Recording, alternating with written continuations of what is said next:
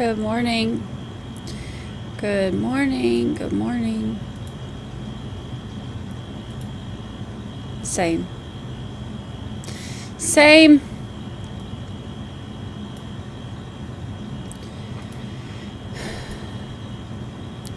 Good morning. Good morning. I am getting everything together. Everything together. Good morning. Good morning. It has been a long week, y'all. Long week.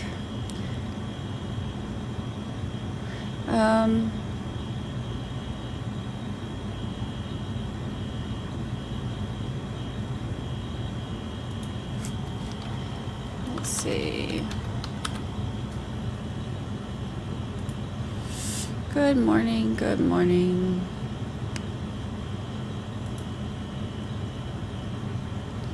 Hello. Hello.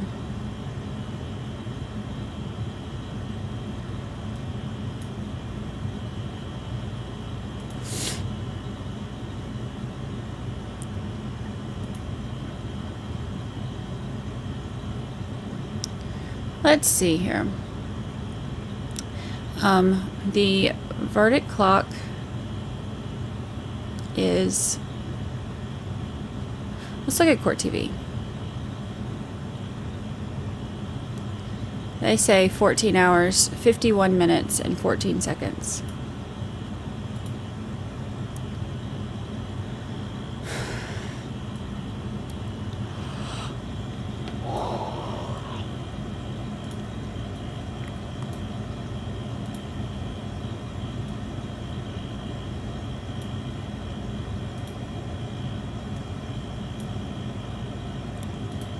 I gotta move on my podcast stuff.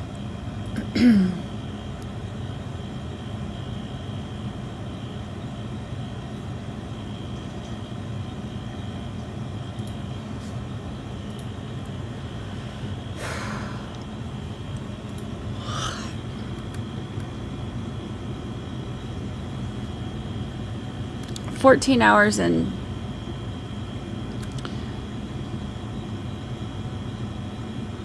whatever I just said. Are you okay? No. I stayed up really late working on the podcast. I'm tired.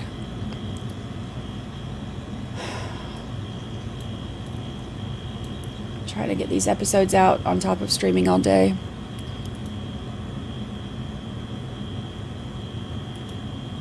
It's not easy. Good morning. Good morning. Yeah, I'm about to make some coffee. I hit my snooze button about 11 times. I was not expecting to have to be here today. I thought we would have a verdict yesterday.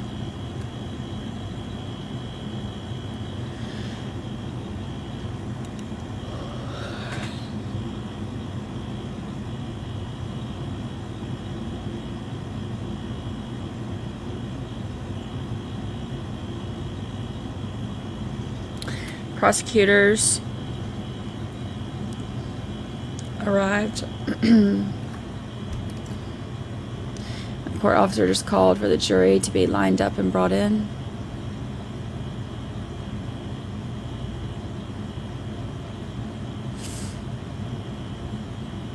Who's that blonde girl? Did you hear the tow truck driver? Karen's vehicle did not drive the SUV into the Sallyport. Yes, I heard that. Who's that blonde girl? Good morning. Good morning. Does the verdict clock include the lunch hour? I don't know. The thing is, court TV. This is like their clock is not like the official, official court clock.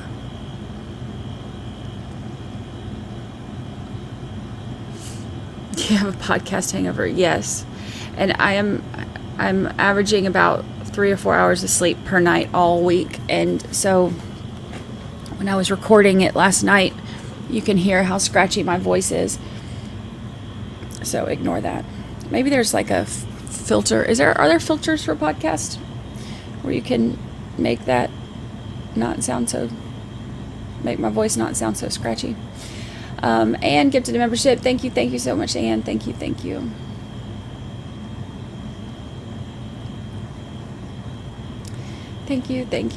Did you eat something and take your meds? Nope.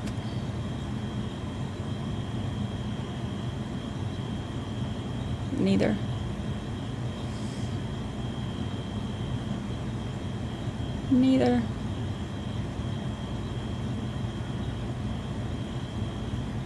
I rolled out of bed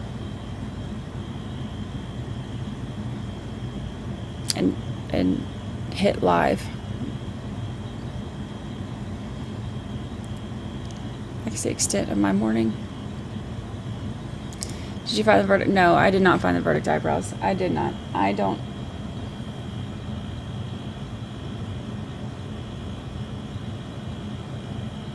The judge and jury enter.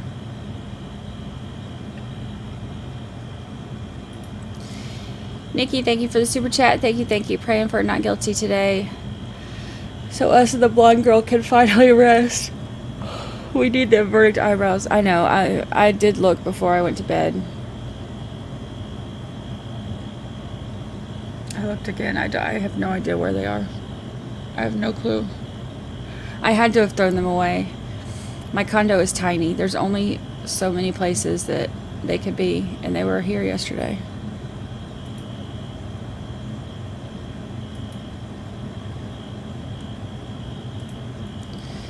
Trouble member for 11 whole months, almost a year.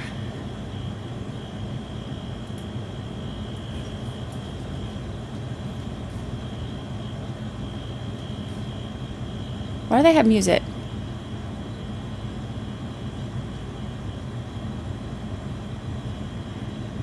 Hear ye, all parties having anything to do before the Honorable First Justice Beverly Benoni, now sitting in the Dedham Superior Court, within Fuller County in Norfolk, brought ye a Higgins and Deliberations. Said the Commonwealth Court. Thank you. May be seated.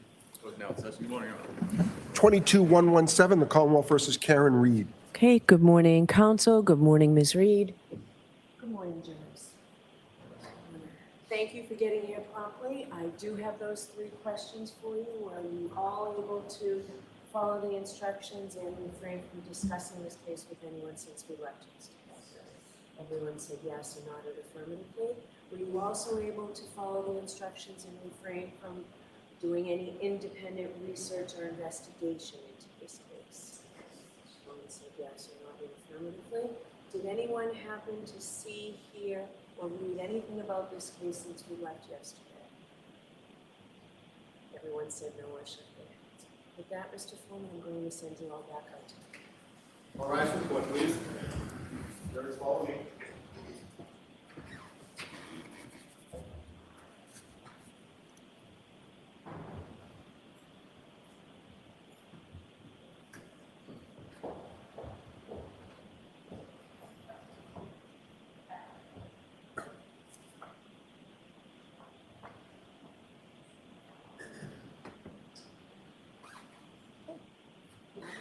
Thank you.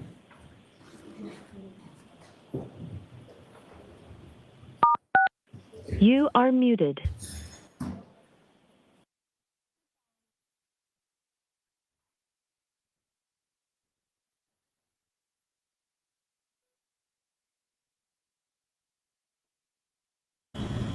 Okay, so some of the reporters are saying that some of the jurors are dressed up today.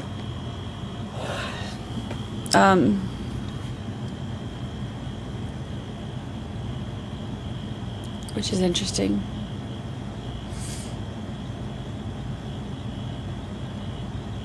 Very interesting. Matt Bond, blonde girl. I guess you get hello spiffy legal mumbo jumbo talky blondie girl now. Thank you for a super chat.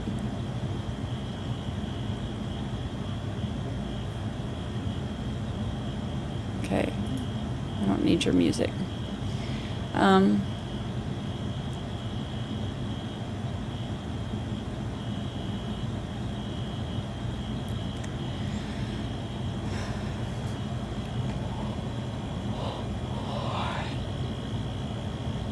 Let's see.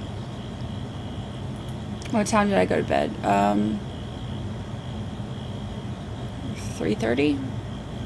4? About 3 hours ago.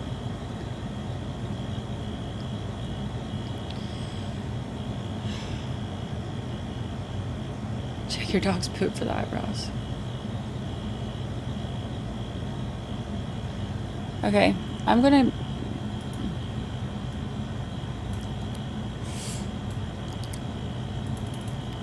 I put it on court TV to get the time.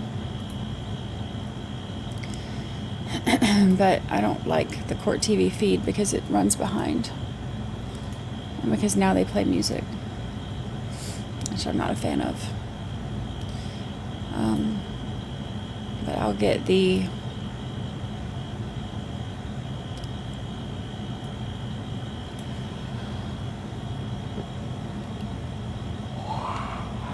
I'll get the clock.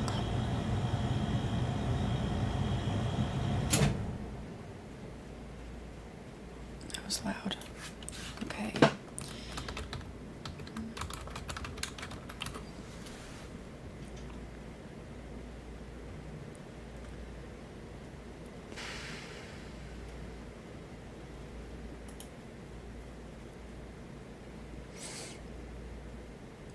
They're saying that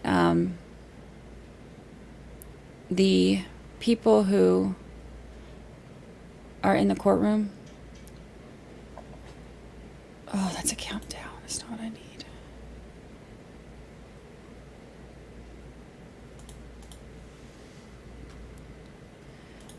The people who are in the courtroom are saying that some of the jurors are dressed up. And that can be a sign... What did I say? 15 and 40... What was it?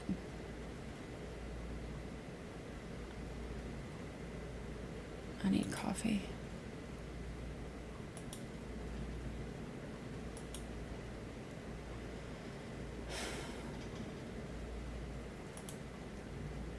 $14 hours, 51 minutes. All right, so 14 hours.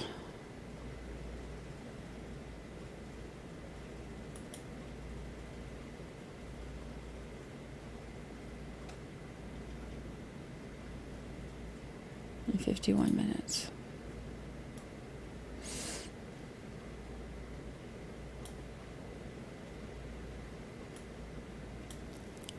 All right, there's that.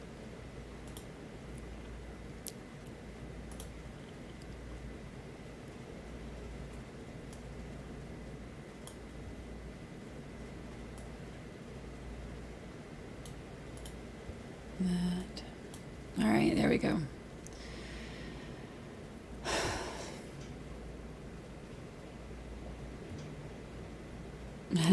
Eyebrow emojis.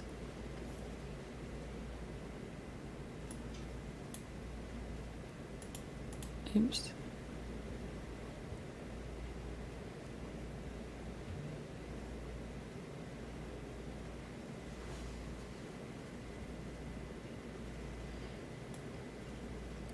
Jurors return to deliberations.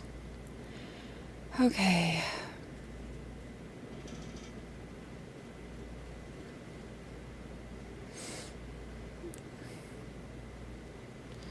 Oh, I thought she meant 3 questions.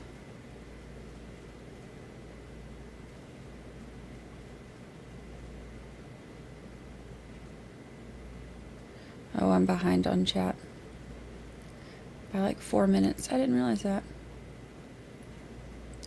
Yeah, the jurors being dressed up has been something that we've heard in previous trials where jurors tend to dress up if there's a verdict.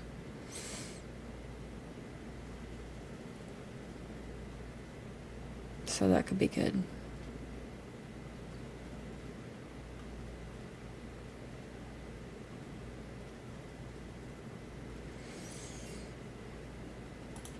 Thoughts on the video of Jackson and Karen Reed last night? I saw some people posting it, but the people that were posting it have zero credibility. So I don't, until I hear from somebody credible, I have no opinion on it. I mean, the way that they've done everything, I wouldn't put it past them for it to be fake. The only people that I've seen posting it have zero credibility.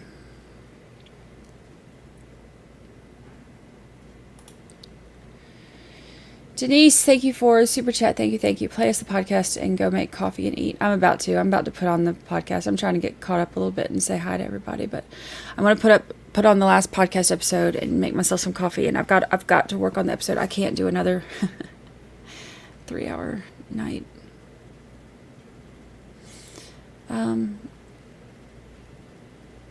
I would love for them to do a verdict this morning. And then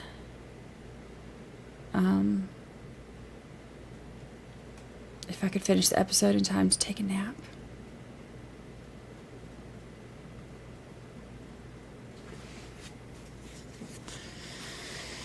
A girl can dream. Tilly T, thank you for super chat. Not guilty, usually quicker verdict for guilty. I mean, it depends. It depends on length of the trial and the amount of information. And normally, if it's really quick,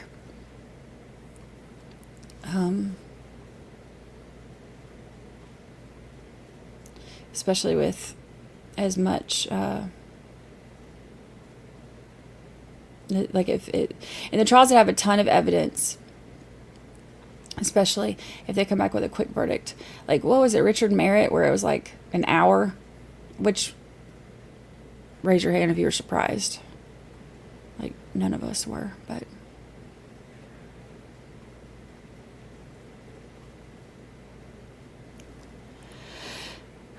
And with it being Friday, jurors usually get to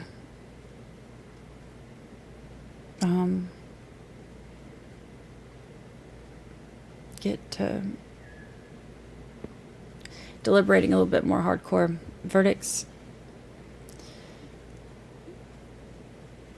on Fridays. Nobody wants to be coming back on the weekend or after the weekend. Verdict time. The juror timer on law and crime is 15:05. Yeah, it's 15:05 there on Court TV. They're all going to be a little bit different. It's not like 100% accurate. This is the people at Court TV and the people at Law and Crime doing it.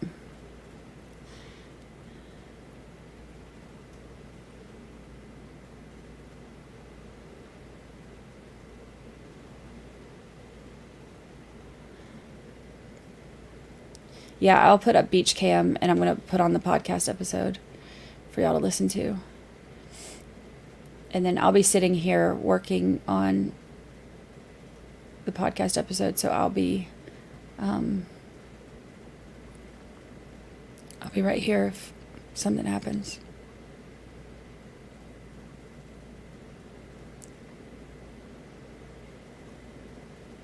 And I have a couple people at the courthouse that are there for.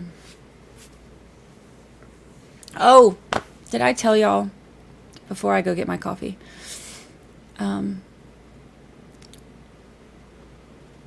Did I tell y'all that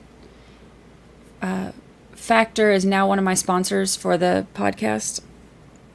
For my OGs, And the people who were here with me before this trial, really the people who were here with me before I had to do treatment again this year, I always ate Factor meals. That was like I always ate Factor meals. And they are now one of my sponsors. Isn't that funny? Because we joked about that, remember? Because I would eat the Factor meals. And even on Wednesdays when I get my deliveries, everybody would laugh because we always knew it was Factor. And everybody joked about how one day if I got bigger, they would be one of my sponsors. And now they're one of my sponsors.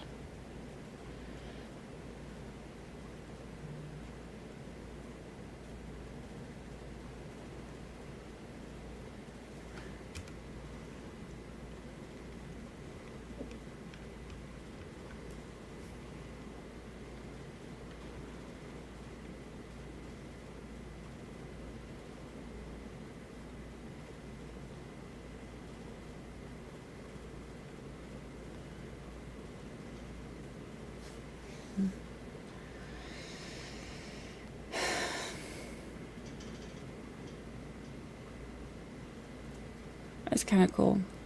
Yeah, there's...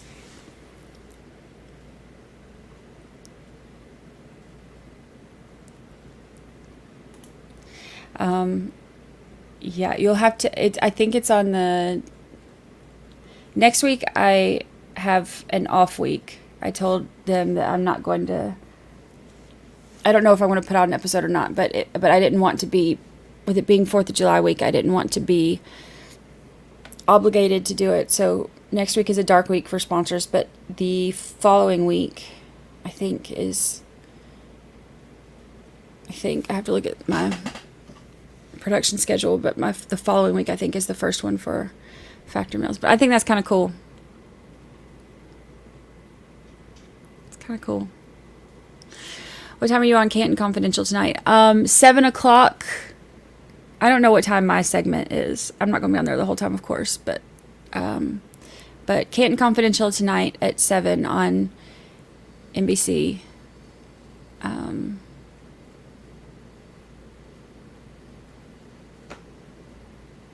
If you're local to the area, here, I'll give you. Let me see if I can find a.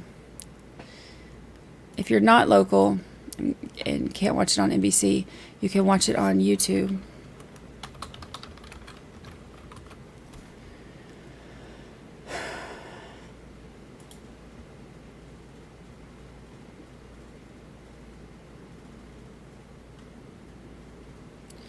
I don't think they have it.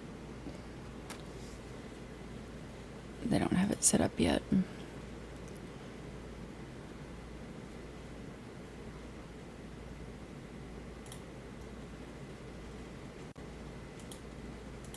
Here, I'll give you the link to... It'll be on...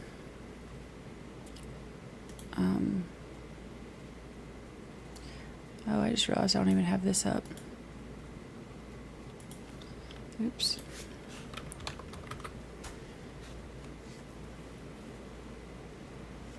Oh, I gotta get this pulled up. I'll give you the link so you can watch. You can watch it on YouTube live if you are not local.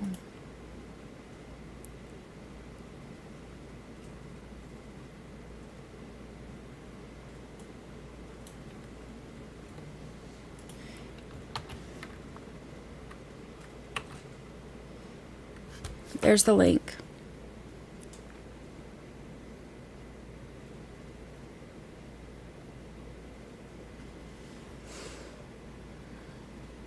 Facta meals. Thank you. The channel is growing. It is growing. The podcast is growing.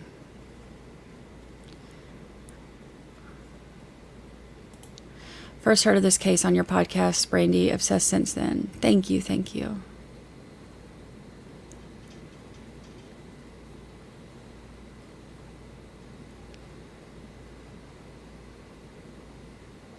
So you'll be giving us a Factor commercial. Yeah, there will be a Factor commercial in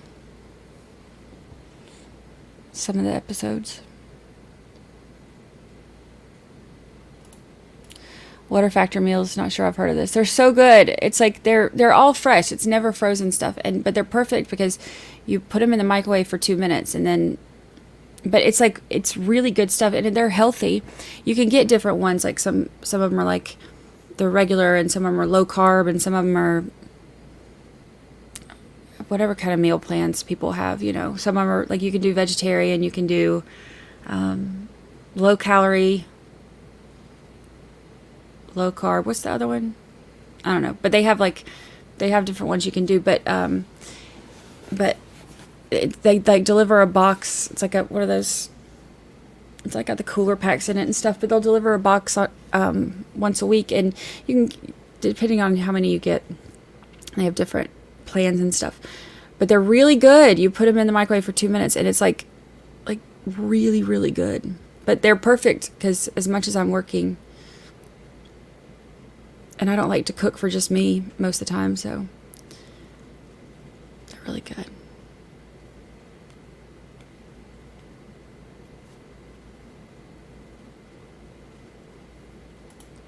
It's not like the video would hurt their case at all. It doesn't make sense that it would be faked. A lot of things don't make sense that people do on the internet, but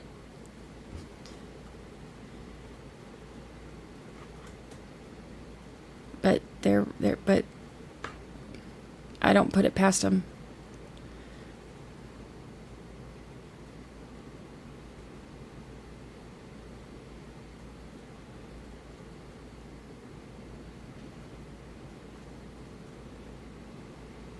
I just gotta say, whoever said, I bit him, I bit him, I bit him.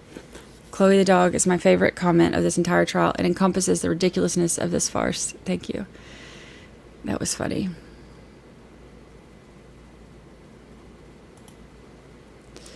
Little Fright, thank you for super chat. Morning, Brandi. Can we do some polls today? I'm wondering where everyone thinks things are at. Guilty, not guilty. Verdict today. What might the jury care about? Yeah, I'll do one.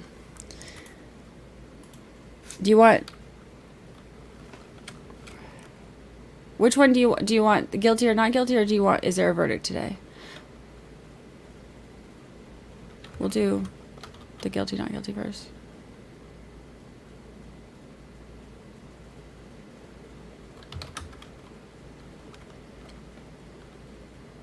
What do you think the verdict?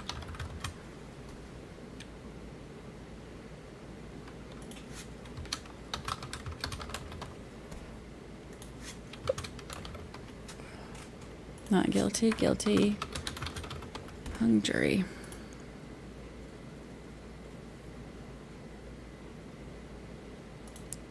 Wait until you get into the Birchmore case. It's just as crazy. Yeah, I told, I've gone over a little bit of that here. And Cajun started looking into it and said she went down that rabbit hole. It's talking about how crazy it is. It is.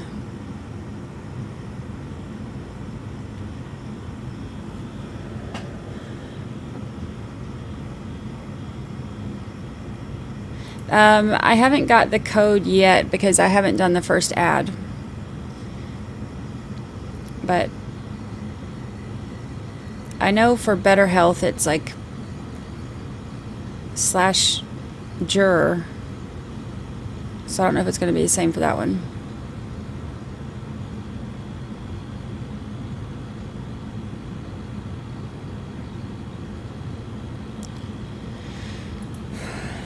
Dan, thank you for the super chat. Eyebrow report, please. I looked last night or this morning before I went to bed, and I cannot find them. I don't know. I guess if I don't see them tucked in anything, and I've looked on everything, I must have thrown them away somehow when I was cleaning off my desk or something. I have no idea. I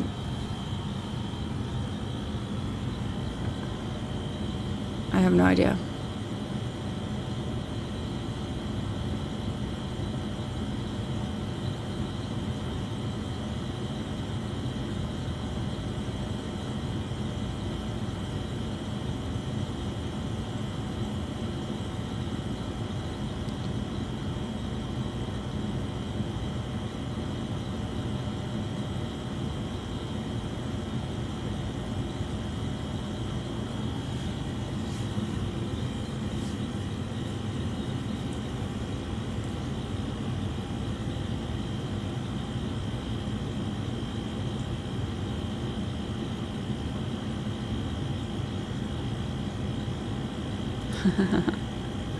All the time.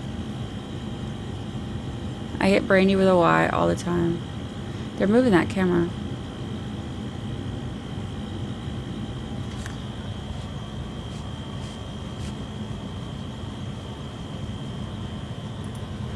I look forward to speed trialing for a bit after you have had a break and fire pit trial. Yeah, I talked to, I called my friend Erin last night, the college roommate, and talked to her for a little while, and I told her I was still planning on, I'm going to go stay with her during the trial, I think. Give me an excuse to go see her anyway. And I'm looking forward to speed trialing for a bit.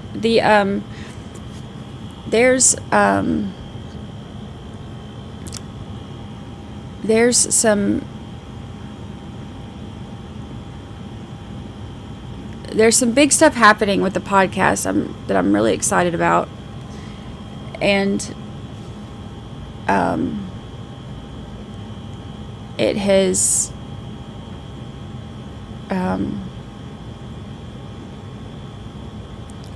there's some big stuff happening with the podcast.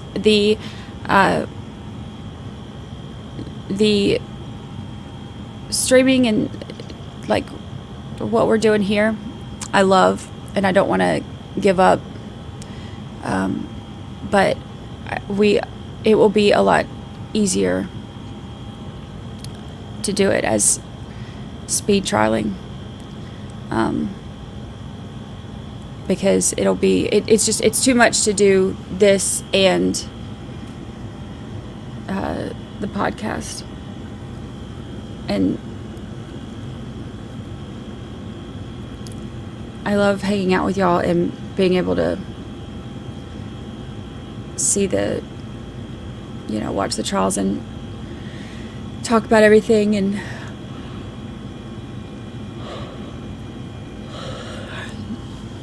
but it's too much to do it all day and then podcast all night and all weekend. So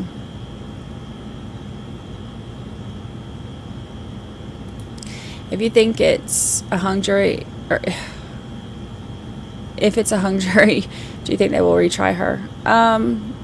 I don't think they should.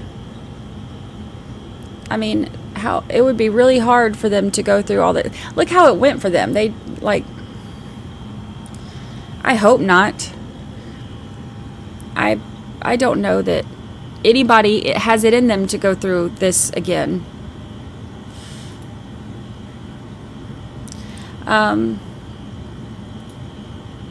Hey, are we getting a birthday, Brandi? I hope so. I got places to be. I got stuff to do. I got stuff to do. I think so.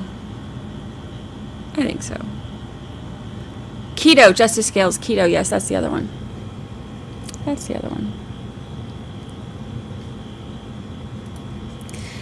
Marta C. said, I pulled cards yesterday. They indicated not guilty verdict in the 18th hour of deliberations. Let's see if they're right. Somebody screenshot that. Because if that happens,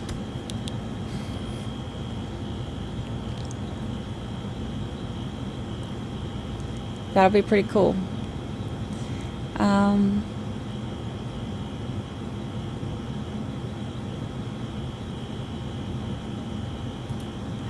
Watch you streaming. You felt KR. Watch you streaming. You felt KR was guilty. I cannot watch somebody who is not impartial or at least keeps her opinion to themselves during a trial. I thought she was guilty.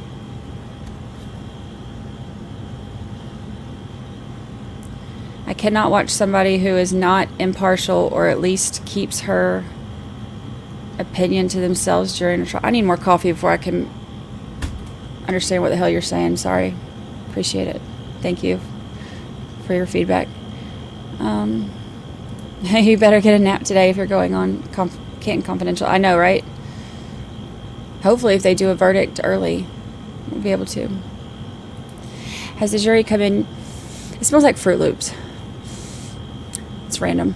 Has the jury come in yet before they started deliberating it? Yeah, they came in this morning, and she asked them those 3 questions that she always has to ask them. Did you see the missing poster for your eyebrows? No, is it? Oh, gosh. Oh, wait, I did see the photo in the Facebook thing. So funny. So funny. Is your stove clock fixed? No, but I put blue painter's tape over it so that y'all would stop fussing at me about it. You sound down today. I am not down today at all. I am in such a happy place. I am just so tired. I've just had very, very little sleep this week trying to get these podcast episodes out. So I am happier than I've been in a very long time, but I am just tired.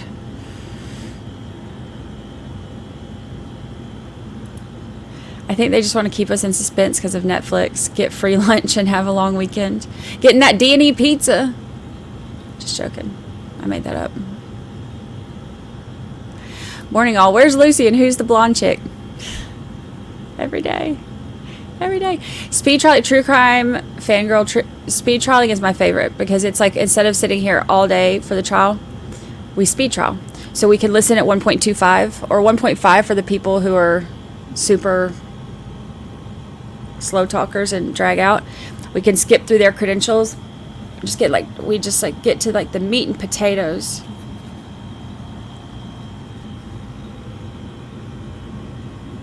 Meat and potatoes of the trial. So you get through, so instead of like sitting for an 8-hour day, you can like cut it in half, and it's great. It's great. I'll still be live streaming. I'm just not going to be doing it all day, every day. We're going to do speed trialing where it's cutting down the time. Robin, thank you for super chat. Hi, Brandi and chat. Since I am a blind person, I was wondering if someone would be kind enough to describe Lucy. What kind of dog is she? During the outro of Brandi's videos, whose voices do we hear? So Lucy's a Yorkie poo. So she's half Yorkie and half miniature poodle. And she's like 7 pounds, and she's a little like fluffy fur ball. And she's usually got messy bed head. She and I have matching bed head quite a lot, which is great. And she sometimes has a bow. Sometimes I put her in ridiculous outfits. But she's cute. Have your boy check your P.O. box for you today, Brandi. Okay, I'll send him after he gets off work. I'll tell him to stop by there. Thank you.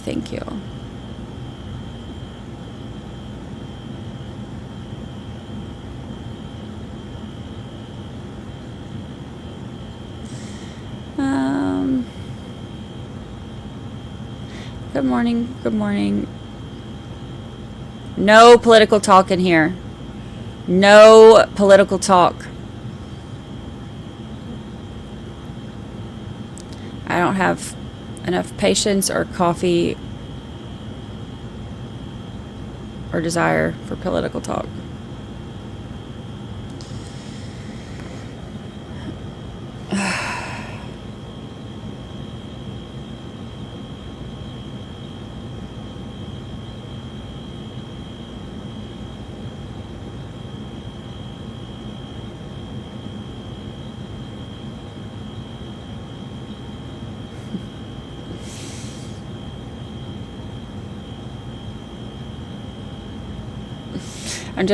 I'm behind, and I'm just now getting to some of y'all's.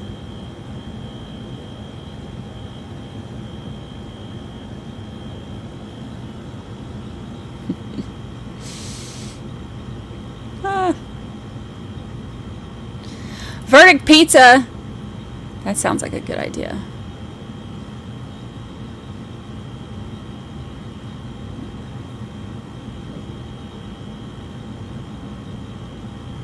That sounds like a very good. Hey,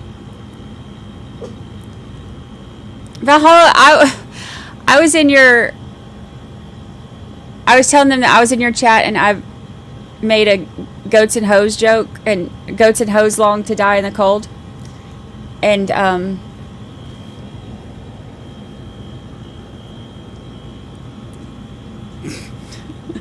and nobody laughed. I thought I was cracking myself up. Sleep deprivation.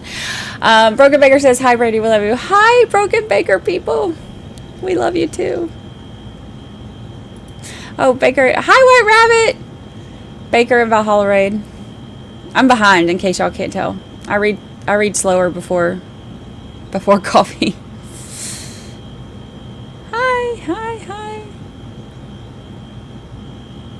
Hey. Donuts and ducks. It's like two of my favorite things. Sounds like I do at the end of a very long trial and you just want a verdict. Yes. I'm so tired. I'm so tired.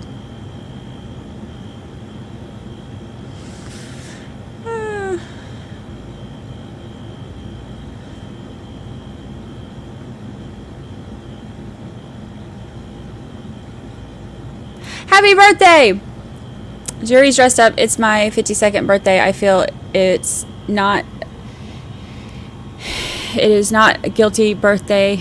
It is a not guilty birthday for me. Karen Reed, justice for John O'Keefe. I struggled through that sentence, but we got there.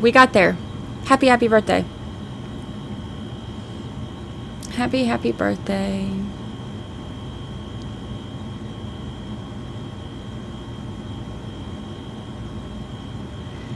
Happy birthday.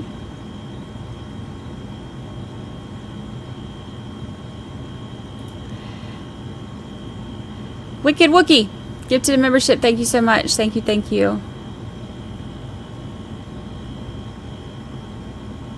you.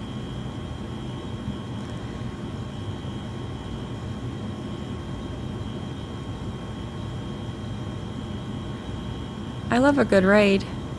Hello.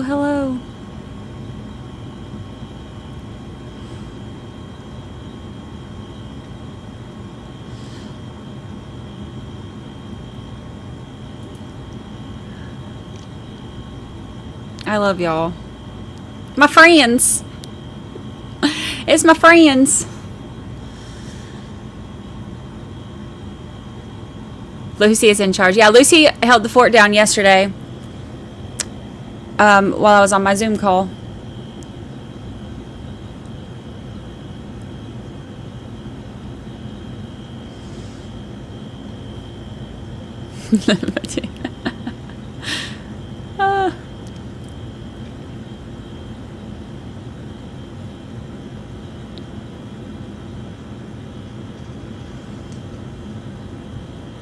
It's so funny because I'm behind. I'm just now getting to like, oh yes, thank you for the no politics. Like, yeah. Goats for president. Goat for president. Look. I wouldn't mind it.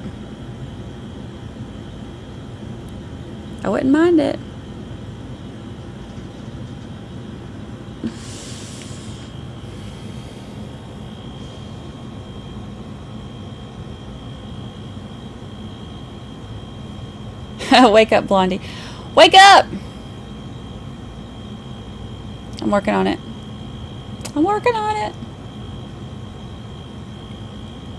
Verdict birthday cake with pink frosting and ice cream. Free Karen Reed on my birthday.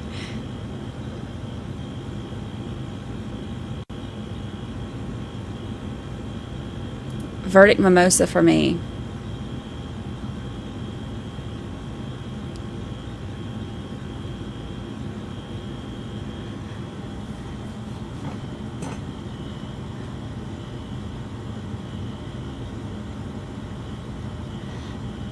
So what's happening? We are waiting on verdict. Who's the blonde girl talking? Occasionally. Did y'all hear that? You did. Oh, wait. I have the. Oh, I have that muted. Okay, good. Okay, good. Right?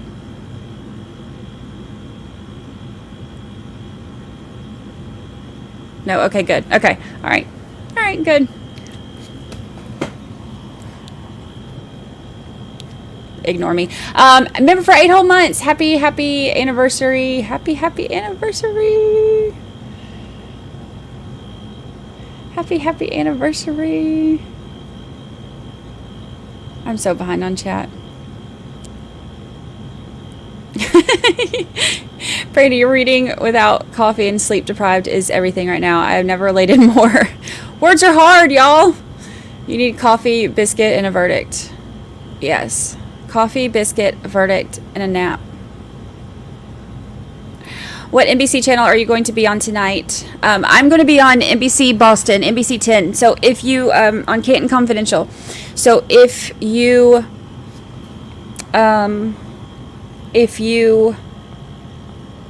are not local, you can watch it on the NBC 10 Boston YouTube channel on Canton Confidential. It'll be live on there. Let's challenge Brandi. If you were required to argue that Karen Reed is guilty, how would you argue it?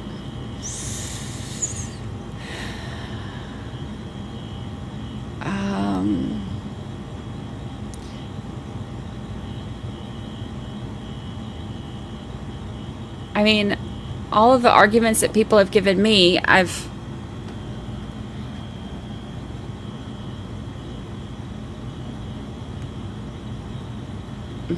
like with the crash daddies, it kind of blows everything.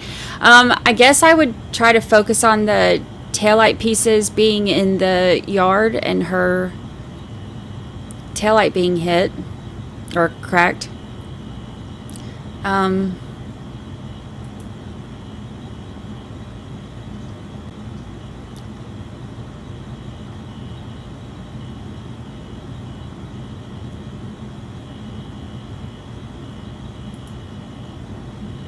I'll just do what everybody else does and say, Turtle Boy sucks, so she's guilty.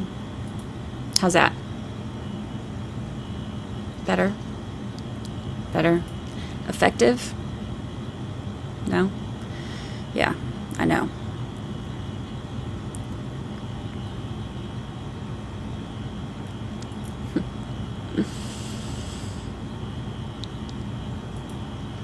Zero evidence and stuff?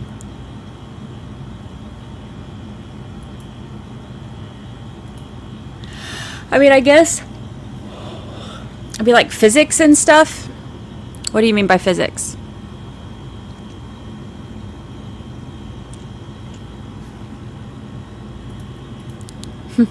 Oh, you should have seen the love they were giving you on Broken Baker. It was amazing. They're so sweet.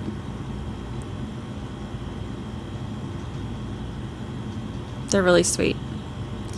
It's my friends.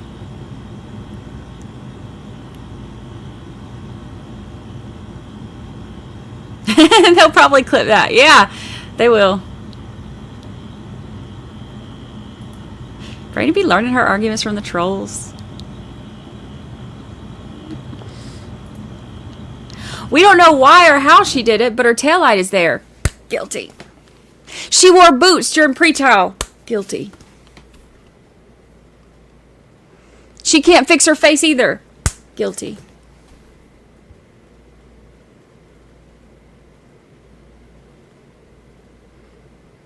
She yelled at Laura Sullivan's little sister. Guilty.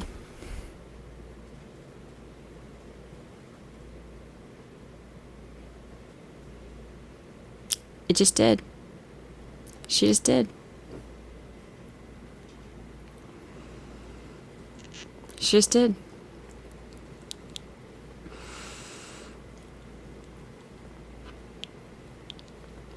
And stuff. She wore her shoes in the house. Guilty. He had 1 hour. I'm still mad about that.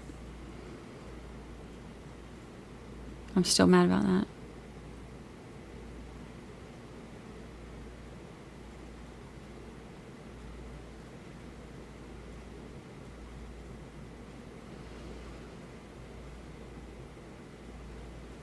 Because I said so. Guilty.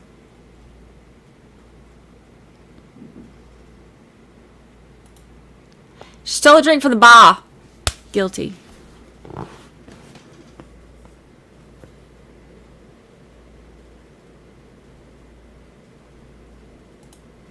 I could come on your show and convince everyone that she's guilty.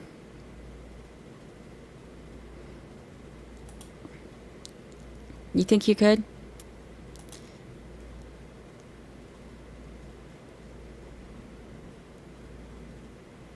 I think most of us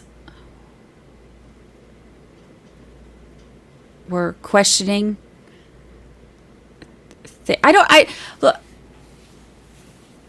you're lovely, and we love you here. But I don't know that you're going to convince them beyond the crash daddies.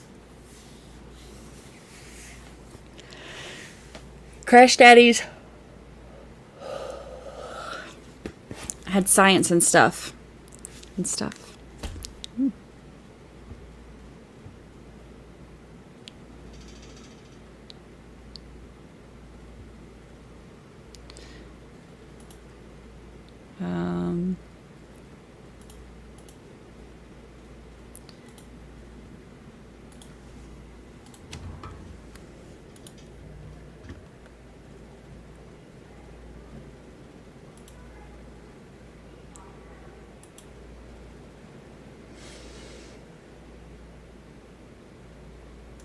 And they had dimples. You can't argue with dimples.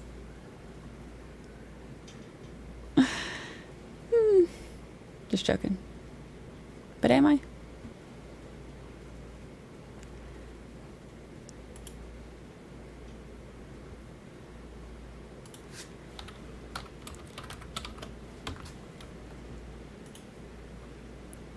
It's like the attorney in him has got to try to argue the point here.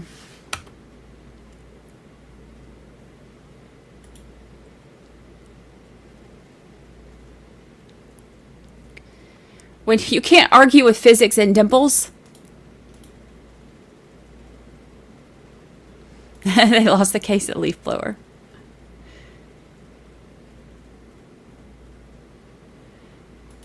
She isn't from Canton. Guilty. Who, if anyone, is in the hallway? Can you hear them? I had to turn off the background removal thing so that you could hear the goat. I didn't realize that they had silenced the goats. Background silencer. They can whisper to the scene and the scene whispers back.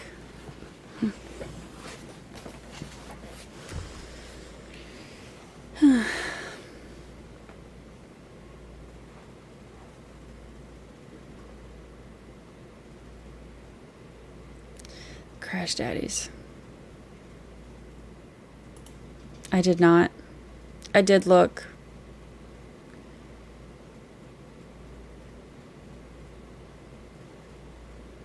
Trust the dimples.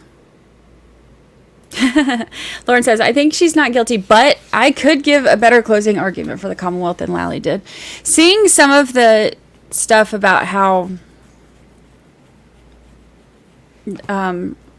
some people that were saying, like, what a powerful closing it was.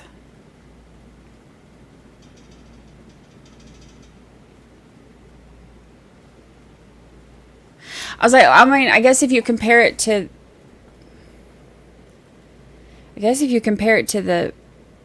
his openings.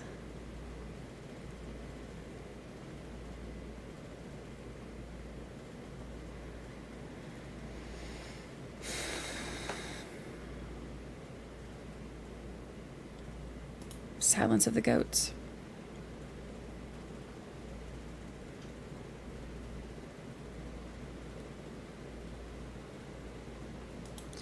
What kind of background noise cancel thing do you use? I don't know. It's a button. I have no idea. I have no idea, honestly. No idea.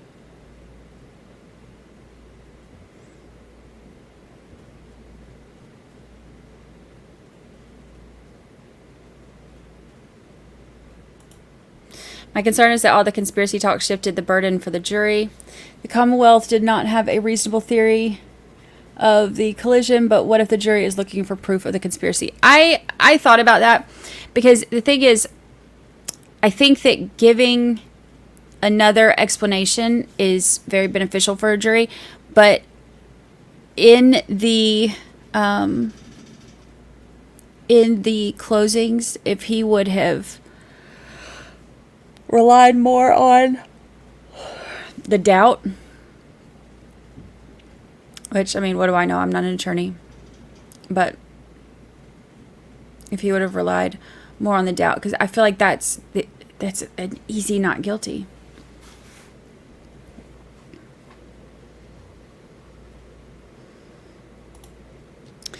Brandi, think I should tweet the full clip of you-know-who embarrassing me in front of thousands of people? I still can't believe that happened, and I'm sorry that happened to you.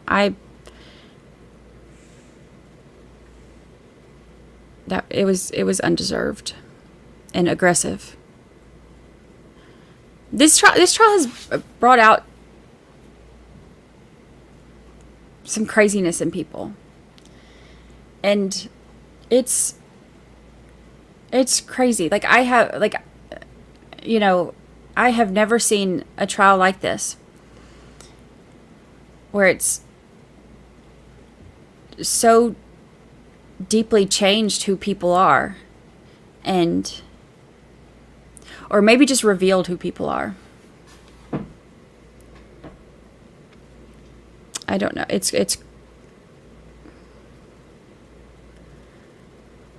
crazy.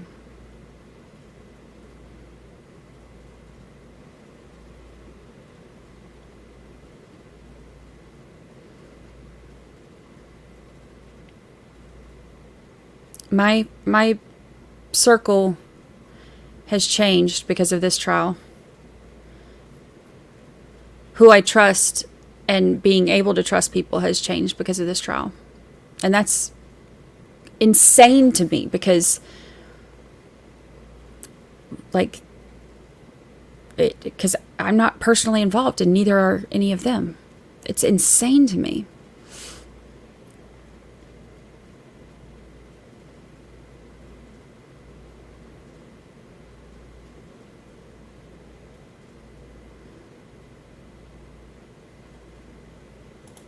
I saw that the comedian Dane Cook is even following the trial. He was on TikTok talking about it. I tagged 13 Sure in his comments. Thank you. Yeah, there's it's kind of crazy because people have been sending me stuff. There's some, like, my podcast has been mentioned by a couple people, and then some of the people that I really like and listen to have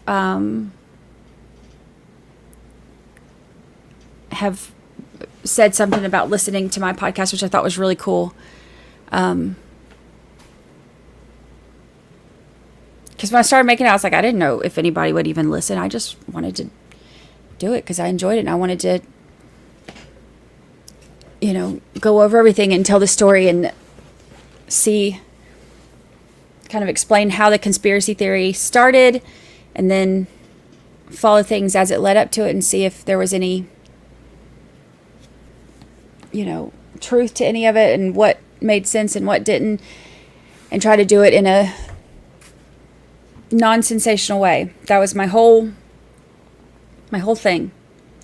And I didn't know if anybody would listen. And some of the people that I found out have listened to my podcast, it's like, really? You listen to me? It's really cool.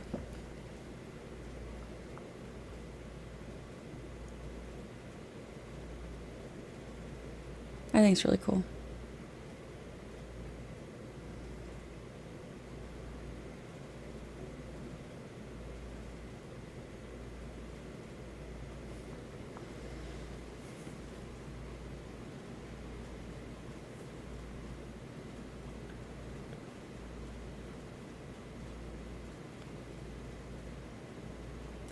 Agree. Jackson should have pounded.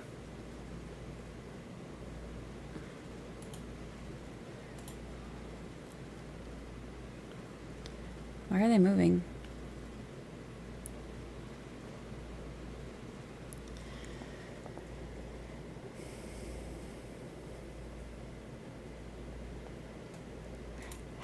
How long do we have to look at this OnlyFans?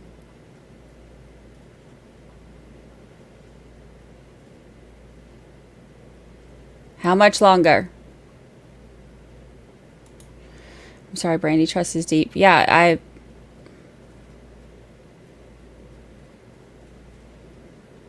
learned that the hard way.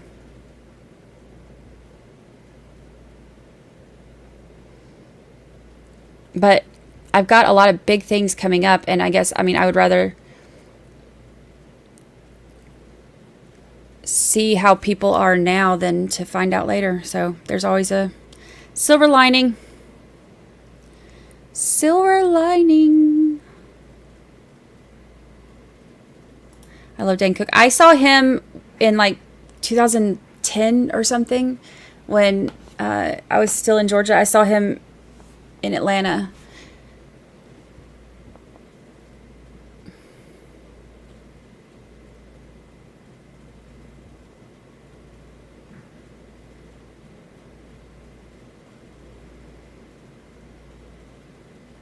Yeah, some people are rude and stupid.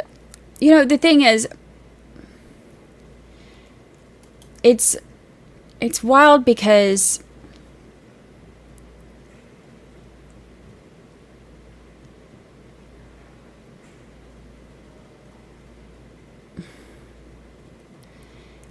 you know, we talked a little bit about this yesterday. Like, if I don't like somebody's content, I just don't watch it. If I don't like their opinions, I just don't listen. I don't like.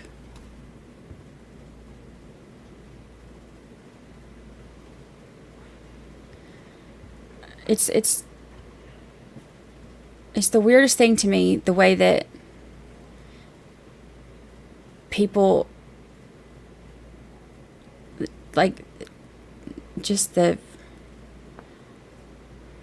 I don't know. I don't like to get into the arguments and the fighting and all of that stuff. Like, it's just not my thing. I don't like to fester in all of that negativity. I don't get it. I don't understand it. That's not what feeds my soul. You know, it's not what releases endorphins in me. It's not something I'm used to. And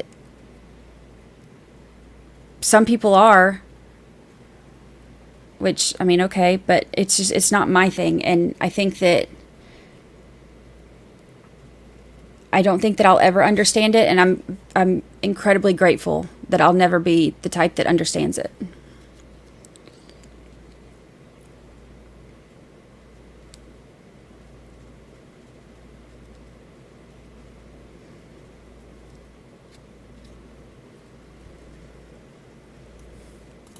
My opinion, guilty, but remember, we watchers get to hear the testimony over and over. We get to hear YouTube lawyers give their opinion on her guilt. The jury hears it just once. Yeah, they hear it just once, and then they have to sit there and like go over everything and talk about, you know, everything. They have their notebooks and they go through all of their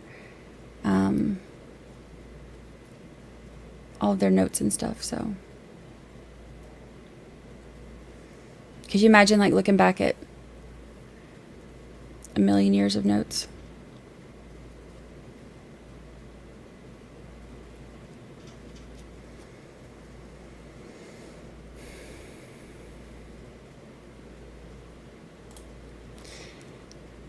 Get in the car. PB for you go. I caught it podcast being pitched by a guy on the street as someone was vlogging crowd.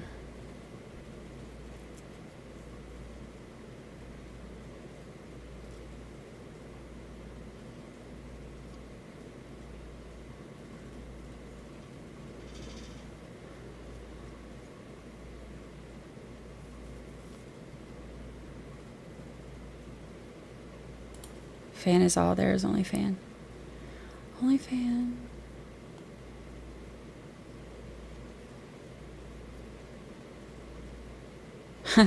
It's weird the men tend to not believe there could be corruption as much as the females do. Yeah, we've dealt with corrupt dudes.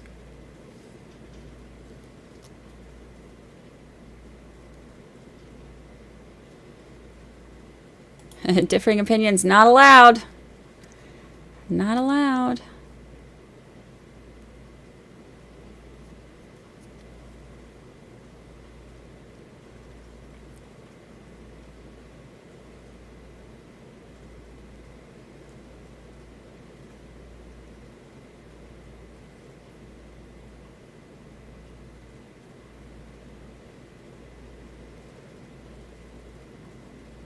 Are we there yet? Why is that fan on? Whose fan is that? Are we there yet? Are we there yet? My feelings on life and people in general has changed since this trial. Same. Same. Yeah. And it's changed throughout. Like, you know, I've gone back and forth trying to look at everything as objectively as I can. I've gone back and forth about, you know, I'm thinking like, okay, the most likely thing is that she hit him on accident, right? It's got to be, right? But it's just not what the... It just none of it works.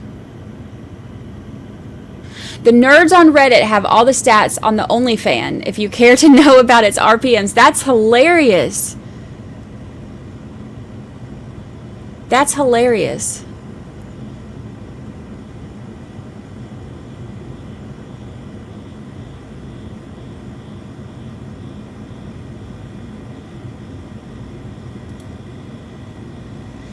Lally didn't even have a time for when Karen's SUV hit John on his timeline. Maybe he didn't think it happened. I don't. Thank you for the super chat. Yeah, he didn't have that. Do you not think that would be the most important thing on the damn timeline? But what do I know?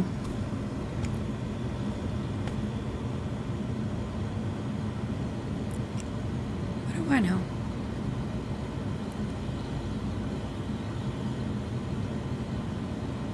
Who's knocking? Y'all can hear that? Hold on, I gotta turn on the...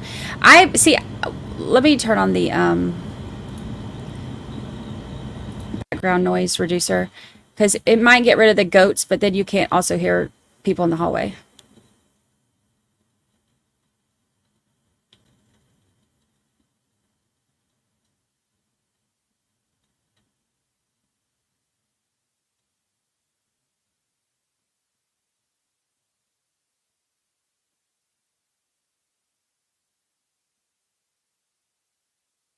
Y'all heard that?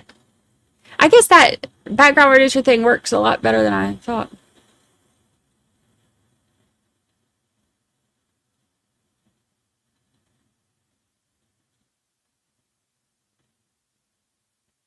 Mind your own biscuits, and life will be gravy. Taste a biscuit.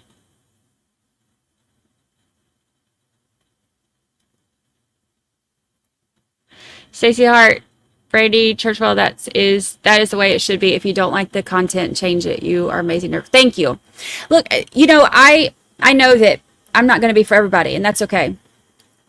Some people are going to hate me, and that's okay.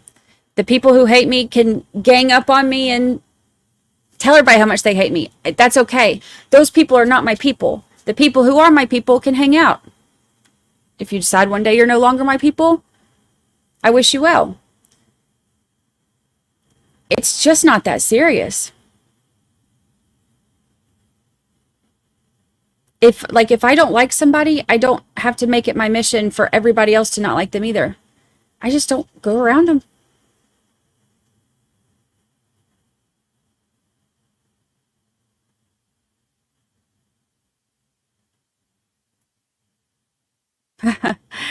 Have you contacted Netflix to have your roommate story on worst roommate ever? No, because my roommate is not the murderer. It was my roommate's friend. So my roommate was fine. It was her friend who killed her husband and buried him under the fire pit, and then told everybody he was just missing.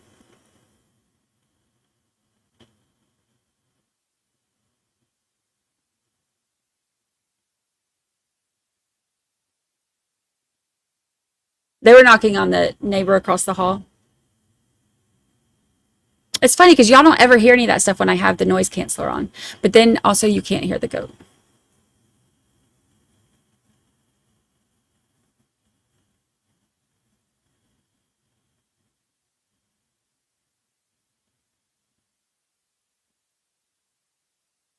Super Planner Girl, I found you here via YouTube just a few days ago. I have full plans to go back and listen to the pod. Thanks for what you do.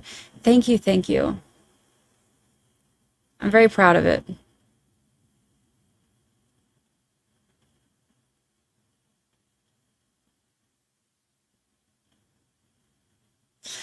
What show am I on today? I am on Canton Confidential tonight on NBC.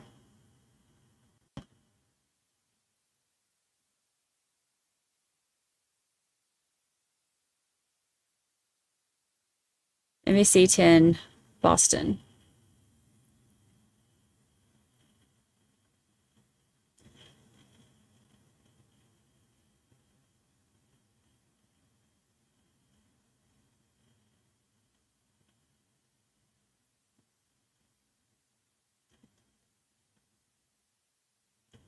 What clip from Mark Betterow?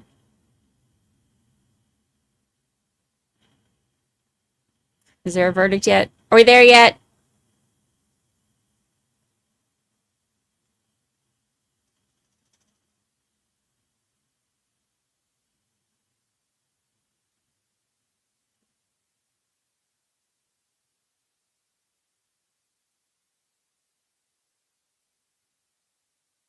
Big question, regardless of guilt, is would you like these people investigating? Would you like these people investigating you? No.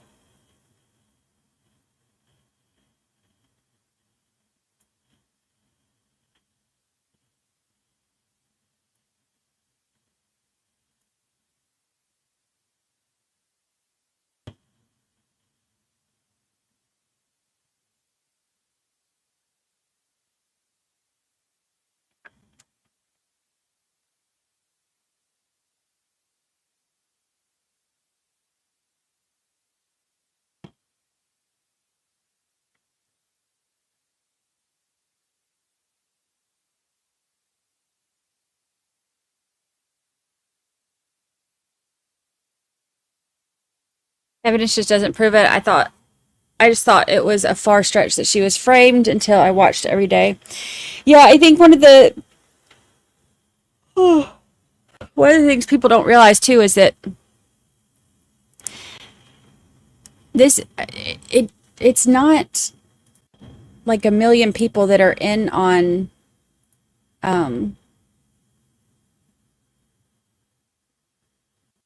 it, like a million people that are in on this. It's not. I think people, when they talk about the potential of there being some kind of cover up, I think that some people, the extremists, are crazy and, are like the whole town of Canton and half of Boston are in on it. Like the extremists are on both sides, kind of ruin it for everybody. But the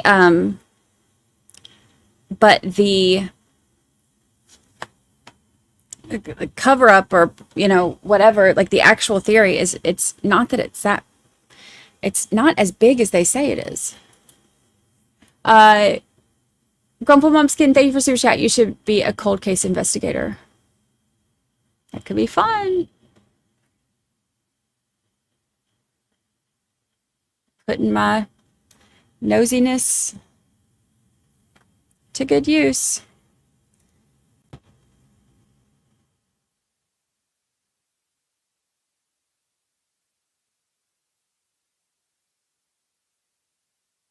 Thank you for the super chat.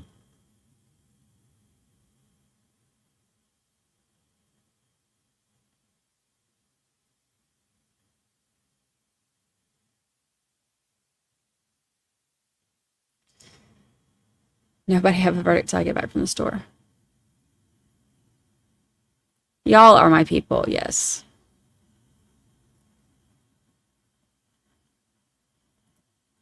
Yellow Cottage Fails is live replaying the Karen Reed and AJ video that's been on. He has been coming after me lately. Bless his heart.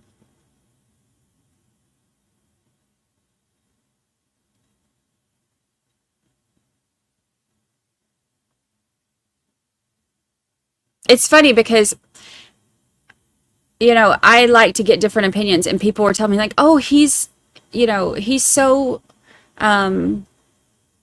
respectful and you should watch him. And I checked him out twice, and both times I was in that chat, he was talking shit about me. So I was like, okay, well, maybe this ain't my jam. And then he started coming at me on Twitter. So I was like, you should probably go back to your little neighborhood. Bless him.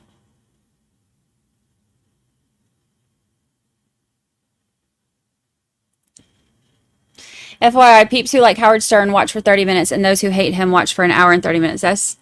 That's true.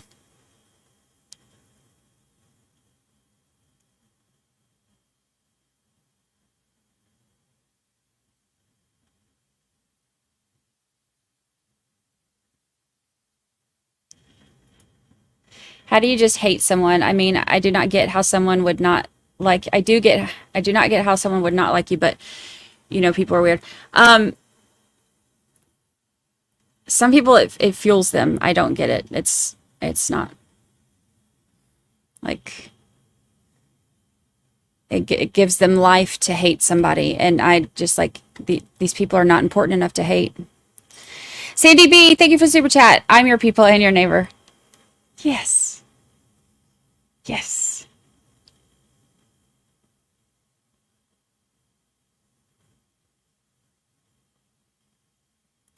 Candace Hoff received another big, thank you. Received another blessing, so now you do too. Love you. Thank you, Candace. Thank you, thank you, thank you. That is very generous of you. Thank you. I'm glad you're receiving blessings.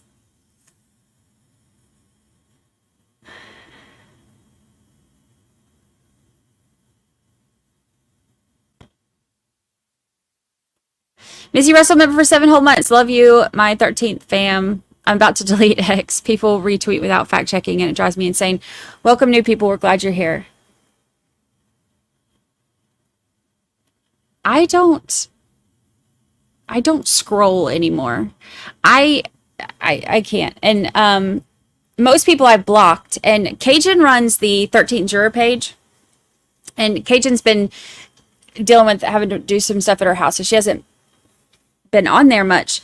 And so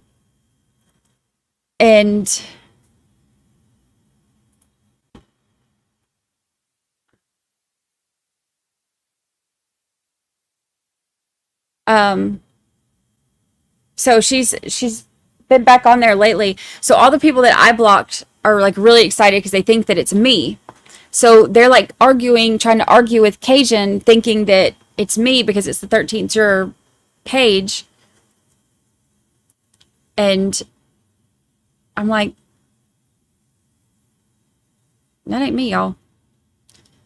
You still don't get to argue with me. I still don't respect your opinion enough to take the time to argue with you. Can you answer that?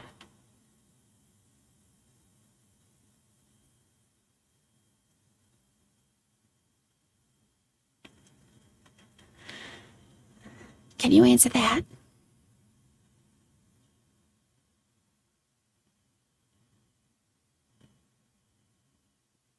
Hey, Breezy.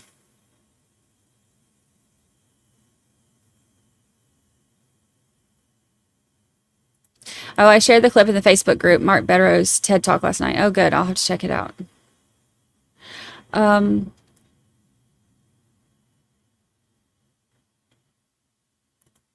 Will OnlyFans sue OnlyFan for trademark infringement? That is a good question.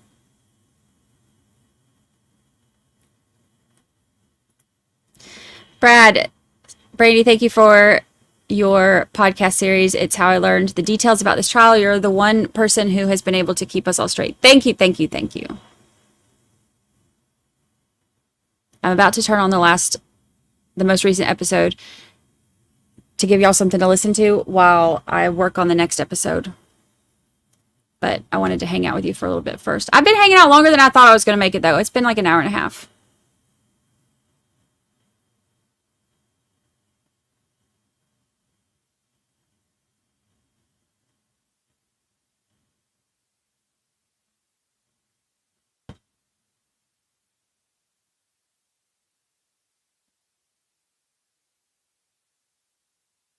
I can.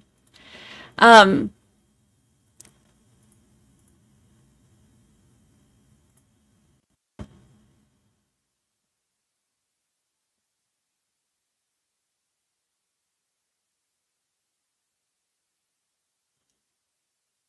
Look, let me move myself. Look. How cute. I cannot believe how big she is.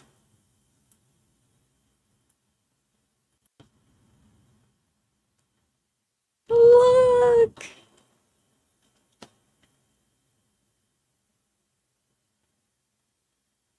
So cute.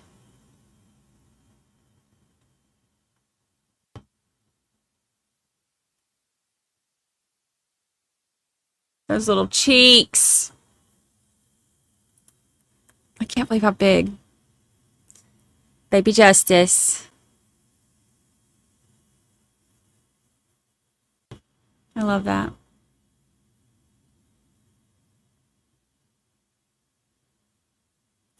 Someone made a comment.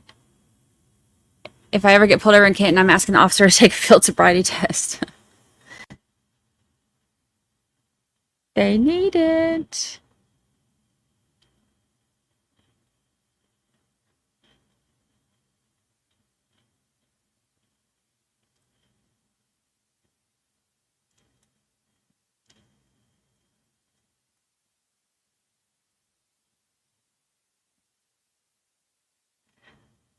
Okay, this is Rue. Lauren said this is Rue up for adoption, and she said she also wants to let everyone know that she watched the trial and she thinks the jury will vote not guilty. She's the cutest 8-week-old baby in the whole entire world. Look how cute.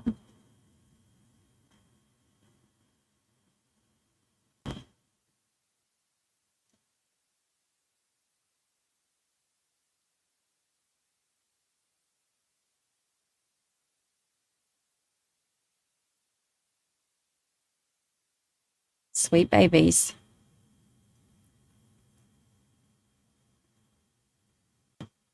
Oh, so many new viewers. Tell them where to find your podcast, Conspiracy and Kitten. Yeah, so it's on like Apple and Spotify and everywhere. So and there's a playlist on YouTube, but it's on Apple and Spotify, and it's 13th Juror Podcast is the name of it, and it's the whole second season. It's Conspiracy in Canton. I'm about to put on the most recent episode so I can get some coffee and work on the next episode. Because I have to have it out tomorrow. Brandi, can you wish Sienna a happy 21st birthday? Happy 21st birthday.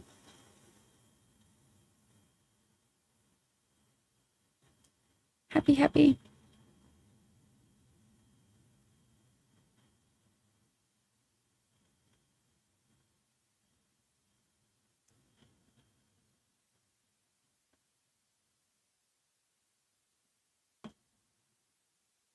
Oh, I'm further behind than I thought. Brandi, much more love than hate. I do have much more love than hate, which I so wholeheartedly appreciate. It's like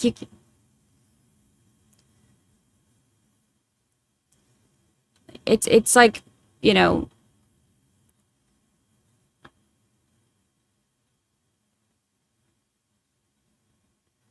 I feel like it's like having $1 million and being pissed off that you lost 5. You know, like there's so much more support and goodness.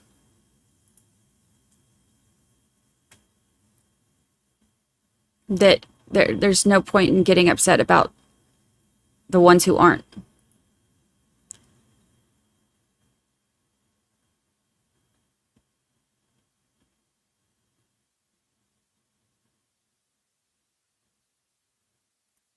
I hope this isn't an insult, but your voice is so calming that you've helped me sleep. Am I like Lally to you? Put you to sleep? Kimber's Ohio member for 14 whole months. Woo woo. Thank you, Brandi, for all you do. Thank you, thank you, thank you. Thank you, thank you.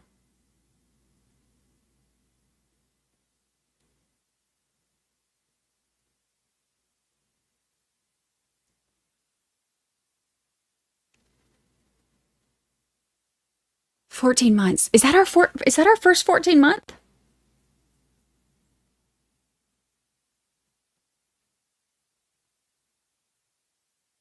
Is that our first 14 month?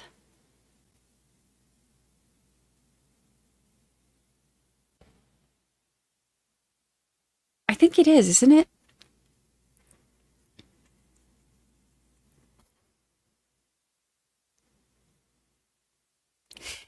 Is this live right now?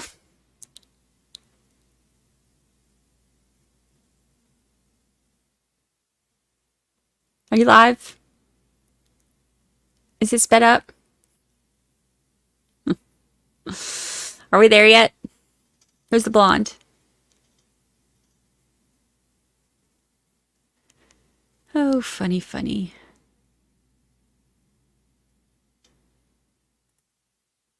Conspiracy in Canton was the first outside podcast I found from EDB Juror Review. Ooh. See, I like that.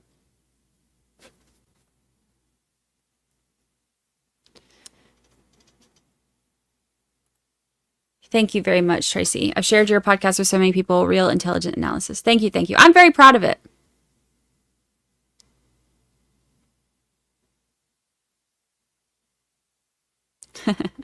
Brandi, aka Marshall Mather, says just to chill while she works on the next episode. To the next episode.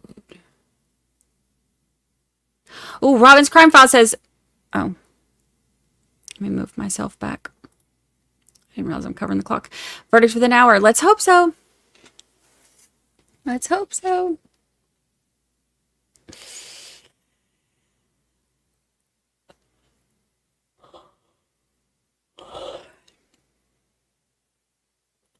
I started following you from Legal Bites. I had so much fun going on with Legal Bites. That with ow. Oh, I just hit my knee. Ow. Oh. I love Elite. Look, she's so smart too, and I like that when like when we finished the stream the other day, there was we stayed there and talked for I don't even know how long. It was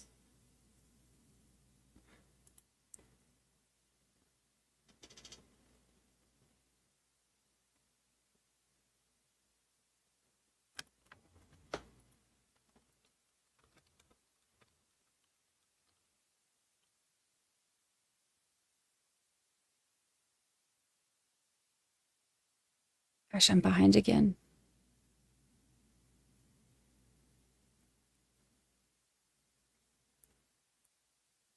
If you keep yawning in my ear, you need to have Dunkin' Donuts delivered to me. I know. I'm trying to wake up.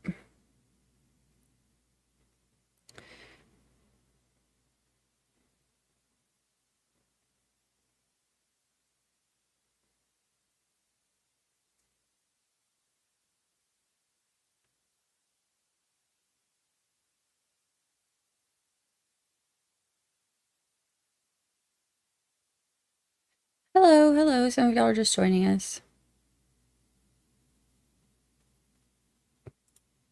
How much, if any, hair do you think is at the bottom of Lolly's sink? Look, I can't even say nothing because probably mine has more, but probably a lot and with a lot of hair gel. Ask it differently. Are you in your kitchen? And my bedroom and my living room. Heather, thank you for super chat. What will we obsess on when this is over? Sleep. Breezy, thank you for the super chat. Thank you, thank you. And also, we do have Sandra Birchmore is going to be discussed in the podcast, and we have some trials coming up that we can speed trial.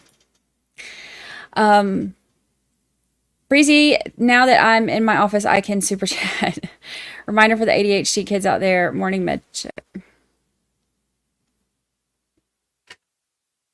Thank you for that. Thank you for that. Oh.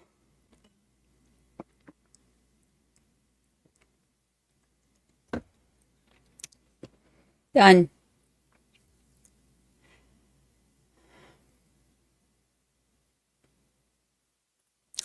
Brady, if Netflix names a documentary with the title Conspiracy in Canton, can they do this legally?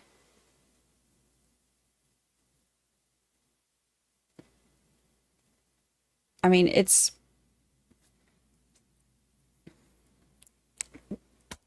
think it's copyright under Brandi Churchwell Media. I have to look at my little thing. I didn't handle that stuff when I set up my LLC and my copyright stuff. I don't even, that's bad. I should know more of these things. Screams with Sam, welcome, welcome, welcome.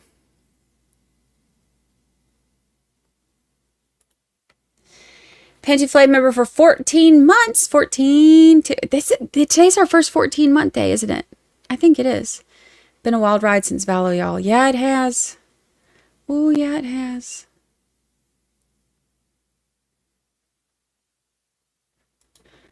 I'm not a fan of podcasts, but loved yours. Thank you. I am. Have y'all ever listened to? You ever listen to like Crime Junkie? And well, Crime Junkie's like one of the biggest. Ashley Flowers. You know Ashley Flowers. She listened to she listens to my podcast, and I was like, really? I listen to your podcasts before I ever started doing this. Kind of cool. Did you ever want to be a lawyer? Yes. My mom always used to tell me I should be a lawyer. But she told me I might be, she said, because I like to argue, but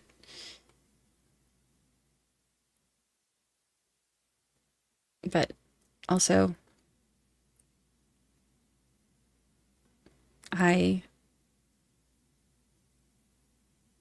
can get a little snarky.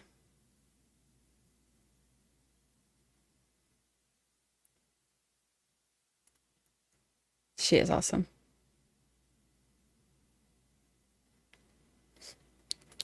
Only fan, also known as Ceiling Dion.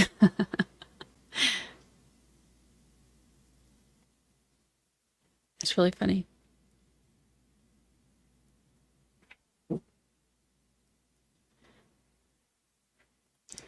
Do your coffee and podcast stuff. Your sidetracking is giving me anxiety.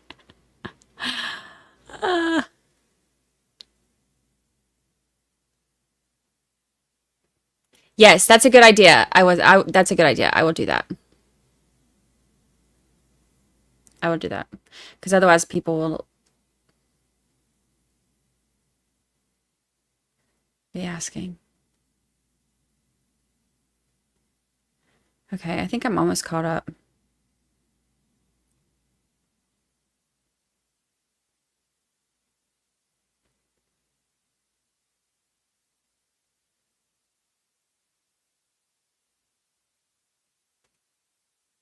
And counterclock. I love counterclock.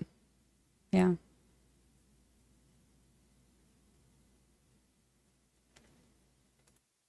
Brandi should build Lego while we were waiting for the acquittal. I'm about to put on, I told him yesterday, I'm going to have to put on a podcast episode so that y'all have something to listen to. Or you can mute it and talk if you don't want to hear it. That's fine too. But I have got to finish this episode. I've got to have it out tomorrow. I have a deadline with sponsors, so I have to have it out tomorrow. So I wasn't expecting to still be here waiting on this. So I'm going to turn my camera off and work on that. Matthew says verdict is coming in the next 2 hours.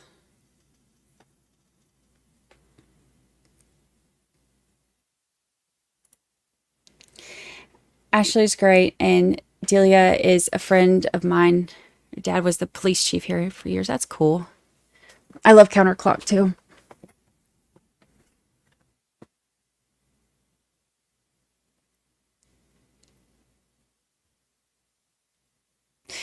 Speaking of which, Alyssa K, are you in here? Did you get my text about that? Hello. Hello. Hi. What you doing? I got a little feedback. Oh, Hopefully it's just on my end. I don't hear any feedback. All right, good. I'm doing good. I'm just waiting for a verdict. Yeah. I am actually kind of. I was expecting a verdict yesterday. I thought yesterday would be the day. I think it's going to be today because they don't want to come back Monday. Yeah.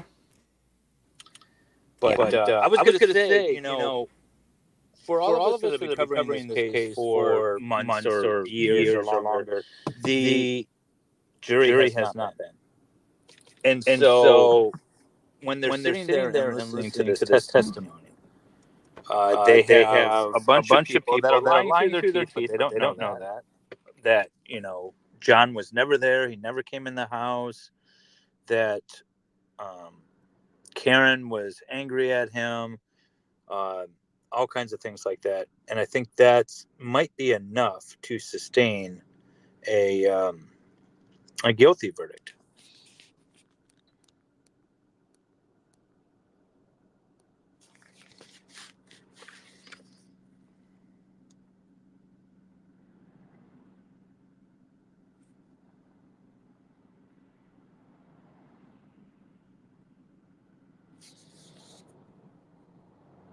Now I can't hear anything. Let me try this again.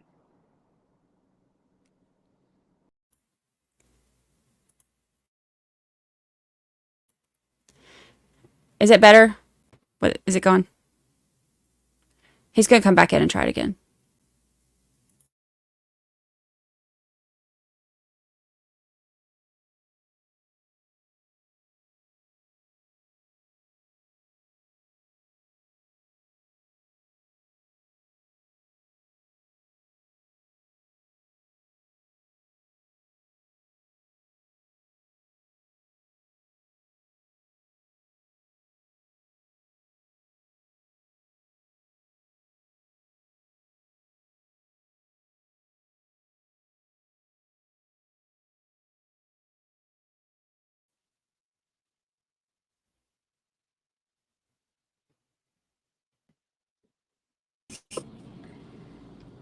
Is this any better?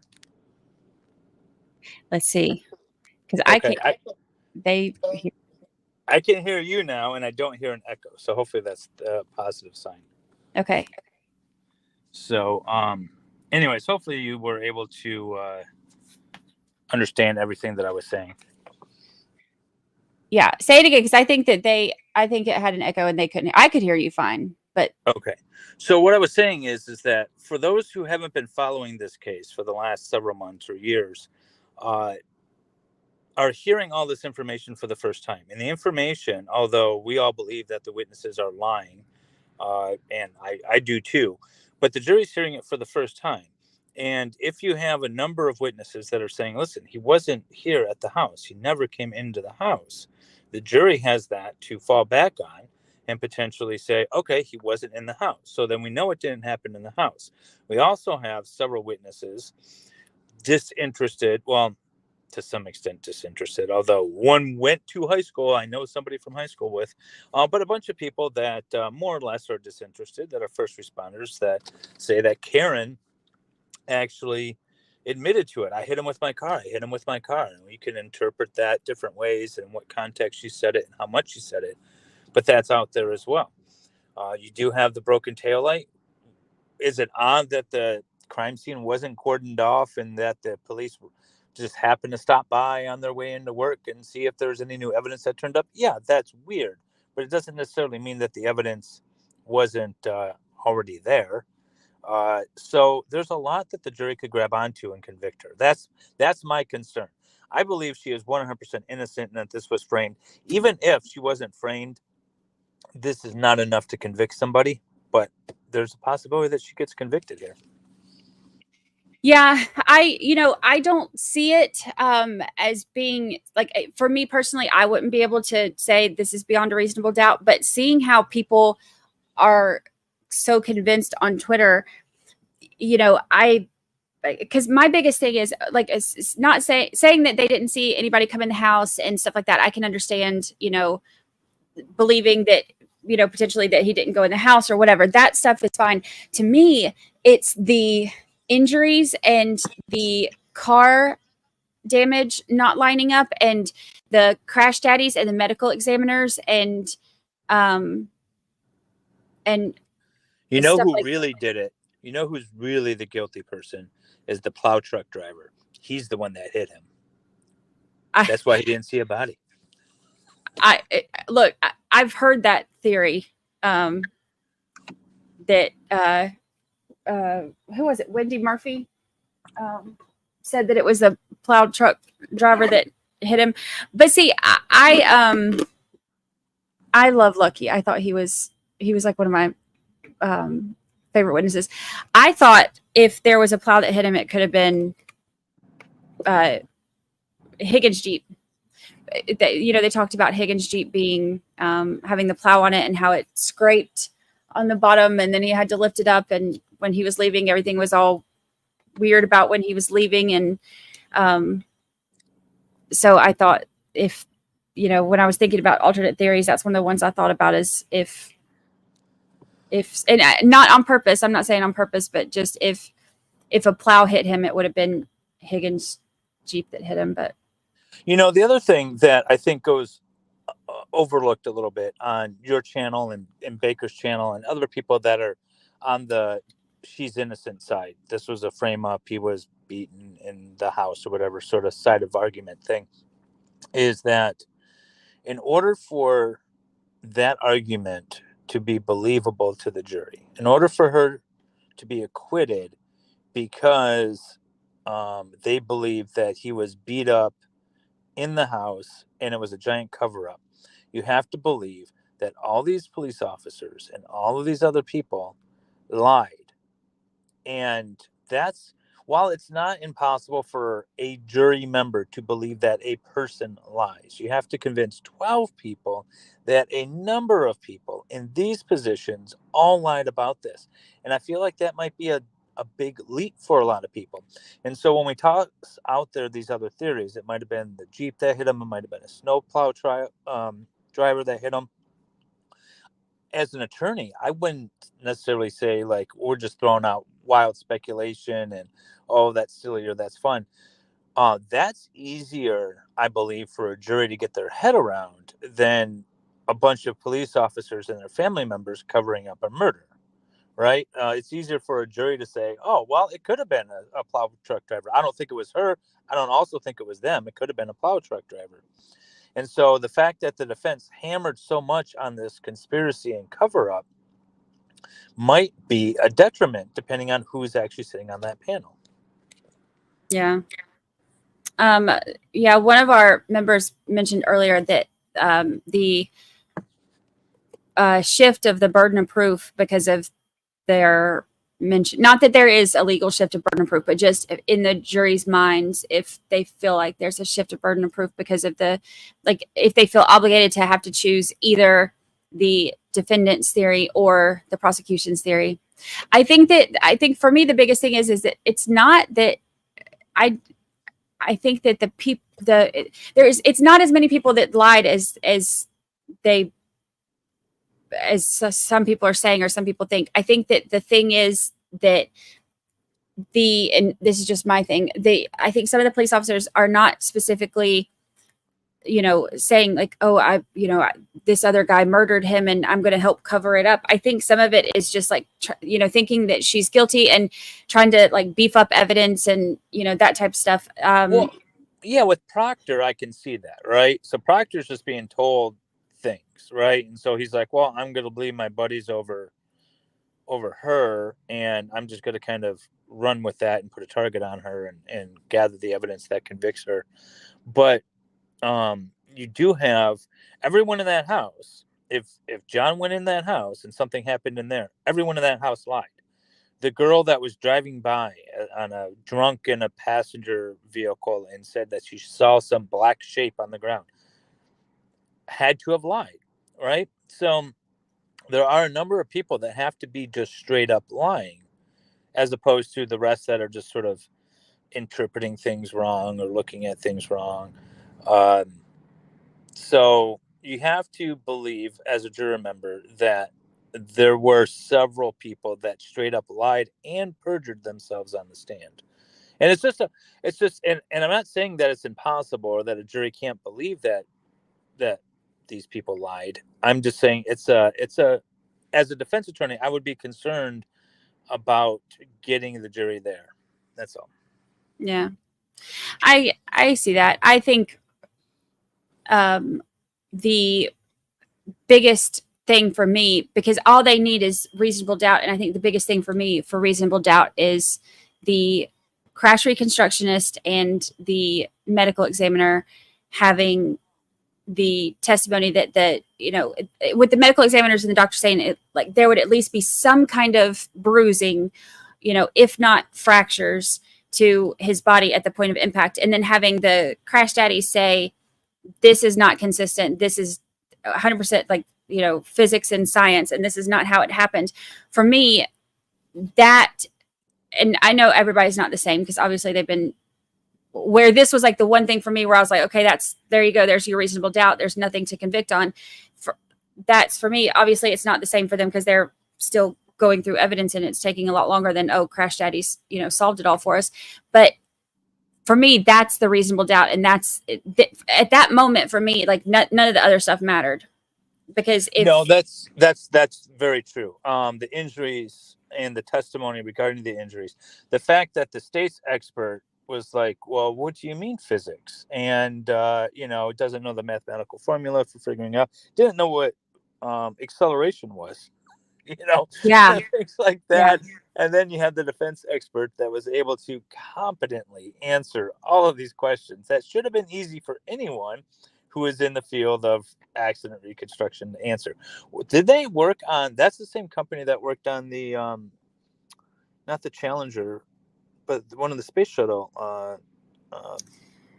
explosions or whatever, isn't it? Yeah. They, I heard them talking about that. And then somebody was saying like, also, the military stuff, like the, how to, for the, explosive devices when they go off, they worked on some kind of safety in the military cars that helps to prevent death and injury from those. And then was that brought up was that brought up as foundational in front of the jury, or is that just stuff that we know? I can't remember, honestly. I didn't watch his whole testimony. I didn't watch all of his foundational testimony, so but I heard about all that, and I was like, oh, I really hope that was brought up in front of the jury. Yeah. People, look, chat has me, even though I haven't had my coffee. They answer questions for me. The MRAP. Oh, the Columbia Space Shuttle, yeah. And Columbia Space Shuttle. So. He said it in front of the jury. Okay, cool. That's good to know. So that's very good. And again, I am 100% free Karen Reed. I'm just, as an attorney, you kind of want to think maybe like the other side, so you can kind of anticipate. And there's an argument to be made. I don't think Lowley made a good argument during closing. at all in any way, shape, or form. But you could make a fairly convincing argument. So I don't know. That's all. Yeah. That's my 2 cents. And you looked really tired, so I thought I would entertain you a touch. Thank you. I am so tired. I am so tired. You look like I did at the end of the Jennifer Crumbly trial. I was just so exhausted, and that wasn't even as long as this. That was 2 weeks or so, or 3 weeks, I think.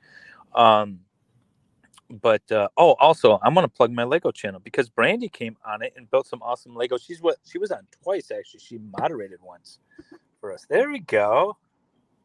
Look at that. My Legos.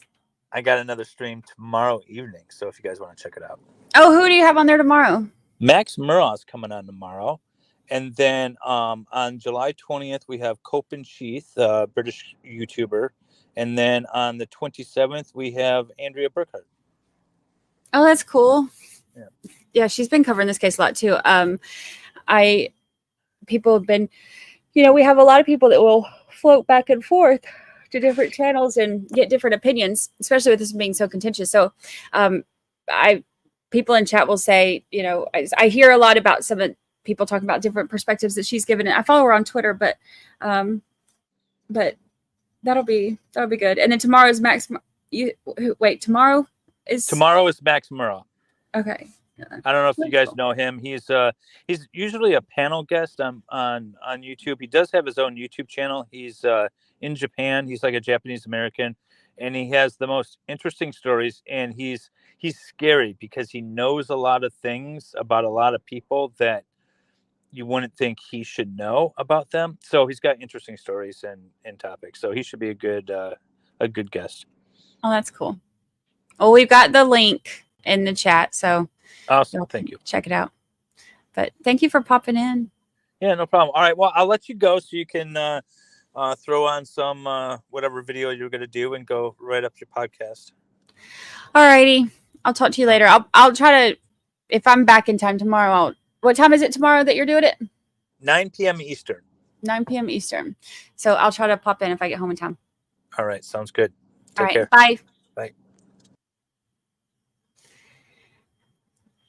I like hearing, so he's an attorney, so he anticipates the arguments that he's saying he anticipates the arguments that the other side will make. So he tries to argue against his own case or his own beliefs about what the other side may be thinking. So I like hearing it. Yeah, he's an attorney, like a real life attorney. I mean, and a YouTube attorney, but he's a real life attorney. All right, so here's the plan, guys. I have got to I spent 2 hours hanging out, and I love y'all. I will give you Lucy Cam, and I will give you, let me get this set up. I will leave this on, but I will give you, here, let me move this down.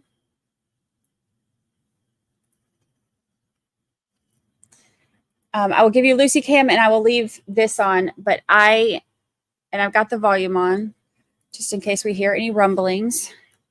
And then I'll put the latest podcast episode on so y'all can listen to that. Laura, said some of the same things. Those dang attorneys.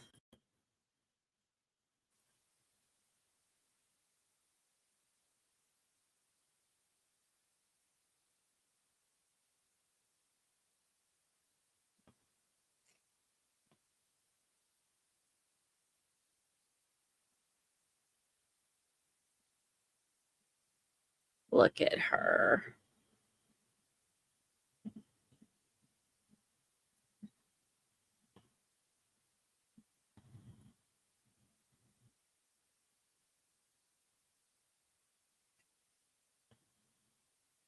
Make that bigger.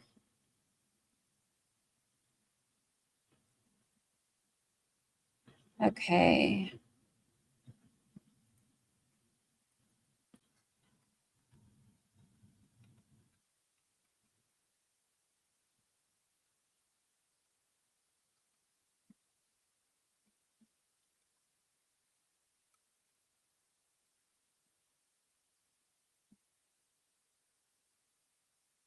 All right. I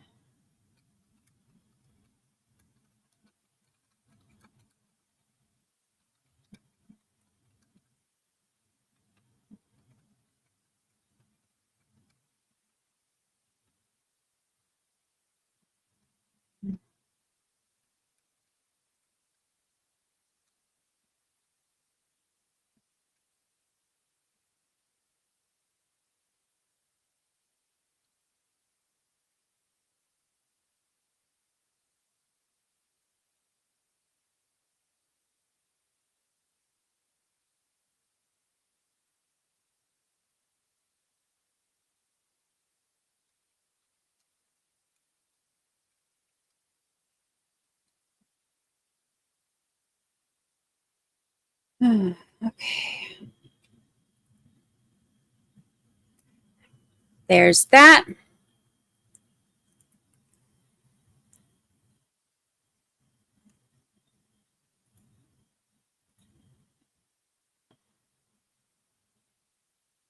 Jen, get your membership. Thank you, thank you, thank you.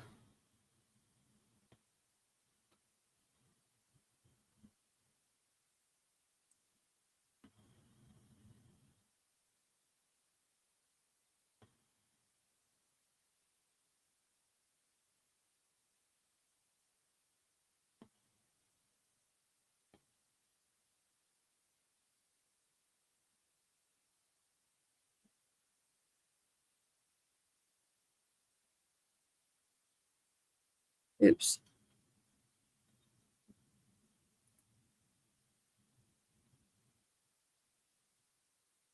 Oops, oops, oops.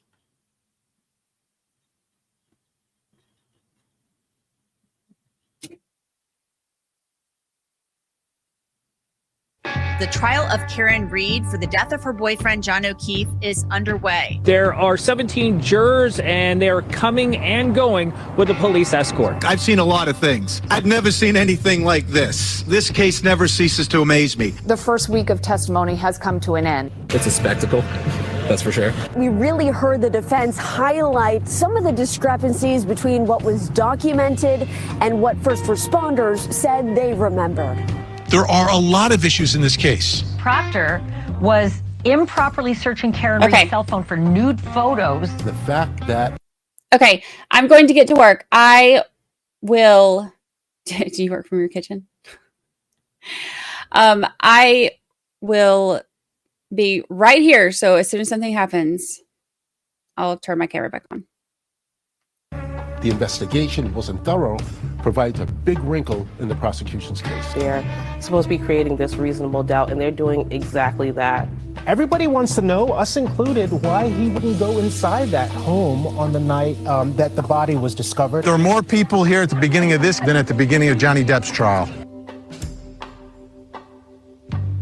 It's always the theories or stories that each side will put forth, right, for a jury to listen to and decide which one is more believable. We asked Karen Reed about that alleged confession. Karen, did you ever say I hit him? I did not. The FBI is investigating an investigation of a murder. That never, ever happens. Karen Reed was drunk and angry and hit and killed John O'Keefe when she gunned it in the snowstorm. We're looking at arm injuries with scratches. We're not looking at tire tracks. I did not kill John O'Keefe.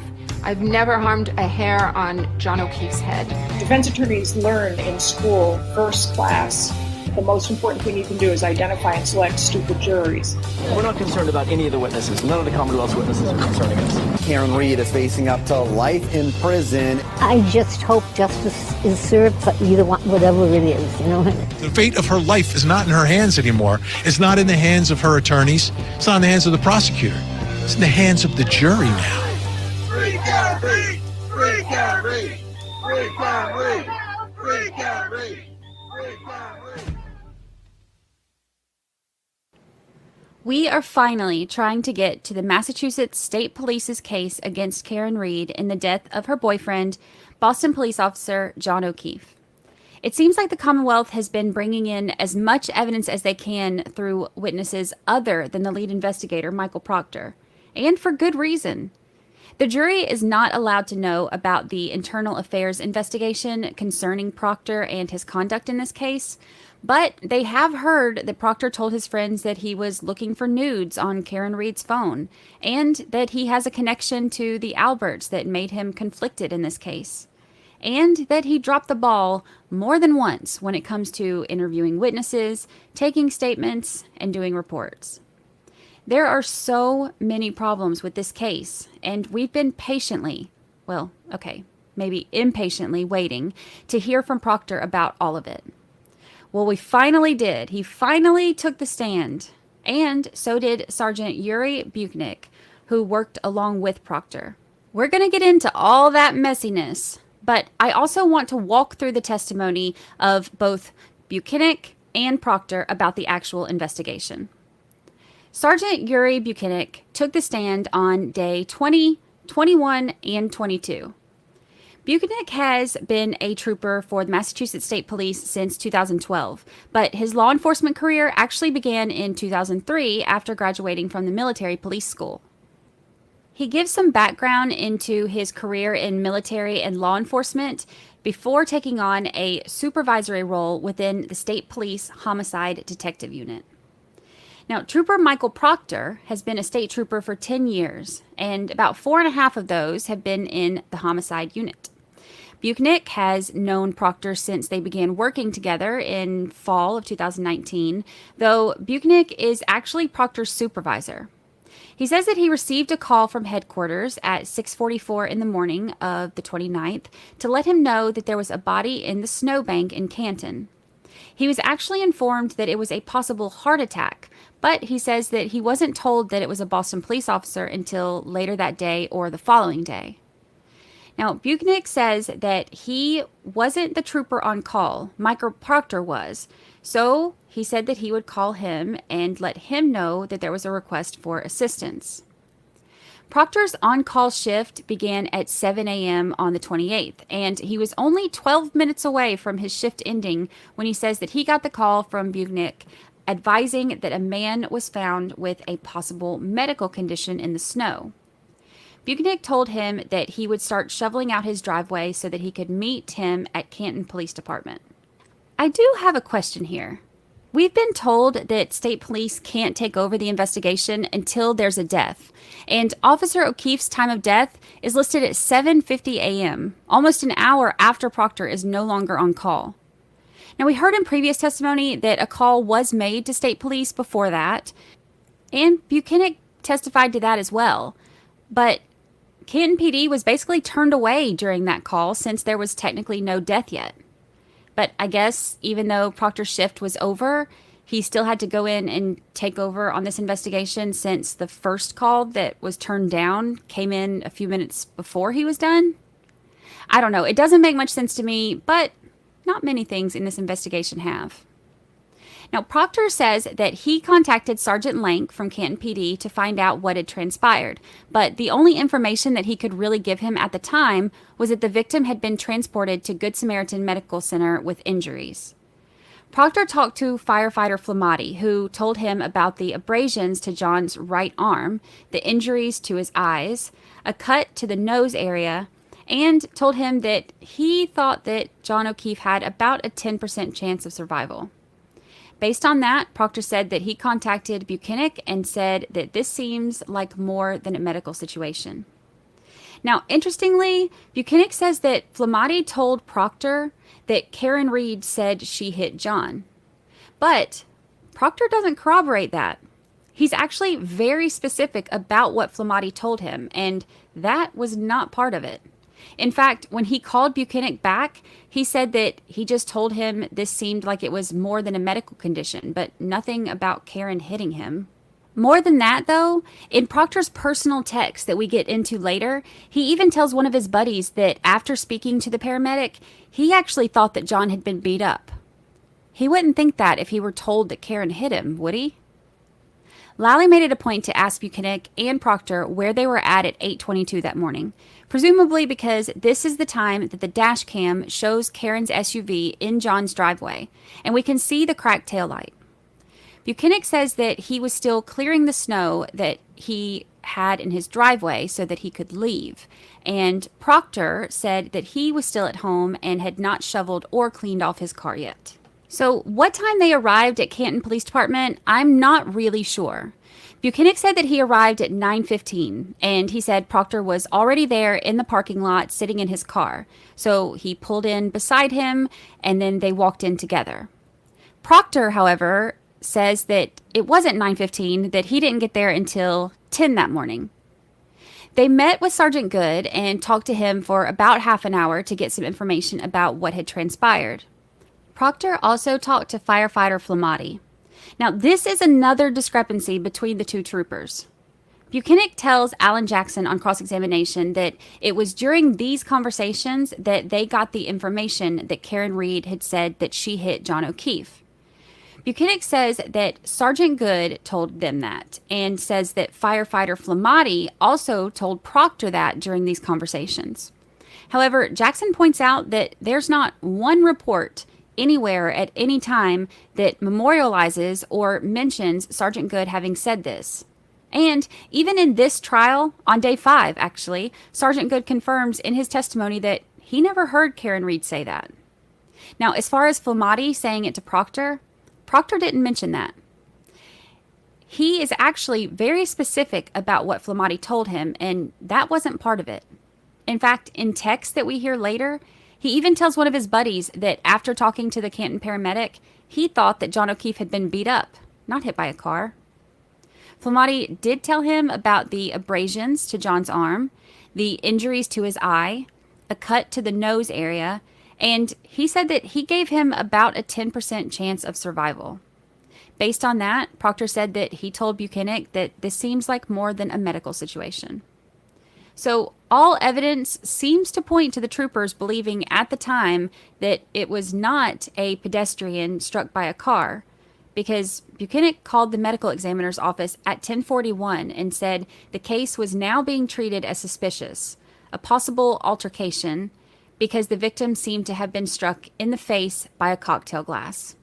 That call to the medical examiner's office was at 10:41 a.m., so this is before they had talked to the McCabe's or the Alberts, just the first responders. Jackson points out that once they talked to the McCabe's and Alberts, then they decided to pursue Karen hitting John as the only possible scenario, and didn't even bother to go to Fairview that day or the following days to check it out or look inside the house.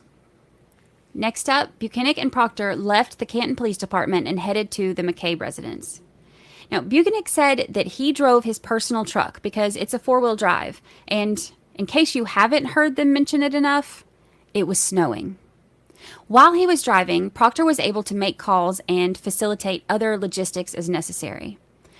Reports estimate that they arrived at the McCabe's around 11:30, and they said that they did interviews separately. First Jen McCabe, then Matt McCabe, and then Brian Albert, who was also there. Now, Buchanan says that Brian Albert arrived at some point while he was interviewing the McCabe's, but Jackson points out that everyone else has already said that he was already there before the troopers arrived. Buchanan said that he just must not have seen him. After leaving the McCabe's, they went to Good Samaritan Medical Center. They wanted to be able to see John O'Keefe, but also had found out that Karen Reed was there under a Section 12, and they wanted to speak to her too. They didn't arrive until around 1 o'clock, and they were told that Karen had been released hours earlier. They were able to see Officer O'Keefe, though. His clothing had been cut off and piled on the floor at the foot of the bed, just a couple feet away. The clothes were soaked, and they were already in one big pile, so the troopers bagged them together into a double bag, notating the time and location that they were taken into custody. Proctor noted that there was only one sneaker, and he explains that he's been involved in 3 or 4 investigations where a pedestrian was struck by a vehicle, and he's seen that one or both shoes can remain at the point of impact. We'll talk more about the clothes later, but for now, just note that they were piled up together and then bagged together, and Proctor and Buchanan took them from the hospital. Now, as far as the injuries to Officer O'Keefe, both troopers gave their descriptions. The abrasions on the arm, the cut on his right nostril, another small cut on his left eye, and both eyes were swollen and bruised. As Buchanan starts to testify about this, he slips into this weird moment where he seems like he's trying to testify as a medical professional, which, of course, he isn't. Mr. O'Keefe's body was laying on his back.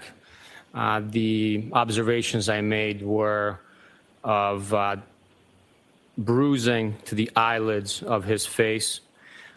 Based on my experience and having cases with head trauma, I can tell you that during subdural hematoma, Yeah, I'll sustain the objection. You can build a foundation if you can, Mr. Lally.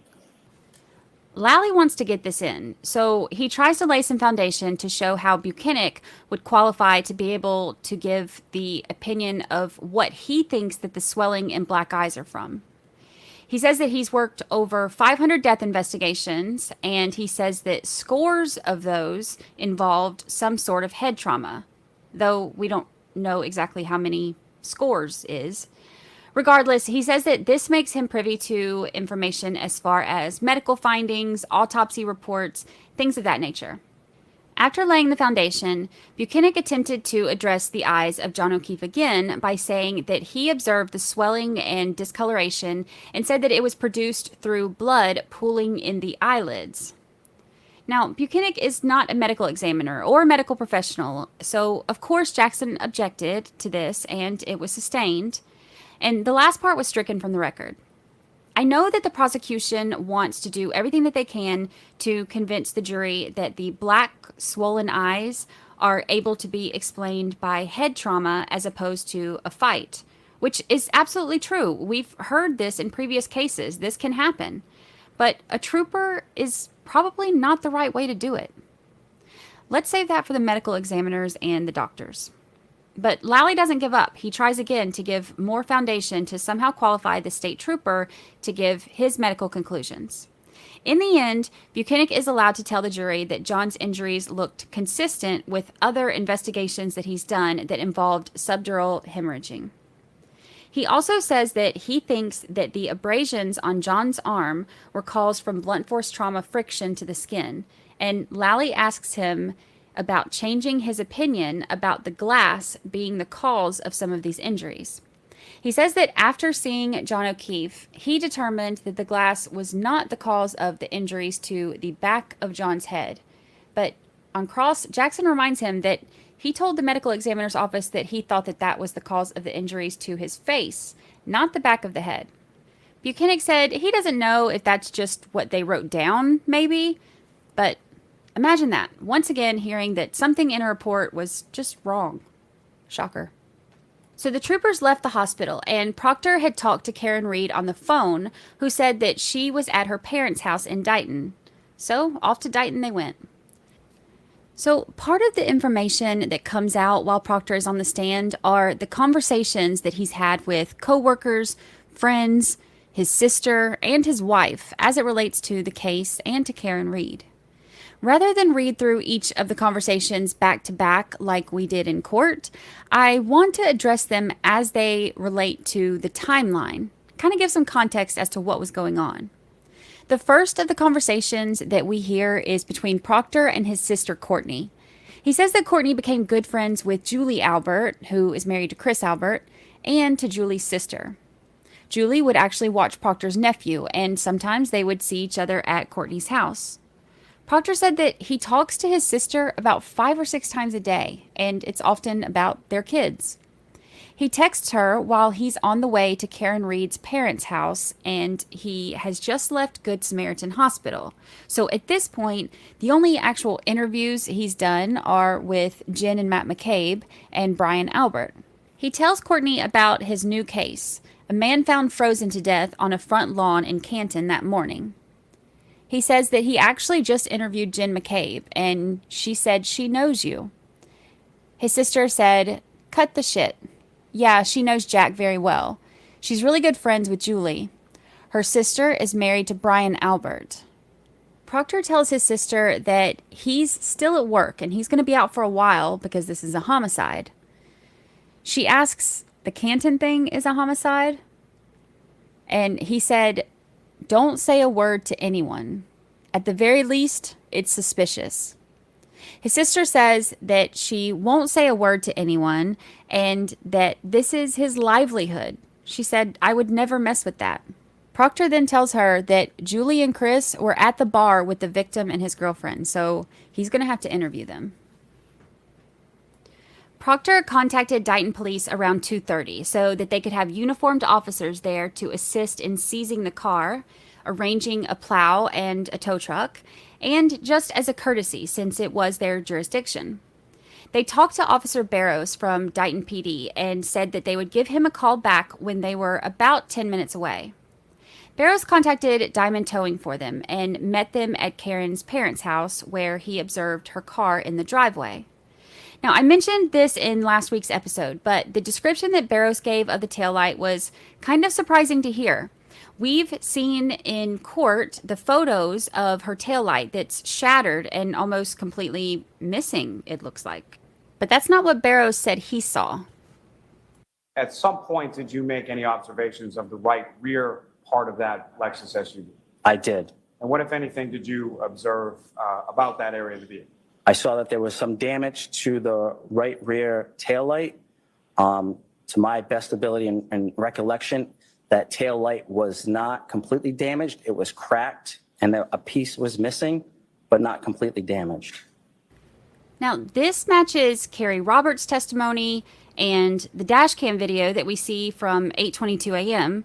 and the video from the Reed's house as they're loading the car and the video of Karen pulling out of John's at 5:08 that morning. It doesn't, however, match Proctor's description. He says that it had a bunch of large pieces missing from it, and it also doesn't match the photos that we saw later of the taillight in the Sallyport. So could it be weird angles or something more? That will be for the jury to decide. Dighton Public Works plowed the driveway so that the tow truck driver was able to get Karen's SUV loaded onto the flatbed. While inside the house, the troopers interviewed Karen. She was sitting on the couch with her laptop in her lap, and her phone was beside her, and her parents were both in the room with her. The troopers stood across the room from her, and they described the conversation as friendly, just to get her recollection. Buchanan said that Karen told them that she's willing to answer questions, but she doesn't want to get into too much detail about what transpired, given the circumstances that she had just lived through. He said that he understood, and he gave her that courtesy. Here's Buchanan describing that interview. Can you describe that conversation or the contents of that conversation to the jury? Absolutely. The conversation was normal tone of voice like I am speaking to you right now.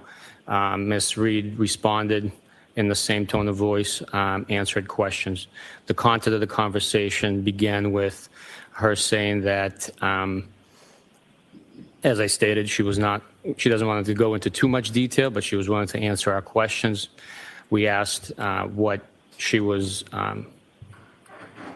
had for plans, what she had for as far as activity the night before, leading up to Mr. O'Keefe being discovered. She stated that she was in a relationship with Mr. O'Keefe that morning, meaning the 28th of January. She got into a fight with Mr. O'Keefe over what the niece and nephew were being fed for breakfast, or what they had for breakfast.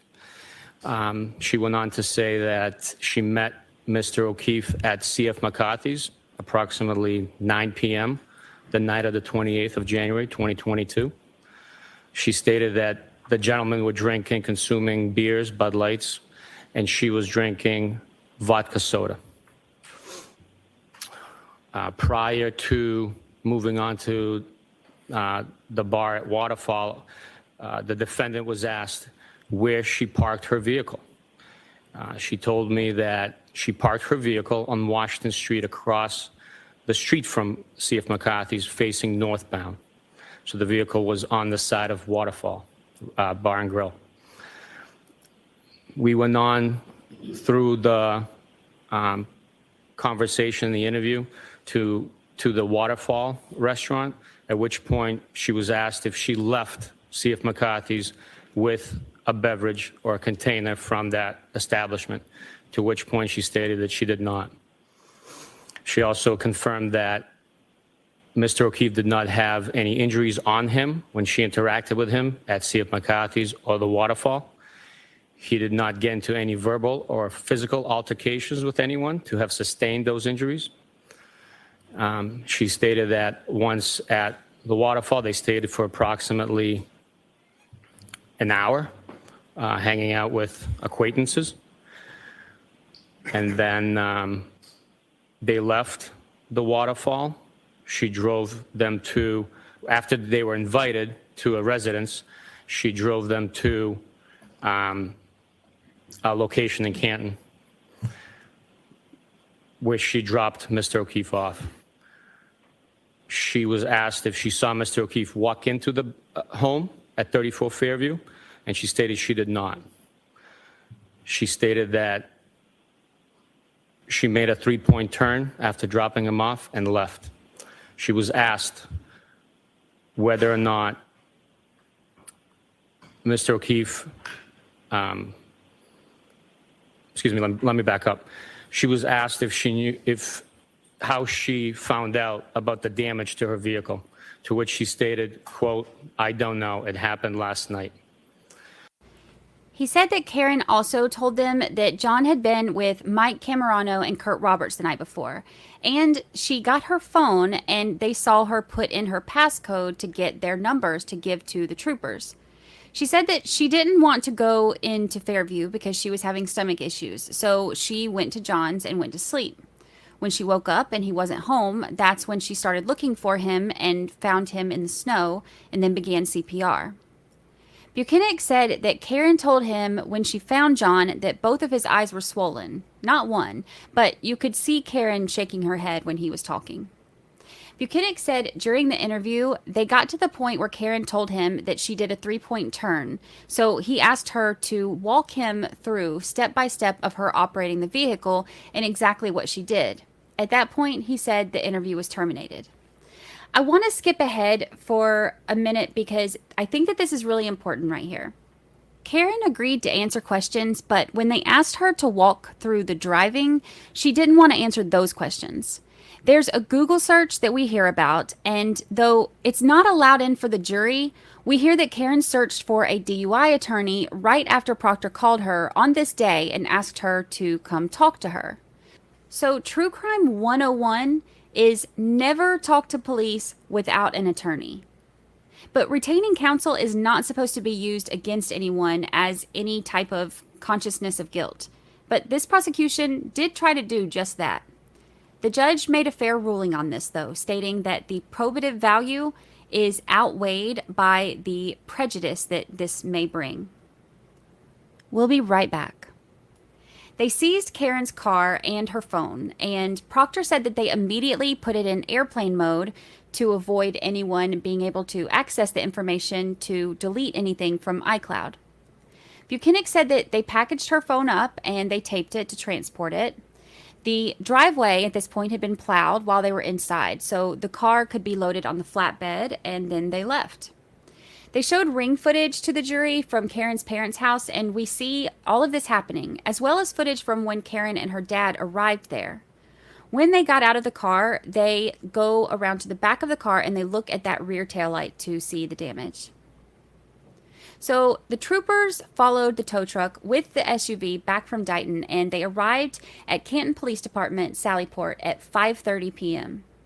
They said that even though Canton Police Department had been conflicted out and recused, they used their Sallyport because it was heated so that they could melt the snow. And apparently it was larger than the one in Milton. Karen's SUV is pulled into the bay, and troopers put caution tape around it to secure the area, according to Proctor. So during Buchanan's direct testimony, Lally introduces video from the Sallyport cameras to show the jury. The first one that we see is video from the driveway of the Sallyport where the tow truck is bringing the SUV in. The second one is from inside the Sallyport. It looks like there are 2 bays, and each bay has a large bay door on each side so that you can pull in through either direction.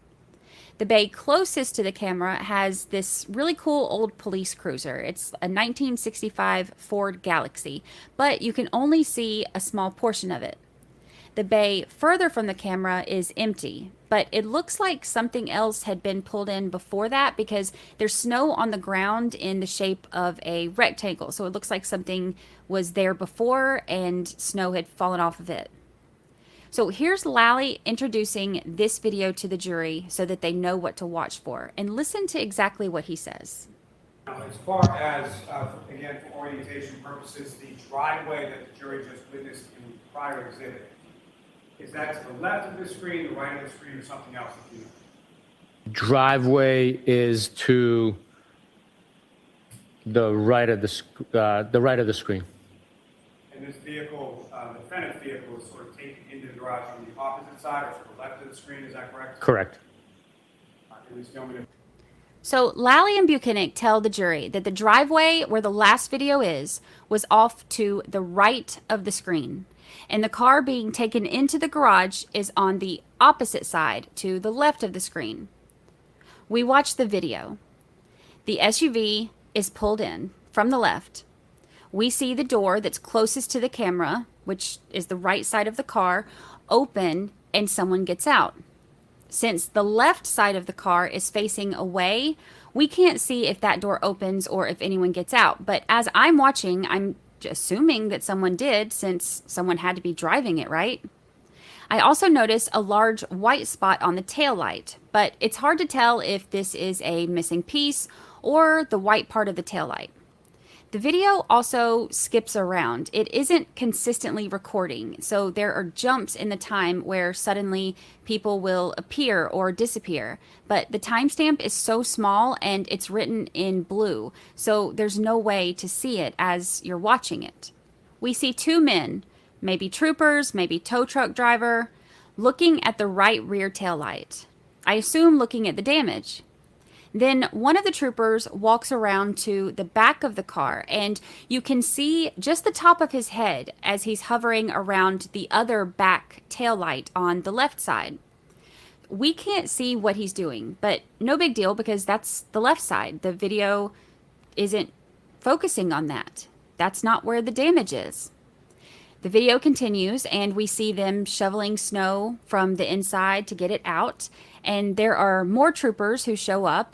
At one point, there's somewhere around maybe 5 or 6, but there isn't a whole lot to see since they're all mostly behind the car and off to the left, or shoveling, or just walking around.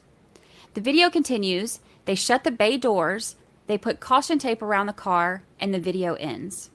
So if I'm on the jury, I'm thinking, we just saw all this time where we can clearly see the right rear taillight that was damaged in the video, and nobody touched it.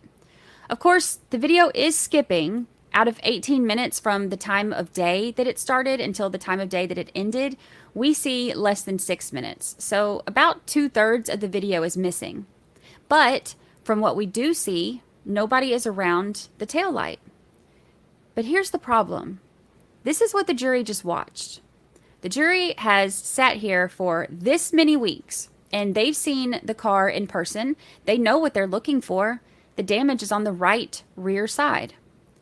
The issue with this video is that the entire video is inverted. It's flipped. Everything is mirrored. This is a huge problem. And the reason this is a huge problem is because neither Lally nor Buchanan even bothered to tell the jury that it's mirrored.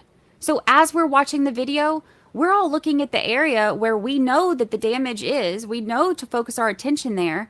And not once did they say that that's not the right spot to focus on. Not once did they say this is mirrored. In fact, the jury doesn't hear that the video is inverted until Alan Jackson does his cross-examination of Buchanan and brings it up the next day. He confirms with Buchanan that he said to Lally that the video is a true and accurate representation. And it isn't until Jackson starts questioning him that he tells the jury that the whole video is mirrored. People inside the courtroom were reporting that the jurors' faces were shocked when this was pointed out. Buchanan says that he got the video from Canton Police Department, and that's just how it came. He says they didn't alter it in any way. But Jackson points out the problem is nobody told the jury. And yesterday, during the entirety of your questioning by Mr. Lally, not once did you mention that this video is actually completely inverted. Did not know. Mr. Lally didn't ask you if it was inverted, correct? That's correct. And if I hadn't gotten up here and begun questioning you, that would be left uncorrected, correct? Objection. Sustained. Buchanan said that he didn't even notice that it was inverted until today, which is a day or two after his direct examination with Lally, where he's discussing the video at length to the jury. But that's not true. He specifically said in the previous clip, after stopping to think, that the driveway was on the right side and the car would be entering on the left. This looks so bad. Imagine being a juror and being told to watch this video of the car coming in when you know that one side is telling you that Karen Reed is guilty of hitting John O'Keefe with her car, and the other side is telling you that police officers in this very video framed her. And you're shown a video of some of these crucial minutes on what to watch for, and nobody tells you that it's mirrored. The whole time, there are troopers gathered by the actual taillight in question. You completely ignored that because you can't really see what they're doing, only that they're there, but you don't think that it matters because it's not the damaged taillight anyway. It comes across as either sneaky and dishonest or completely incompetent. Either way, it's a bad look for the troopers and the prosecution. Jackson compares this to a suspect who is identified as having a tattoo on his left arm, and then showing witnesses a mirrored picture of him that shows the tattoo on his right arm, and then having the witnesses say, nope, that's not him. It's not an accurate depiction if the jury doesn't clearly know what they're looking at. I cannot believe that neither Lally nor the trooper told them. It was truly a shocking moment. Something else that's really strange about this video, when Proctor is asked about it on his cross-examination, he tells Jackson that he actually watched this a while back, maybe a month or so, a few weeks ago, so it sounds like probably right when they got the video. He says that he watched it at his desk. He said that when he watched it, the video was not inverted. He said that the timestamp on the bottom was inverted. But he said that it wasn't a blue timestamp like the one that Lally showed. It was a yellow timestamp. So how is he watching a flash drive of this video that is not inverted, but yet the jury is shown a video that is? And this isn't the only controversy behind the Sallyport video. Remember, we discussed in a previous episode that there are 42 minutes missing from the Sallyport video. Well, that's the footage from the other camera, which has really bad quality. It's really dark, it's hard to make anything out, and it has nothing on the footage from 5:08 p.m. until 5:50 p.m. Defense attorneys brought up the fact that this is a crucial time to be able to see the car, since part of their theory is that taillight pieces were planted, and the video is missing when the car is brought in. In late April, after the trial had already started, discovery was turned in by Lally that included the Sallyport video.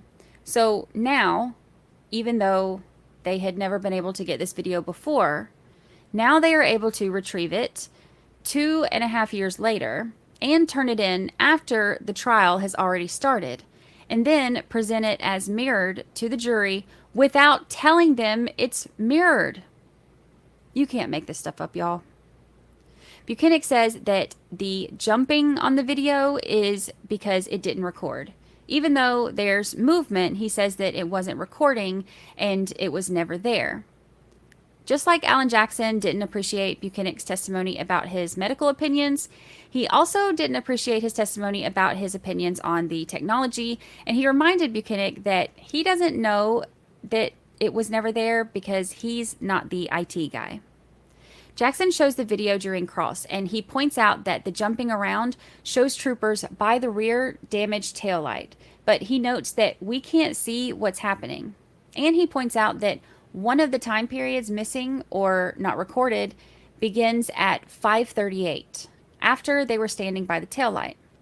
He asks how long of a drive is it from there to Fairview, and the estimate given is about 4 minutes. So the defense's implication here is clear. We can't see what's happening to the taillight back there. The video that faces the taillight is missing at that time frame, and despite Lally saying that it's motion activated for the most part, whatever that means, it's not there.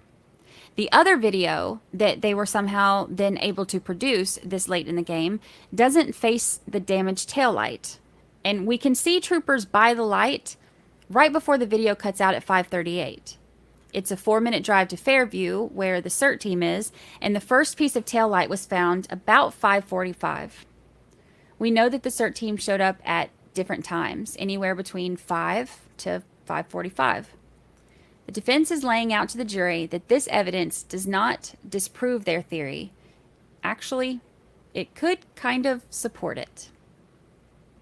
Proctor said that they had a debrief meeting for about half an hour in a conference room at Canton Police Department to go over everything that they had learned from other troopers conducting interviews. Since Canton Police Department was recused, at least from the interviews, it was only the state troopers involved in this meeting. After that, Proctor said that he took the evidence that he collected back to the Canton office to handle it. He had taken the clothing from the hospital, and it was in Buchanan's truck all day while they were riding around. Buchanan said that it wasn't until around 10 p.m. or so when the clothes were taken out and laid out on butcher paper to dry. They both explained the process for the evidence handling. Once it's bagged, it is sealed with tape and logged into the evidence storage facility. Then it has to be signed out for shipping or moving or to be reviewed. And anytime the tape is cut, it has to be resealed and reinitialed and dated by whoever is doing it and then returned. There are 2 evidence officers and a lieutenant that have access to the evidence room. The troopers don't. Well, at least not once it's entered. The clothing, however, was laid out on the butcher paper to dry and left for about 6 days, until February 4th, when it was packaged and sealed. The next chain of custody date for that is March 14th, when they were finally submitted to the crime lab. So during the time that the clothing was left, Proctor said that he did have access to it, as well as other troopers, since it wasn't secured yet. It was secured on February 4th, which means after a few more searches were done and more taillight and evidence was collected. The evening search from the CERT team also turned up the other shoe, among other things, so that was also entered into evidence. Proctor said that he was also given John O'Keefe's phone during the meeting, so he transported that, along with Karen's phone, to the Canton office, where he gave them to Trooper Guarino. Also, taillight pieces and glass were collected. So now all of these, aside from the phones that were given to Guarino, were held in the temporary holding area. So this is the area that all of the troopers in the department have access to until it's entered in by the evidence officers to the secure storage area. We're going to get into the next conversation that Proctor had right after this. At the end of the first day of the investigation, Proctor makes it home and he's texting a group of buddies about this case. Some of them live close by, some as far as Tennessee. Warning, the language in these texts is offensive. So the exchange that's read in court begins with one of the friends asking the name of that Boston police officer. Proctor tells the group his name was John O'Keefe, and he tells them a little bit about him. And one of his friends tells Proctor, "I'm sure the owner of that house will receive some shit." Proctor's response? Nope. Homeowner is a Boston cop too. Obviously, that doesn't look good when you're saying that you're not worried about the homeowner catching shit because he's a Boston cop. And Jackson brings this up during cross-examination. So you were willing to tell, just a few hours into an investigation of the death of a Boston police officer, you were willing to tell a bunch of high school buddies details about the investigation, including the name of the victim, correct? At this point, it's 16 hours later, sir. Not a few. 16 is a few hours, correct? I'm not talking about days later. It was about 16 hours later, sir. Correct. And you identified John O'Keefe as the Boston police officer who is fallen in the yard at 34 Fairview, correct? Correct. You also informed these same folks, these same high school buddies, that, quote, all the powers that be want answers ASAP, correct? Yes. You knew, Trooper Proctor, that there was brass that wanted this case wrapped up quickly and efficient. Isn't that right? Objection. Oh, well, is that what you were thinking? No, the people wanted answers, sir. They didn't just want answers. They wanted answers ASAP. What does ASAP mean? That's as soon as possible. Right. And you were texting this to your high school friends, again, 16 hours into this investigation, right? Correct. And you knew at that time, Trooper Proctor, that this was not going to implicate in any way, shape, form, or fashion another cop, correct? Correct. Your buddy Bird writes, I'm sure the owners of the house will receive some shit, correct? Correct. How did you take that to mean? Did you take that to mean that he could get in trouble? Yeah, I'm not sure exactly what my friend was getting at. Well, you had some idea. Yeah, maybe. The owners of the house isn't going to get any shit for this, right? That's how I interpreted it. Yeah, you interpreted it like he's not going to get in any trouble. He's not going to be a suspect, correct? Correct. And he's not going to be implicated in any way. Is that right? Correct. And your answer was one word, correct? Yes. What was that word? Nope. Proctor goes on to say that she, quote, waffled, end quote, him. His friends asked, did he get beat up? And one is trying to clarify, asking if the homeowner was a woman cop that beat him up. Proctor said that he didn't get beat up, but that's what he thought at first after talking to the paramedic. But then he said he saw the guy. His friends asked what waffled him means, and they asked the story. Proctor said that she hit him with her car. One of them responds about that being really messed up. I'm paraphrasing for language purposes. And Proctor replies, intentional or not.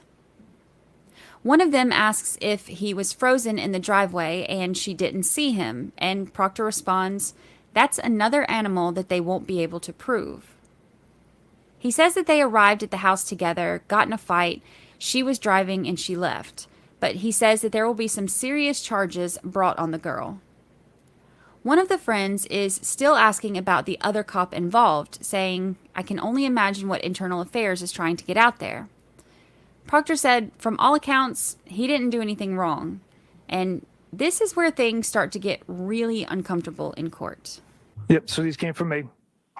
From all accounts, he didn't do anything wrong. She's a whack job.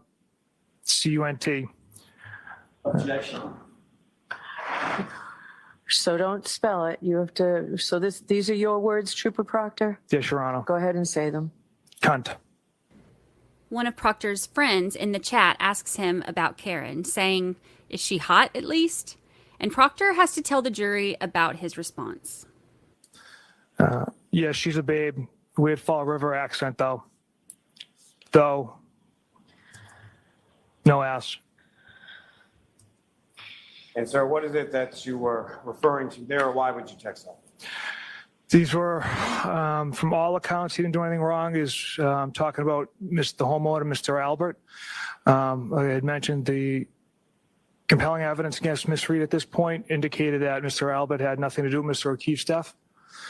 The rest of the unprofessional and regrettable comments are something I'm not proud of, and I shouldn't have wrote in a private or any type of setting. These texts are gross. There's no other way around it. And Proctor tried to get around saying the word that he called Karen, but Jackson objected. And I don't blame him. He wanted Proctor to own his words. He said it. Those are his words. And he wanted Proctor to have to repeat it. Exactly what he said, out loud, in front of a jury that is predominantly women. And he wanted them to hear the vulgarity of what he said. And the judge agreed. Here's Jackson on cross-examination. What else did you say in response to, she's hot at least? Or she hot at least, question mark? So following that text, I responded, yeah, she's a babe. Weird Fall River accent, though. No ass. Yeah, she's a babe. Who's the she? Miss Reed. Weird Fall River accent, though. You talking about her, the way she talks? The accent. And no ass.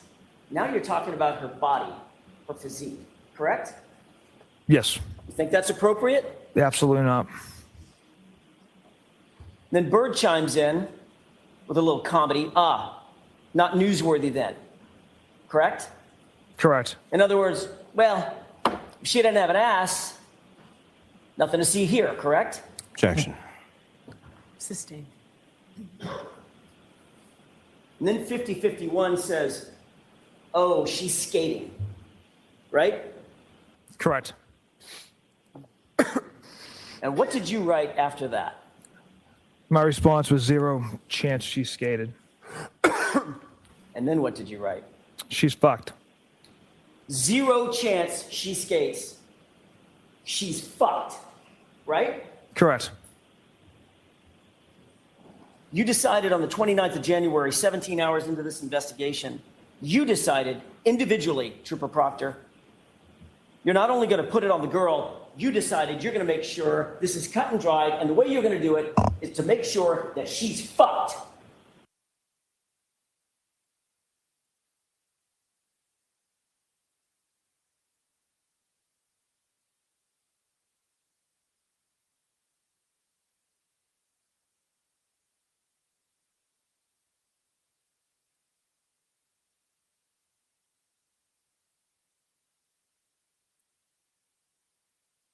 I didn't get much done yet, but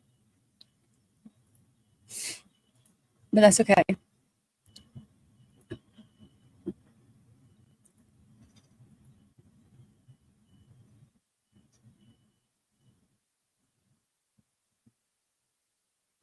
Thank you. So for those of you, I can't wear my glasses and my headphones at the same time. It hurts.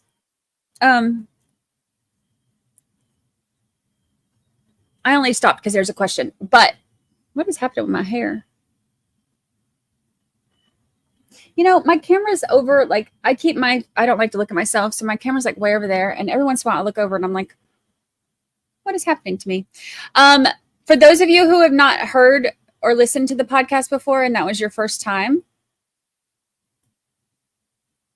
what'd you think?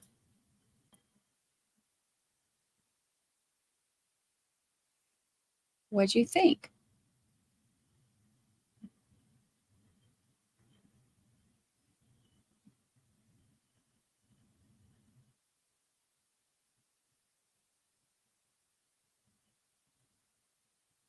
Yep, there's a jury question.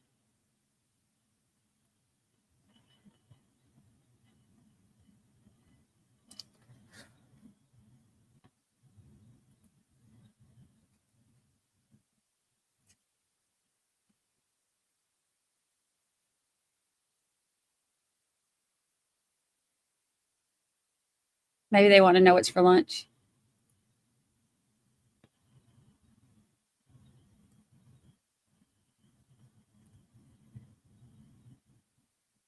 Thank you. I'm glad you like it. A lot of work goes into it.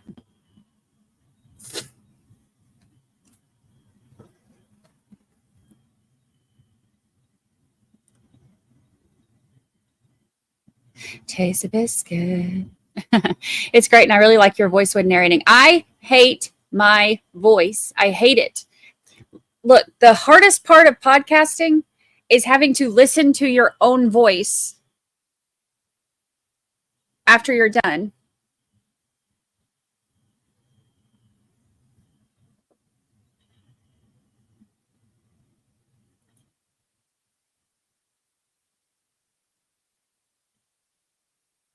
Thank you.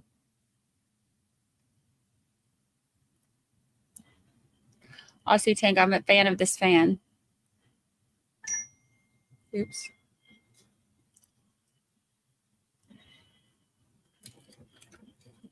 I also think your toned down voice is very soothing. I have like, you can tell that when I'm talking normal, like to y'all, I'm just talking normal, but my podcast voice is very, I try to not be as,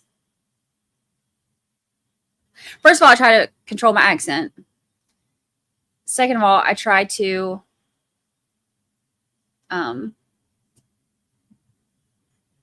like, I scripted out what I'm going to write so that I can make it a little bit less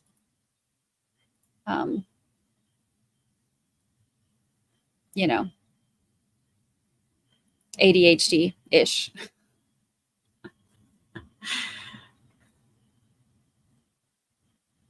But you know what's funny though? On the parts of the podcast, where I am getting annoyed at something or something is just ridiculous or whatever, my accent will come back. Have y'all noticed that? On the things that I'm saying that annoy me or that are just ridiculous or whatever, instead of like trying to be as smoothing as like a soothing podcast Brandi voice, I'm like, can y'all believe that mess? It comes back. But you know, that's all right. There's so much. I'm sitting here realizing that I'm trying to get so much in this next episode as I'm sitting here working on it. And I realize like I'm going to have to do the experts into 2 different episodes because I've got, this episode that you're listening to now is the investigation with Proctor and Buchanan. I have to second guess myself when I say that. And the next witnesses are all the experts plus Lucky. So it's all the experts plus Lucky. So I am going to have to break it up into 2 episodes because there's too much with Trooper Paul. And so I'm going to have to break it up. I was trying to get it all into 1 long episode. There's no way I can do it. So I'm going to have to do it into 2. So you'll get, otherwise we're going to miss out on a lot of the important stuff. And that's the whole point of the podcast, is the important stuff, right? Sinbad says, Brandi, write a book. You can do the audio yourself. You sound like my nanny. My nanny has been telling me to write a book from the time I was, I don't even know.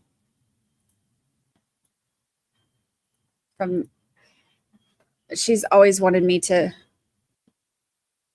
write a book. So my nanny would be very happy that you just told me that.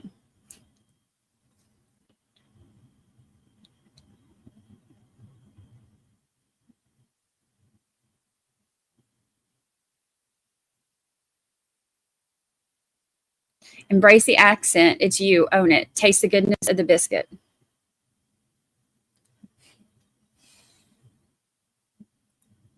Oh my goodness. Does this fan have its own YouTube channel yet? Oh my gosh. Somebody needs to do that and just stream this 24/7 in a loop.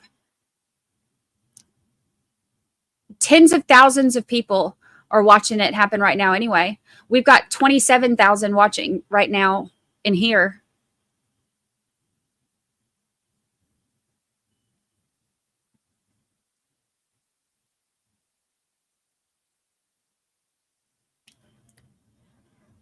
Which is crazy.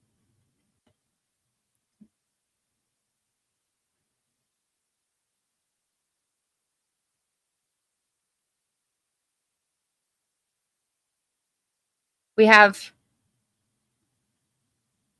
most of it's on X and Facebook. There's not a lot on Facebook. Most of it's on X. And then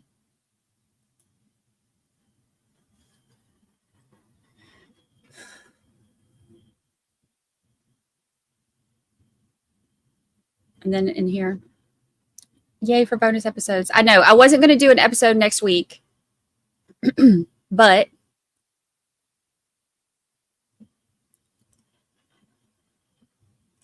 Crash Daddies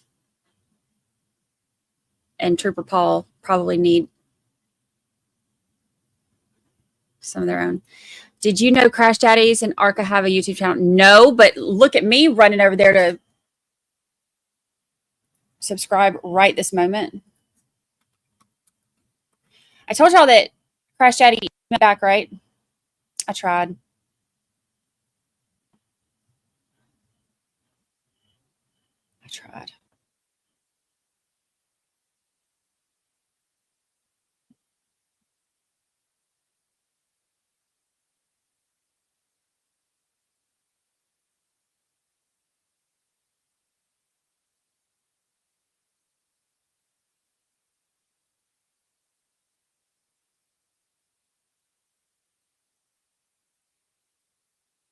There's Arca.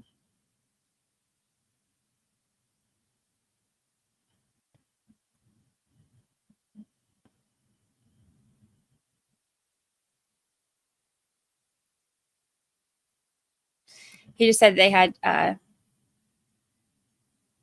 they can't comment on anything on the investigation, but if anything changes, they would let me know.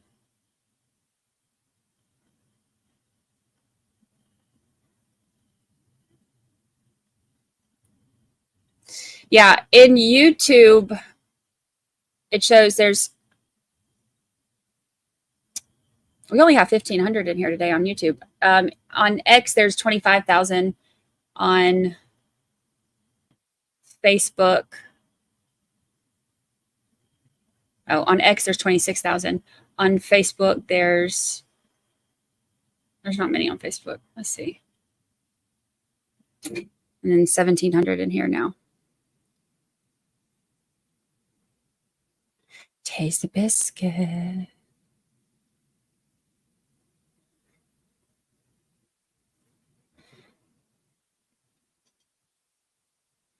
Taste the goodness of the biscuit.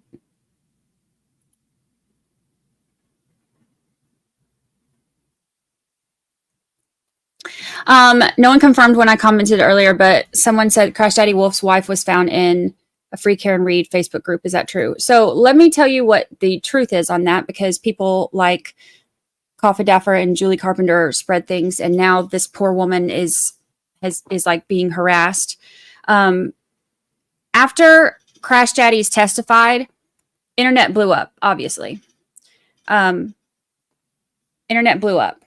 And she started hearing about all of these people talking about, her husband.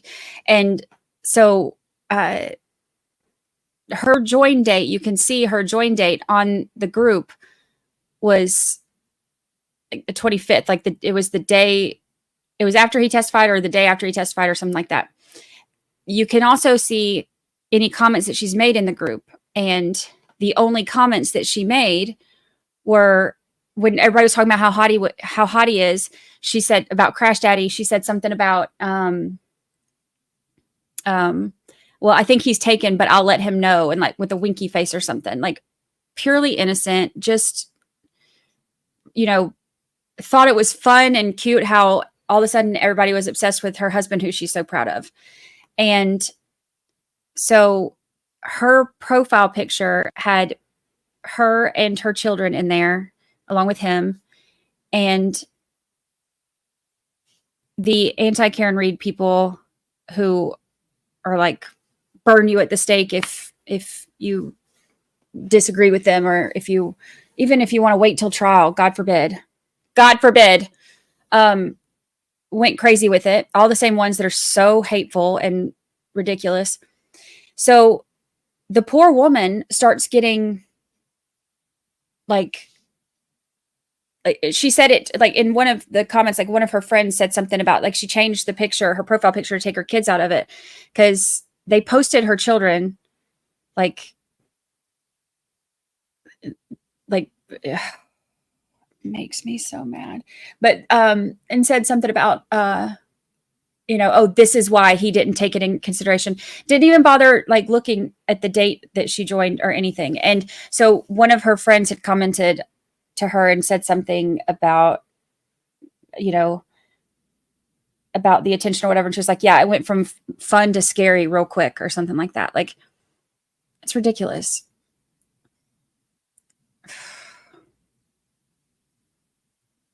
The same people who were throwing a damn temper tantrum because people are questioning the connection of Katie McLaughlin and Caitlin Albert, those same people who are like, how dare you say that there's a connection and that would alter her, testimony, are now creating a connection between a dude who had nothing to do with the case and was hired independently to investigate it, or not even investigate the case, to just to test out the reconstruction stuff.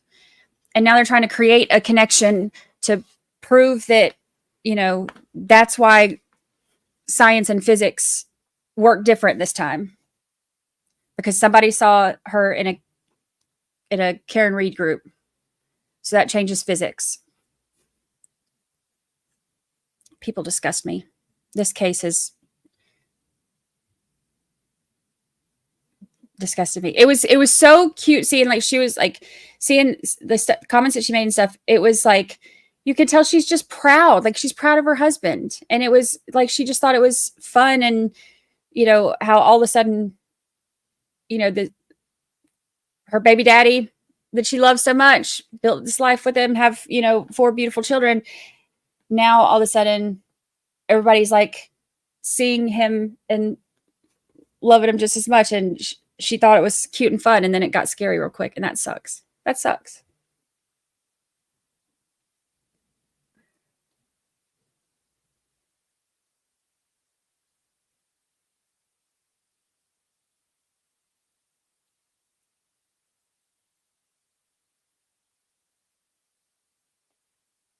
Remember when Mark Tinsley, the internet went wild over Tinsley? And then his wife, obviously like thought that was cute and funny that he was getting attention, and they didn't do that to her because he was on their side. They only do that to people if you disagree with him. And that makes you just as dangerous as the people that you claim are the bad guys here.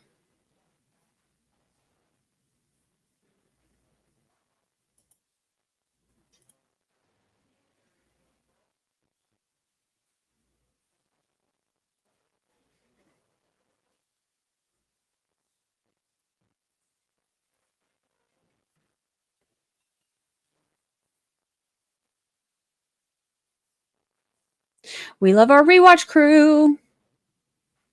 Look, if rewatch crew is willing to sit through watching a fan. Same thing happened in the Kowalski case.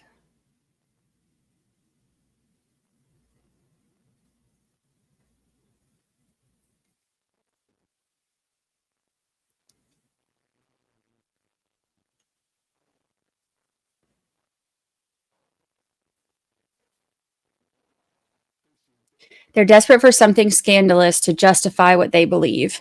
I agree. Not only to justify what they believe, but to justify how they have behaved.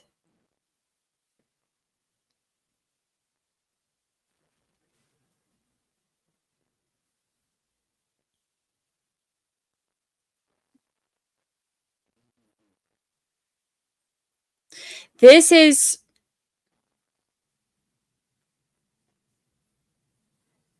They asked for the CERT team report, and they asked if they can go home early. Those are the only 2 questions, right?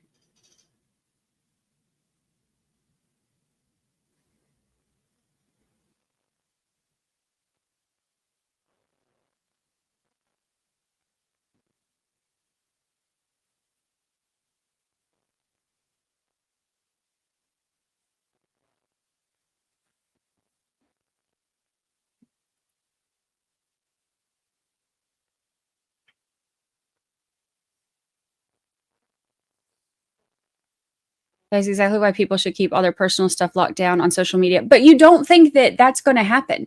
Like, think about, she doesn't realize, like, she hasn't been following this case. She hasn't been a part of all this. She doesn't realize that people are freaking psychos and psychopaths, and that people who are constantly trying to rally up hate, like, you know, an outrage, like the people who posted it, the main ones who posted it, like the call to action, look at, hey, everybody, look here at, you know, here, this is why physics and science don't work. It's the main ones that are constantly trying to rally up as much hate as possible to go attack. There was no way for her to know that people behave like that. She doesn't. Most people don't.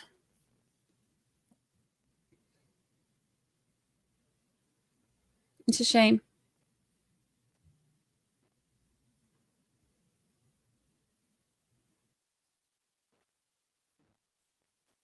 When I found out that some of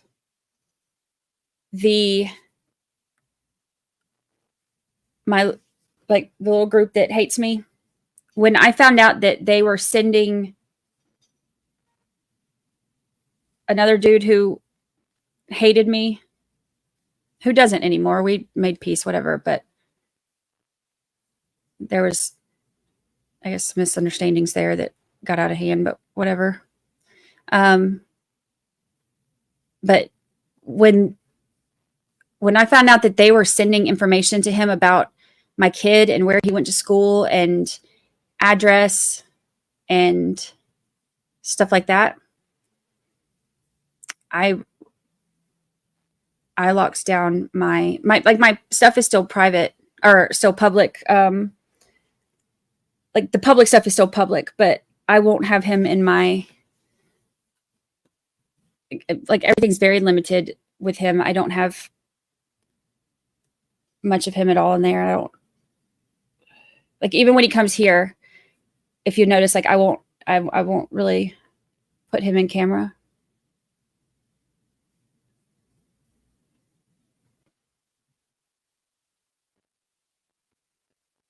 People are crazy.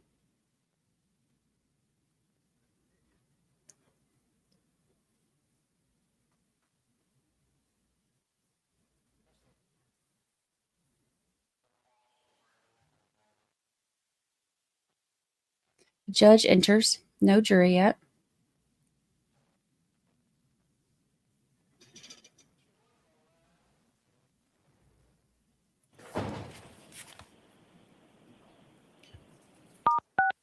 You are unmuted.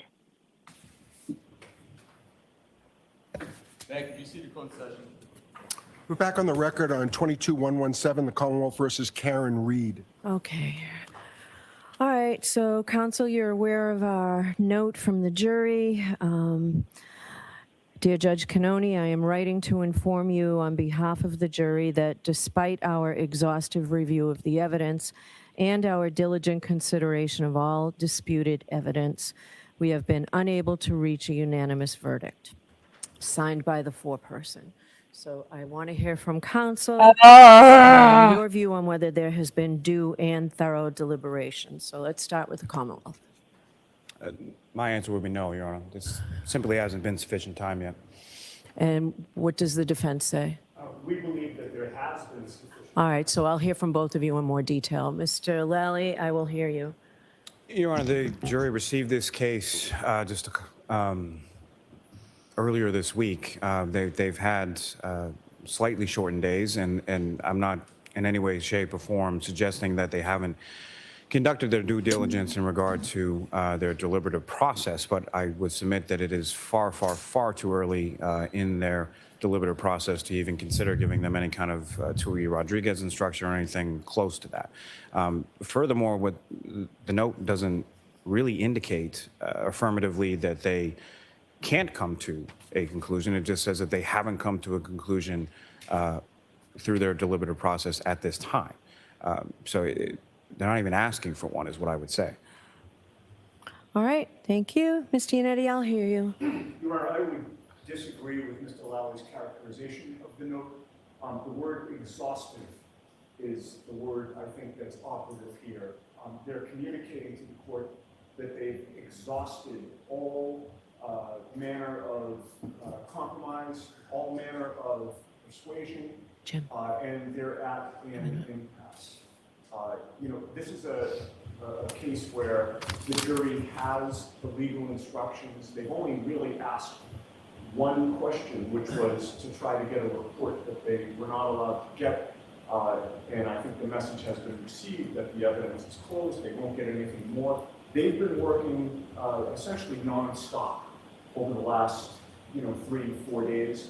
We're approaching a weekend. They didn't come back with this at 3 o'clock or 4 o'clock. They're at 12 o'clock and they have nowhere to turn. So our position is the jury should be read the Tui Rodriguez model instruction and go from there. Okay. All right, so you all know that it is within my discretion, I decide. So a case that has been, it's a long case. This is our 4th day of deliberations, but Tuesday was a short afternoon, maybe 2.5 hours.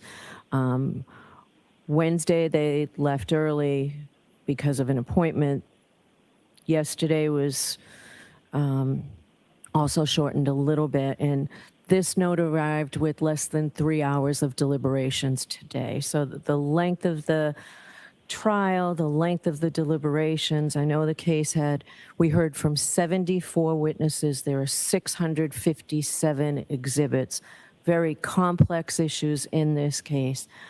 I'm not prepared to find that there have been due and thorough deliberations at this point. So I am going to send them back out. We'll bring them in and we'll do that now.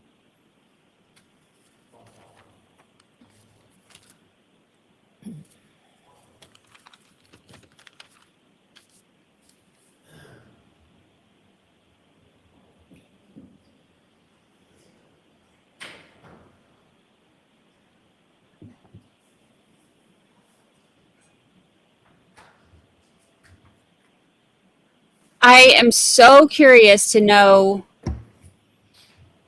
how many on each side.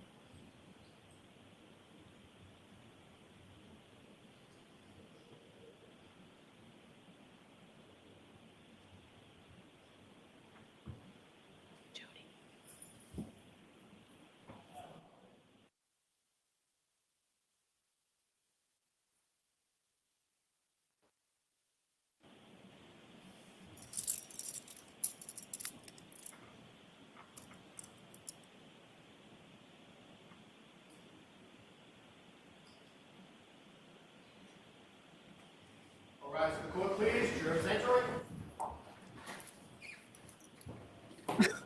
Everybody told me yesterday it was way too quiet.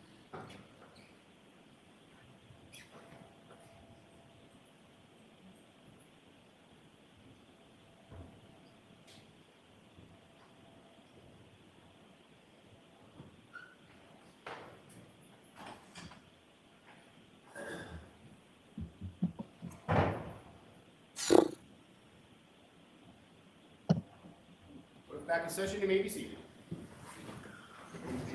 All right, so jurors, I'm in receipt of your note. I am writing to inform you on behalf of the jury that despite our exhaustive review of the evidence and our diligent consideration of all disputed evidence, we have been unable to reach a unanimous verdict signed by your foreperson. We all know how hard you've been working. Lunch will be arriving shortly. When it comes, I'd ask you to clear your heads, have lunch, and begin your deliberations again. Or continue your deliberations, all right? So I'm sending you back out. All rise to the court, please. Jurors, follow me, please.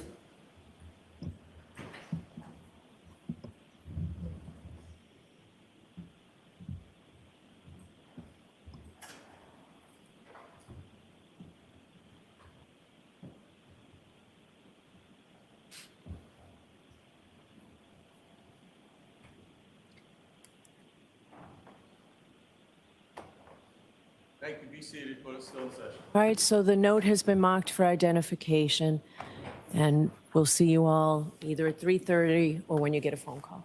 Court, all rise. Triple V. Thank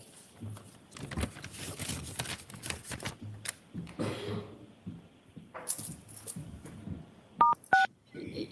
You are muted.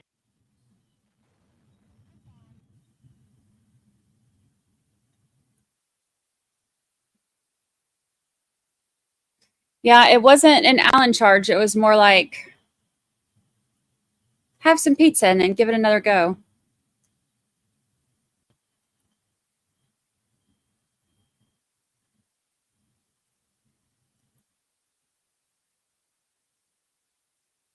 Try to cover the part that bothers everybody.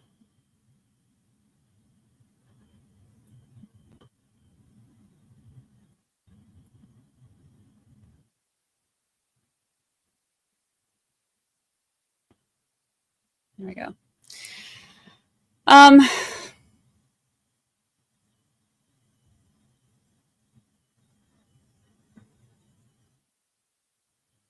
Who just said that? Where'd that just go? Tommy Jones said, eat lunch, breathe, and get her done.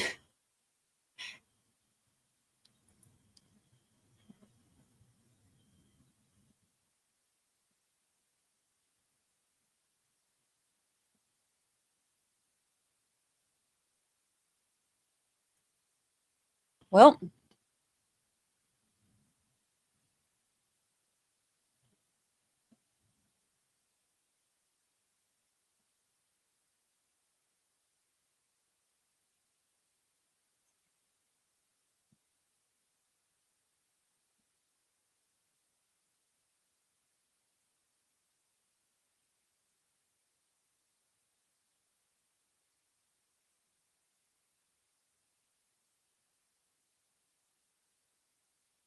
I'm guessing after lunch it will be not guilty. Can't imagine there's many on the guilty side.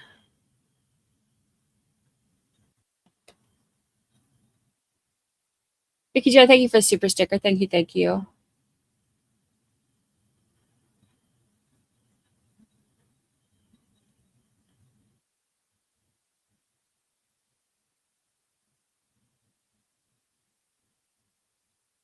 Oh, gosh.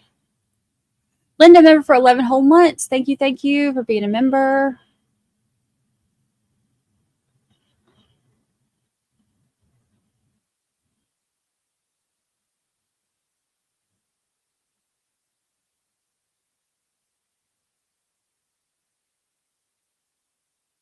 Yeah, the Allen charge. So remember when we were, well, I guess a lot of y'all didn't watch Melly with us. If you have a jury that says that they can't come to a decision, then the judge will read them the Allen charge. So it's basically jury instructions that tell them that if they can't, if they're not agreeing, then they should like basically go back and deliberate more. It's really basically just telling you like go try again. But the actual here, let me pull up the actual wording so you can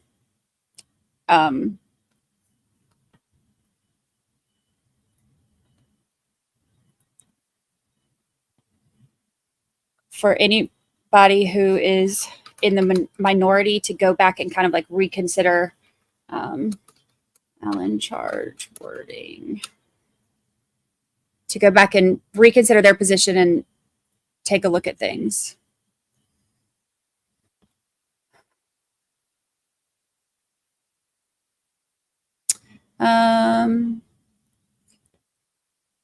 Okay, when jurors cannot agree on a verdict and report this to a judge. Oh, that's not the actual wording.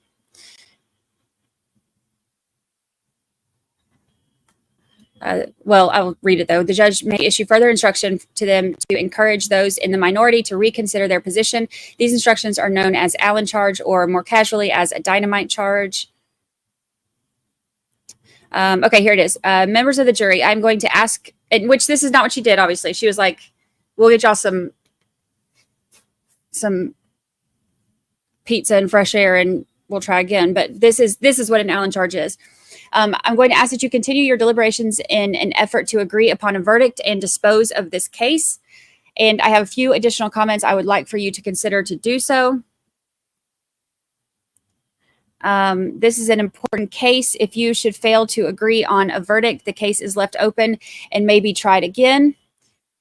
Any future jury must be selected in the same manner from the same source as you were chosen, and there is no reason to believe that the case could ever be submitted to 12 men and women more conscientious, more impartial, or more competent to decide it, or that more or clearer evidence could be produced. Those of you who believe that the government has proved the defendant guilty beyond a reasonable doubt should stop and ask yourselves if the evidence is really convincing enough, given that other members of the jury are not convinced. And those of you who believe that the government has not proved the defendant guilty beyond a reasonable doubt should stop and ask yourselves if the doubt that you have is a reasonable one, given that other members of the jury do not share your doubt. Remember at all times that no juror is expected to yield a conscientious opinion he or she may have as to the weight or effect of the evidence. But remember also that after full deliberation and consideration of the evidence in the case, it is your duty to agree upon a verdict if you can do so without surrendering your conscientious opinion. You must also remember that if the evidence in the case fails to establish guilt beyond a reasonable doubt, the accused should have your unanimous verdict of not guilty. You may be as leisurely in your deliberations as the occasion may require and should take all the time which you may feel is necessary. I will ask now that you retire once again and continue your deliberations with these additional comments in mind to be applied, of course, in conjunction with all of the instructions I have previously given to you.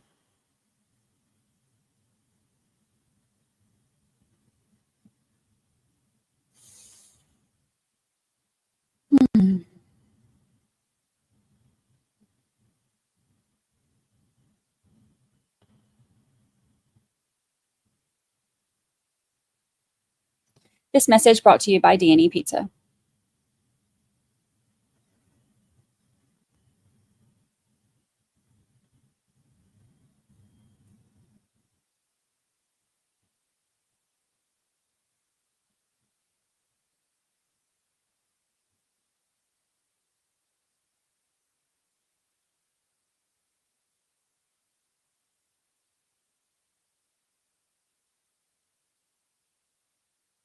Elaine, thank you for the super chat. Thank you, thank you. Imagine if several jurors decide at 2 p.m. they are done and present to the judge to be removed from the jury.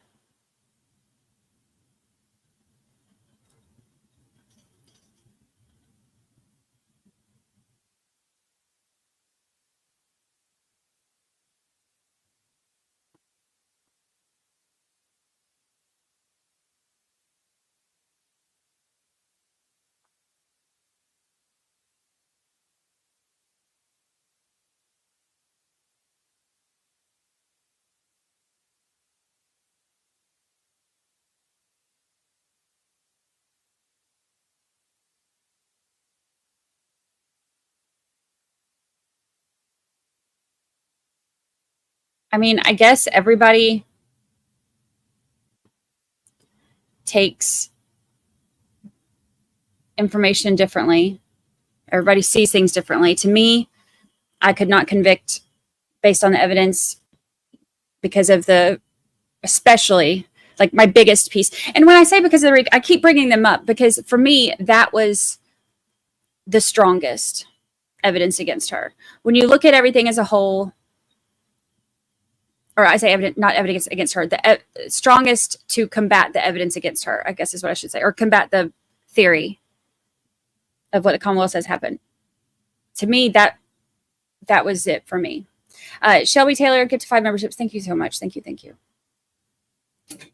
Thank you. Thank you.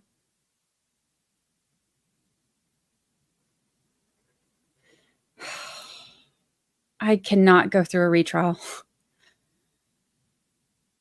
Relax, put on your thinking eyebrows and try again.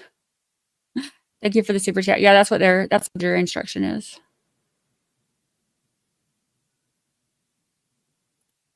If it's hung and the trial ends, are the jurors allowed to speak to the press? Yes, once they are released from the trial.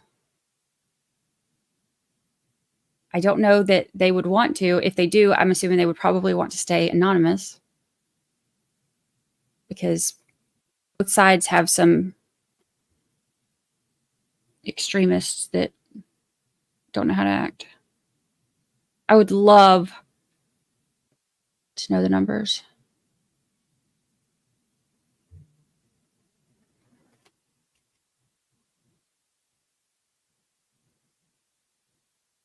In Mass, it's called the Tui Rodriguez charge. Yeah, it's the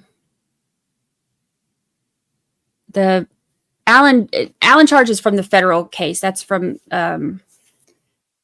it started being called that after a Supreme Court United States Supreme Court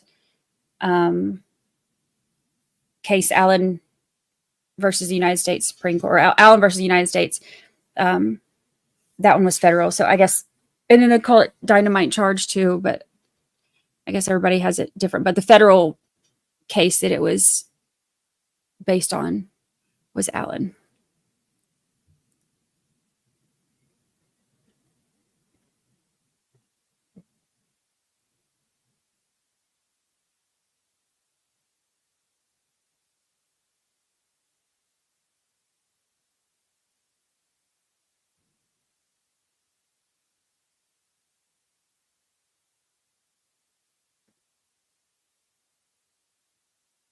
Oh my God, we can't go into next week.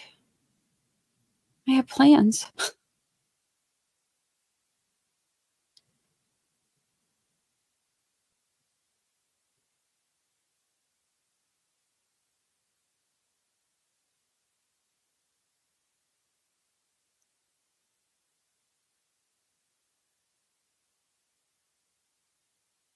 I was hoping for a verdict yesterday.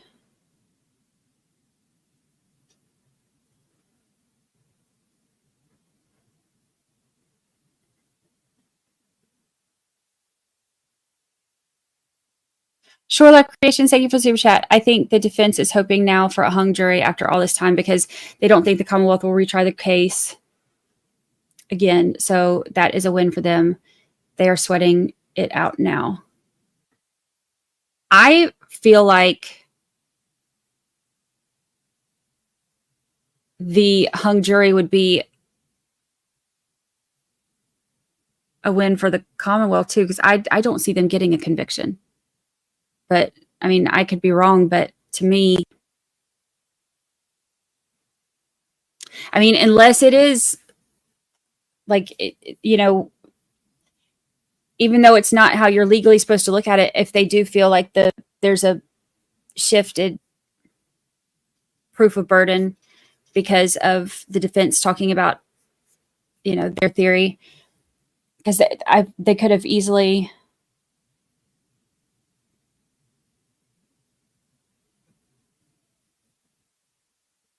I don't know.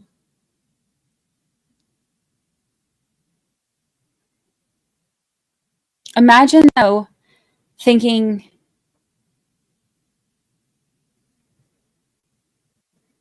like, they've spent this long deliberating, which I get, like in the grand scheme of things is not like the craziest amount of time that we've seen, but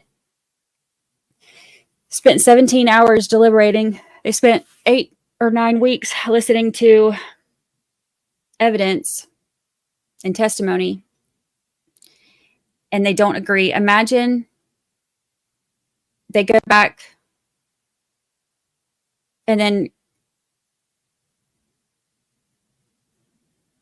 come out here and change their mind. Like, I don't know, that to me is just, that to me is scary, honestly. to settle for what you think because you're tired and want to go home, like that would scare me. I don't know.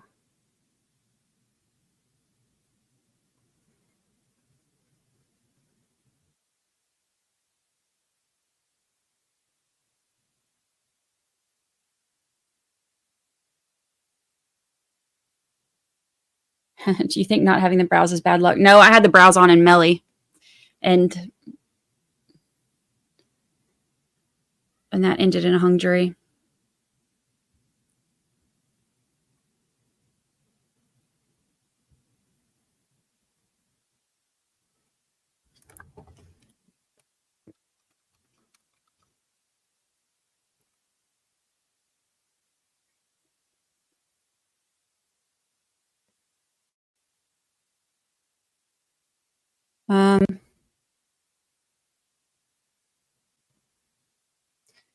The Tui Rodriguez one, this one specifically, our Constitution and laws provide that in a criminal case, the principal way for deciding questions of fact is the verdict of a jury.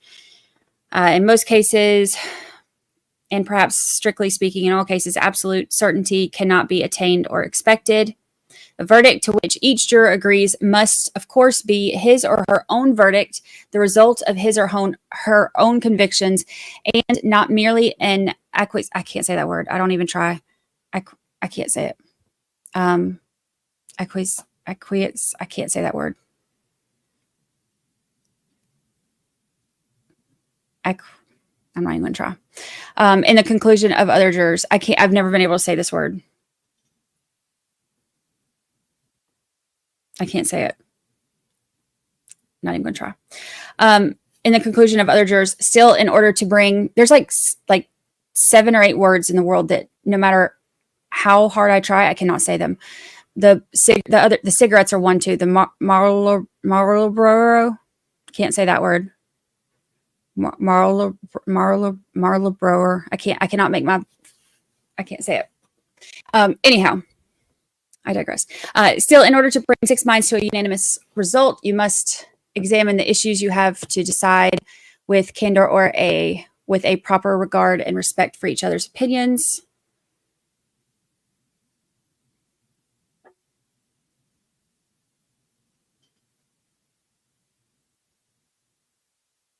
Does it say 6? Is that civil? Hold on.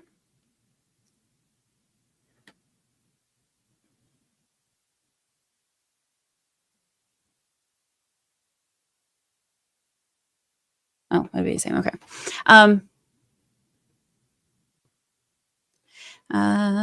You must examine the issues you have to decide with candor and with a proper regard and respect for each other's opinions. You should consider that it is desirable that the case be decided.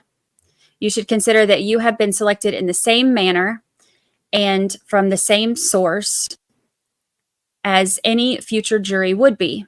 There is no reason to suppose that the case will ever be submitted to 6 persons who are more intelligent, more impartial, or more competent to decide it than you are, or that more or clearer evidence will be produced on one side or the other. With all this in mind, it is your duty to decide this case if you can do so conscientiously. In order to make a decision more attainable, the law always imposes the burden of proof on one side or the other. In this criminal case, the burden of proof is on the Commonwealth to establish every part of it, every essential element beyond a reasonable doubt. If you are left in doubt as to any essential element, the defendant is entitled to the benefit of that doubt and must be acquitted. In conferring together, you ought to give proper respect to each other's opinions, and wouldn't that be nice if we all gave proper respect to each other's opinions, and with an open mind to each other's arguments. Where there is disagreement, those jurors who are for acquittal should consider whether a doubt in their own minds is a reasonable one. If it makes no impression on the minds of other jurors who are equally honest, equally intelligent, and who have heard the same evidence with the same attention, with an equal desire to arrive at truth, and who have taken the same oath as jurors.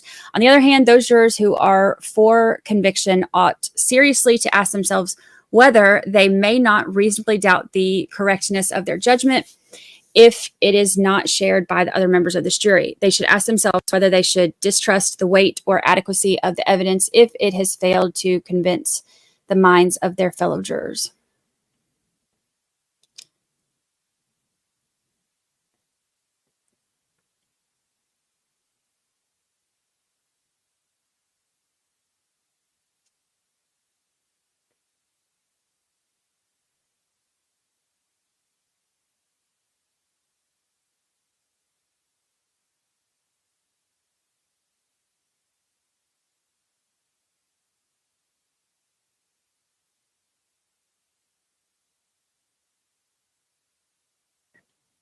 If only one juror is a holdout, can they acquit? No, it has to be unanimous one way or the other, or else it's a hung jury.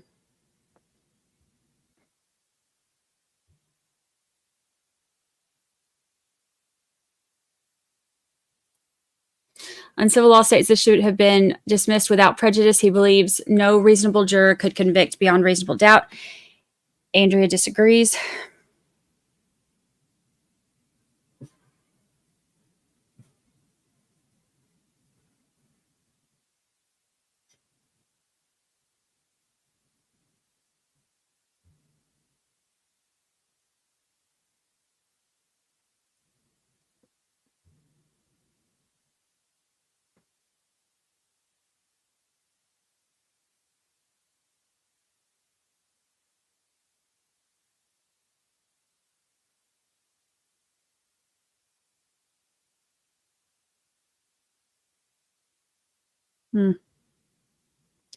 Mermaid, thank you for the super chat. Sorry, I was reading something else stuff. This reminds me of Chestnut trial. Yeah, but they went for, I have to look it up. They went for like the longest that I've ever heard in a trial. I think, didn't they say they went for a couple weeks or something crazy?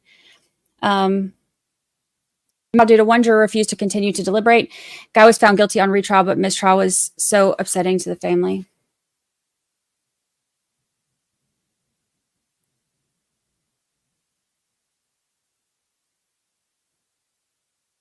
It's crazy.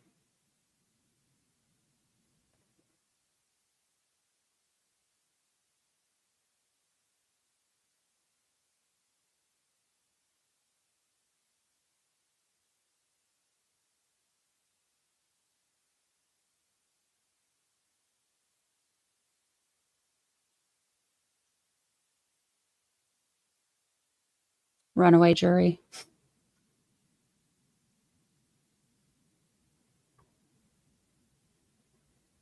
I don't know.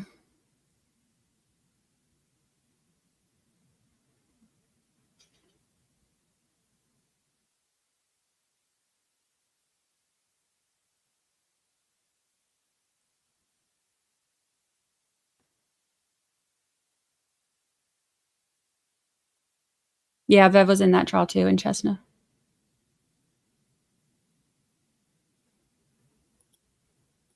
When Bev came back both days saying that the jurors want to go home, I felt I could hear almost frustration in the jurors, like there's something not working out back there. Yeah, if they're wanting to, like, the jurors want to go home, like if they know they're not going to be getting anywhere and they're tired and debating it. But I mean, I would love to know the split on it.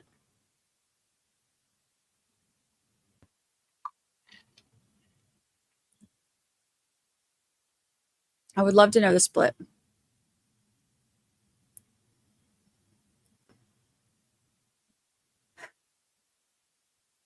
Can the Commonwealth appeal a not guilty verdict? No. If it's not guilty, then that's it. There's no, because double jeopardy, you can't charge, or you can't try her twice for the same crime. So if she's acquitted, then that's it.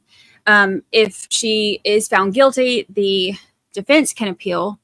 That is a very long, difficult process.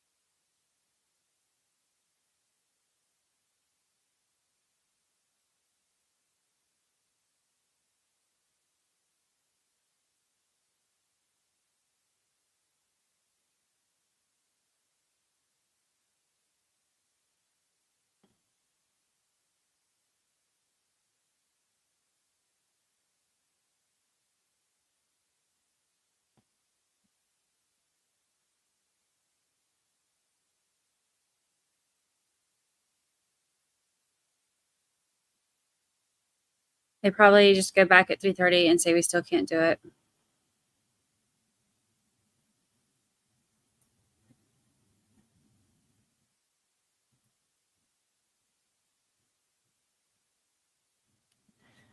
Oh.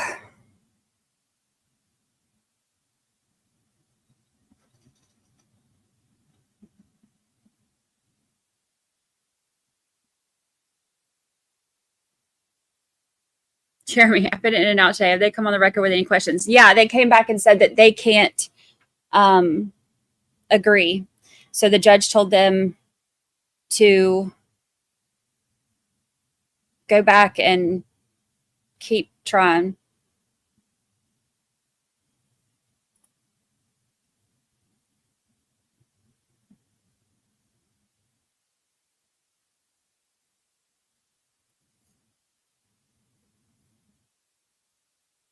All right. I know everybody's tired, exhausted, emotionally spent, and this can get emotional, but let's not argue in here.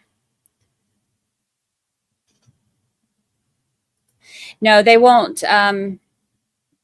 say how many voted one way or the other. They only ask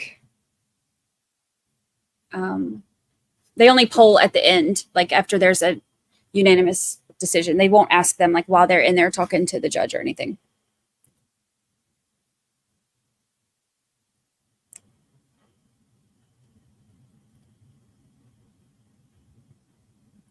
Jurors can talk about it afterwards. Like in the Melly trial, for example, when they had a hung jury, they had jurors that came out that were talking about, there were, most of them were guilty. And then there were 2, I think, that were not guilty. And then, if I remember right, and then one of them, the one who was like super pro,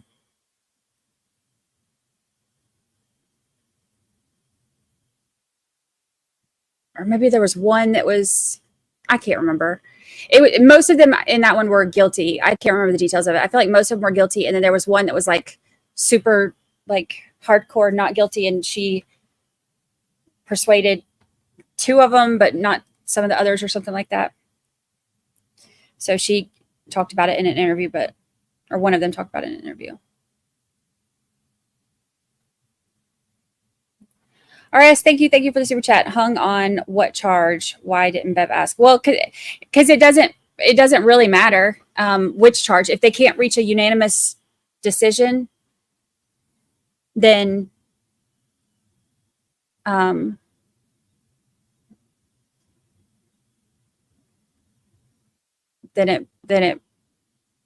doesn't really matter.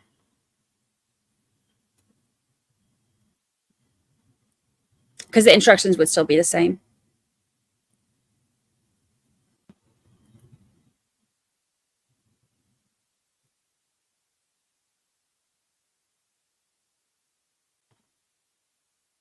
All right, I'm going to put on the rest of the podcast.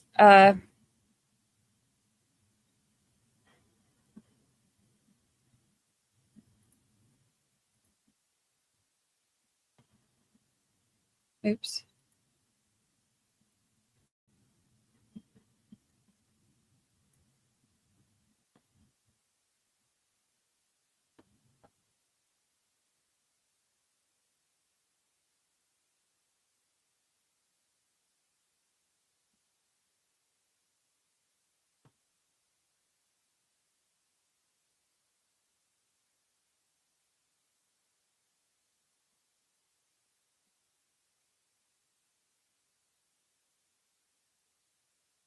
Okay. All right. I am going to put the podcast back on so that I can get back to work on the other episode.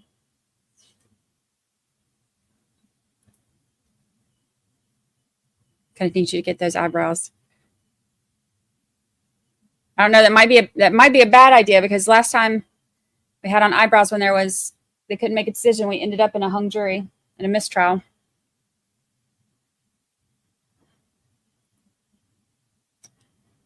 All right. I am going to put this back up. All right. I'll be right here working and waiting and listening. That's what you were saying. And then Bird decides to chime in. Good, no ass bitch, right? Yes, that's what he wrote. And how did you respond to Bird saying, good, no ass bitch? I laughed. Thought that was funny, did you? Thought that was funny? It was unprofessional of me. That's something I shouldn't have done. Well, I think we all know it was unprofessional. It was a lot of things. I'm asking you, did you think it was funny? No, according to my response at the time, apparently. He also mentions in this conversation that the powers that be wanted answers ASAP. Now, these are things that the defense attorney Jackson addresses on cross-examination. He points out that this conversation is only 16 hours in, and he's already telling a bunch of his buddies that the supervisors want this wrapped up as quick as possible, and telling them that there won't be any kind of issues for the cop who actually owned the house where the dead cop was found. He won't be implicated in any way. And Jackson asks him, how can you know that only 16 hours into an investigation, that the homeowner had nothing to do with the death of a cop found on his lawn, especially since Proctor hadn't even been to the scene where it happened yet? Proctor said that he felt comfortable in that. Jackson also talks to Proctor about using the term waffled him. That's what he wrote. And then you write back, quote, she waffled him. I looked at his body at the hospital, right? Correct. You used the phrase waffled about a Boston police officer who had fallen in the snow and died in someone's yard. And you decided to use the word waffled him.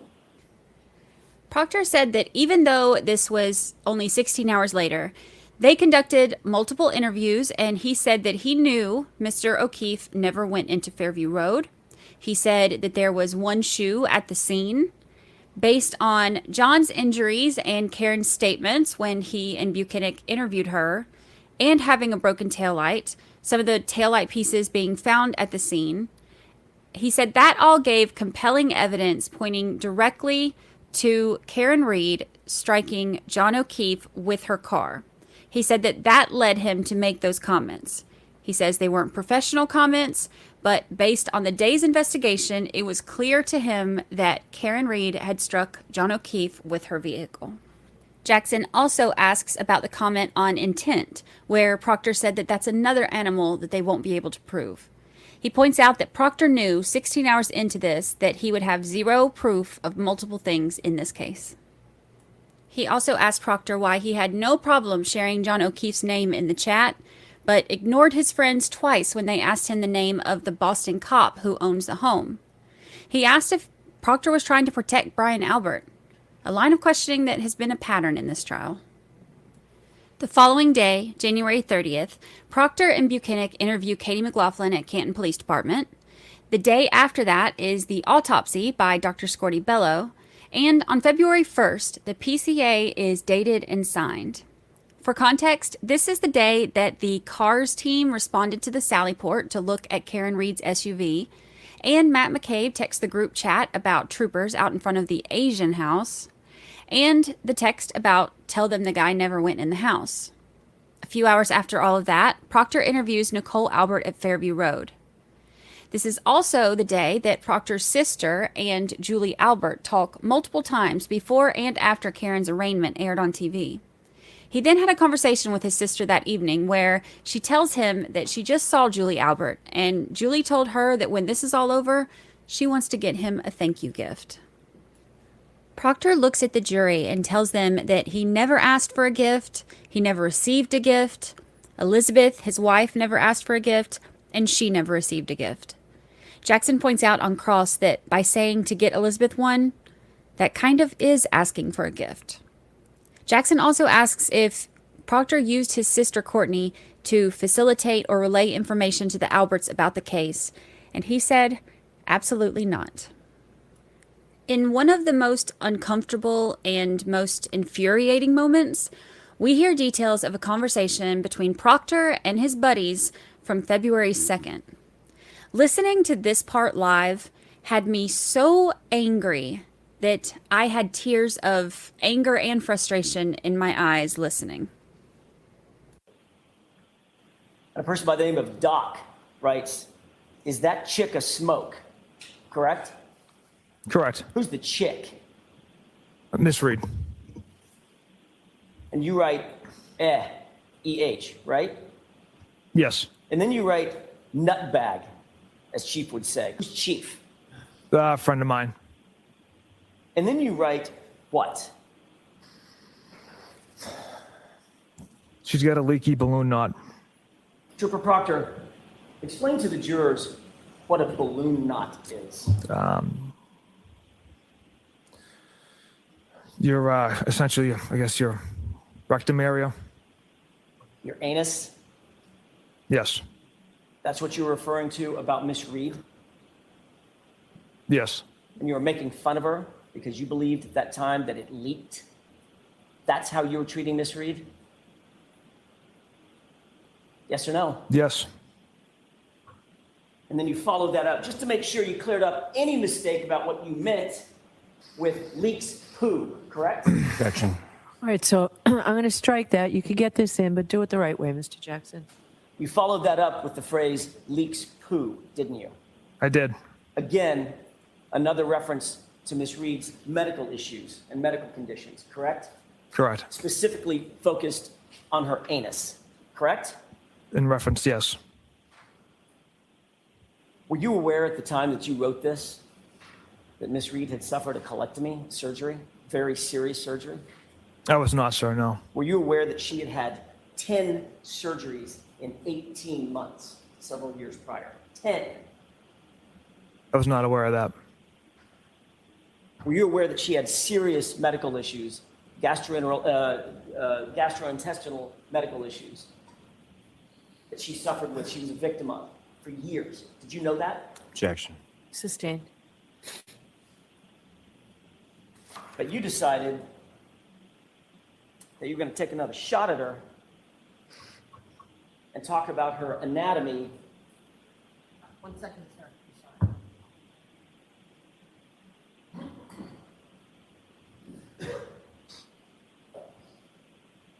I'm sorry. I'm sorry. Christine. You decided that you were going to take another shot at her and talk about her anatomy as a balloon knot, correct? Objection. Sustained. Miss Reed was just reduced to a punchline to you, wasn't she? Objection. Sustained.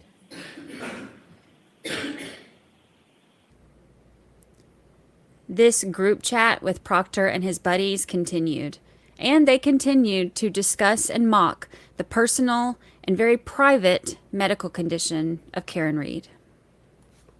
Proctor says that the text conversation was juvenile and these were not professional comments and they have zero impact on the facts and the evidence and the integrity of this investigation. On February 3rd, another search was done.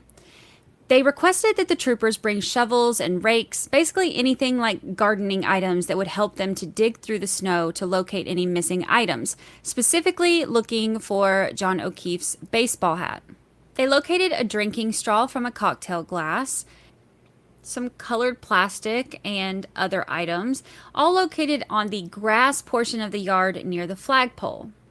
Proctor said that they found the hat deep underneath the snow.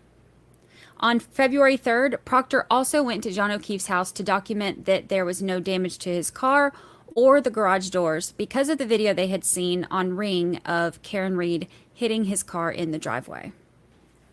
On February 4th, the clothing that was collected from John O'Keefe in the hospital was finally bagged after drying on the butcher paper for 6 days, and another search was conducted at Fairview. Buchanan said that he got a call from Berkowitz that something had been seen while he was driving by. When he was asked about this when on the stand, he said that Having excavated the items on the 3rd, which was the day before, he directed troopers in the office, who obviously reside in the area, to make it a point to just drive by Fairview every day on the way to work and on the way home. The purpose of this was to see if anything else was to reveal itself as the snow naturally melts away and items could just present themselves from the melting snow. So, he says, on February 4th, as he's traveling to work, he diverted his typical route of travel to go right by the house on 34 Fairview. But he said just before his arrival, that's when he got a call stating that Ken Berkowitz, the chief of police in Canton, had seen some items as he was driving by in the melting snow, and that he should come collect those items. This seems strange to me. Not only because Canton PD is supposed to be recused out of this, but also because it seems strange to send people to a crime scene and tell them to just drive by every day and see if you see anything. It makes no sense to me, but this is what happened and this is what they did. So Berkowitz calls and Buchanan says that he heads over there. He's asked about this on cross-examination, and he says that there was no coordination between himself and Chief Berkowitz about this, that he just got the call and headed over there. He said Lank was actually there too. Berkowitz said that he was just driving by, saw a piece of glass, and started making phone calls. The attorney asked him, "Did you ask Chief Berkowitz why he's driving by?" And the answer was, absolutely not. But they were recused. I don't know. It makes no sense to me, like I said. But he says they were only recused from the interviews. Alan Jackson says that Brian Albert and Higgins had been communicating with Berkowitz that morning, 2 witnesses on the case. And then he goes to the house for evidence, even though he was conflicted out. And that's not suspicious? There's another search done on February 8th and February 10th, where more glass and plastic are found. They seized more shards of glass and plastic. They said 6 items of clear red and black plastic and 14 items of plastic and glass. They didn't bother having crime scene services come out this time, since he said that they had already collected so much evidence before. He says that it was located in the vicinity or general area of other things that they had found, and that was good enough for him. The area that Buchanan estimates to be about 30 square foot is what he considers the vicinity. He said that there were items by the flagpole, by the hydrant, in the road, in the grass, and by the electrical box, etc. So Alan Jackson says that his idea of vicinity may be different than someone else's. They also talk about Proctor's handwriting on the evidence bag from that day.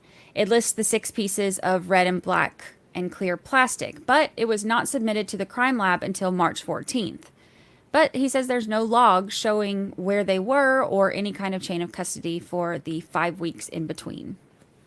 There's another search on February 11th and February 18th. And then on April 28th, the medical examiner tells Proctor that the manner of death could not be determined. This means that she could not rule it a homicide. There wasn't enough information for her to determine that. So the conversation that Proctor had with Trooper DeChico is discussing this ruling. Now, before I talk about this conversation, I also want to note that Proctor has previously testified that never in his career has he ever had a medical examiner tell him that they could not determine the manner of death. He said for every homicide that he's had, he has never had that happen in his career. Now, during this trial, when he testified to it, he said that it was very rare or that it had not happened a lot. But Jackson did point out that his previous testimony, not in front of this jury, was that it had never happened. So as he's talking about this to Trooper DeChico tells him it's a rookie move not getting into the meeting with the medical examiner and getting that homicide determination. Proctor says that he and Buchanan had 2 conference calls with her, sent her numerous photos, etc., and laid out the entire case for her. But that wasn't good enough. DeChico said, "Not good enough. Should have had me and Jeff do it." Proctor responded, "If you 2 did it, she would have made it accidental or natural causes." Proctor said in this text exchange, "Of course it's undetermined. She was a whack job." Trooper DeChico said, "Dear God, WTF, what the hell is inconclusive about the whole thing?" Jackson points out, in front of the jury, here he is again, calling someone a whack job. He asks, "Who are you referring to?" Now, it's worth noting that when he's talking about this during direct examination, he says he's referring to Karen Reed.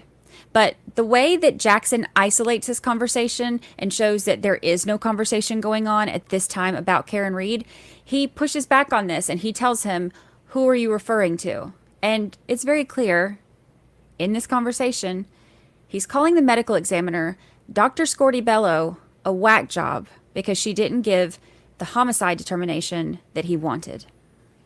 On June 9th, there's text messages where Proctor is telling his wife that he is waiting to lock this whack job up, now referring to Karen Reed again. Now, this is the day that she was indicted by the grand jury, and she was processed in the barracks at Milton. The jury also heard the audio from the body-worn camera that was taken while she was in custody at Milton Barracks. I'm not going to play it because the audio on this one's not great, but we have heard this in a previous pre-trial hearing. This is the one where she is talking to the officers about potentially getting bail or how she's not getting bail this time. And she says something to them about the charges, and she says something about her taillight and that we're all in on the joke, right? That Brian Albert and Colin Albert beat John up and her taillight is pulverized, and we're all in on the joke.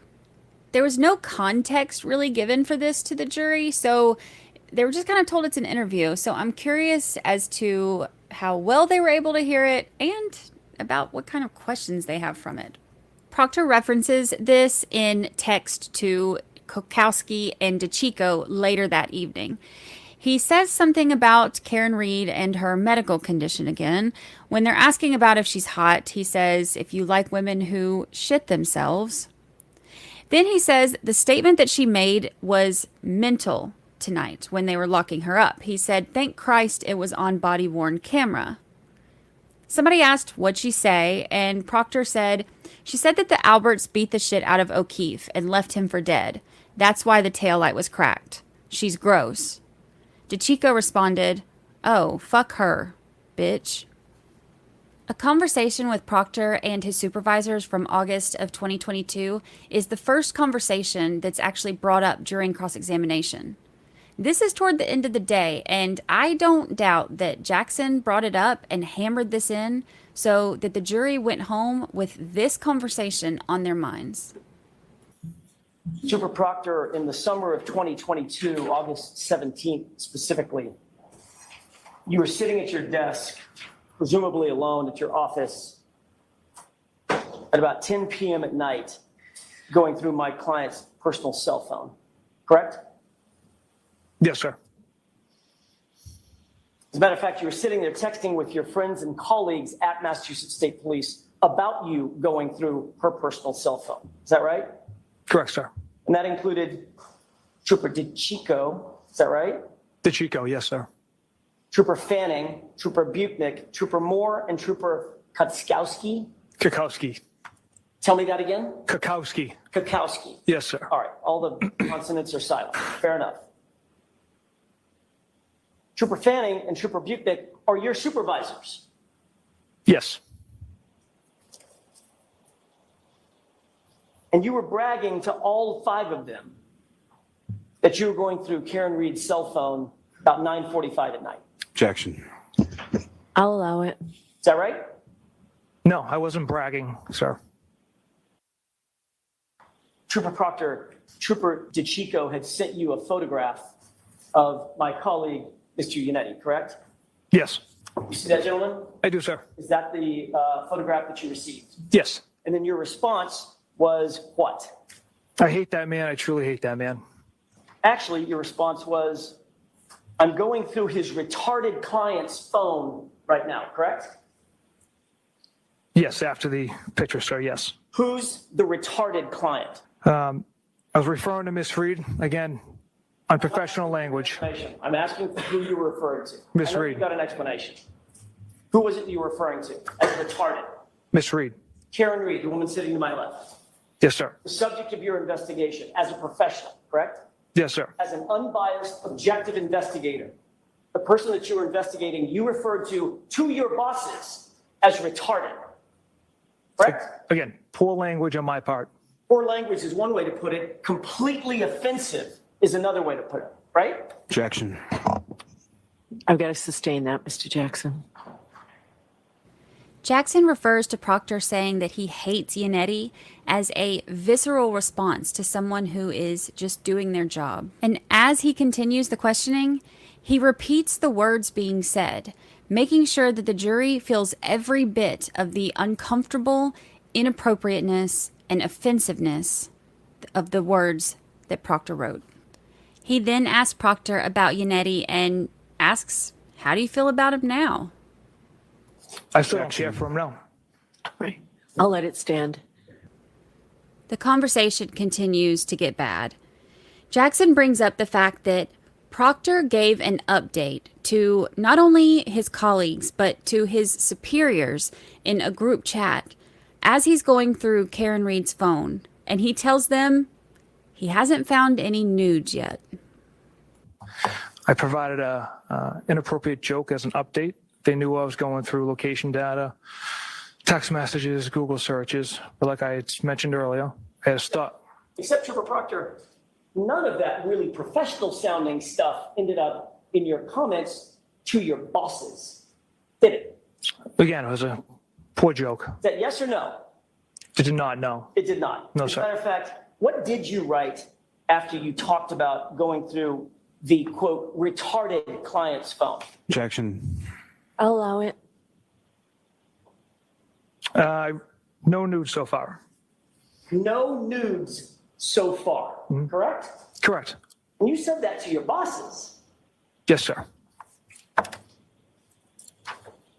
You were looking for naked photographs of Miss Reed on a Wednesday night as you sat in your office at 9:44 p.m., correct? No, not correct. Let me ask you a question. Have you ever looked for naked photos of a male suspect that you were investigating? I don't look for naked photos on anyone's phones. But you said you were looking for nudes of Miss Reed, Like I correct? said, Mr. Jackson, it was an inappropriate joke.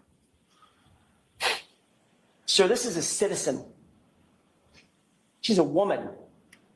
You were supposed to be objectively investigating. Does your text message to your colleagues at Massachusetts State Police reflect an objective investigation of a citizen? Objection. You can get part of that question and ask it again. Do you believe that your text messages were reflective of an objective investigator? Objection. I'll allow that. Do you believe that, Trooper Proctor? I believe poor jokes have, in unprofessional language, have no bearing on the integrity and the facts and physical evidence of this case. It's not that they don't have any bearing on the facts and integrity. It's that they have no place in a professional investigation because it shows bias, right? Objection. So I have to sustain that as asked. Go ahead and ask it differently, Mr. Jackson. You weren't so much as objectively investigating Karen Reed as objectifying her, correct? Objection. I'll allow that. Isn't that right? Rephrase the question, please. You weren't so much as objectively investigating her as objectifying her in those moments, correct? Again, Mr. Jackson, it was a poor choice of words and a joke that I should not have texted out. But from the start of the investigation, we didn't know what we had. And your, Trooper Proctor, your point in saying no nudes so far to your colleagues in Massachusetts State Police was to suggest that you were looking for nudes and you'd update them when you found them, correct? Incorrect.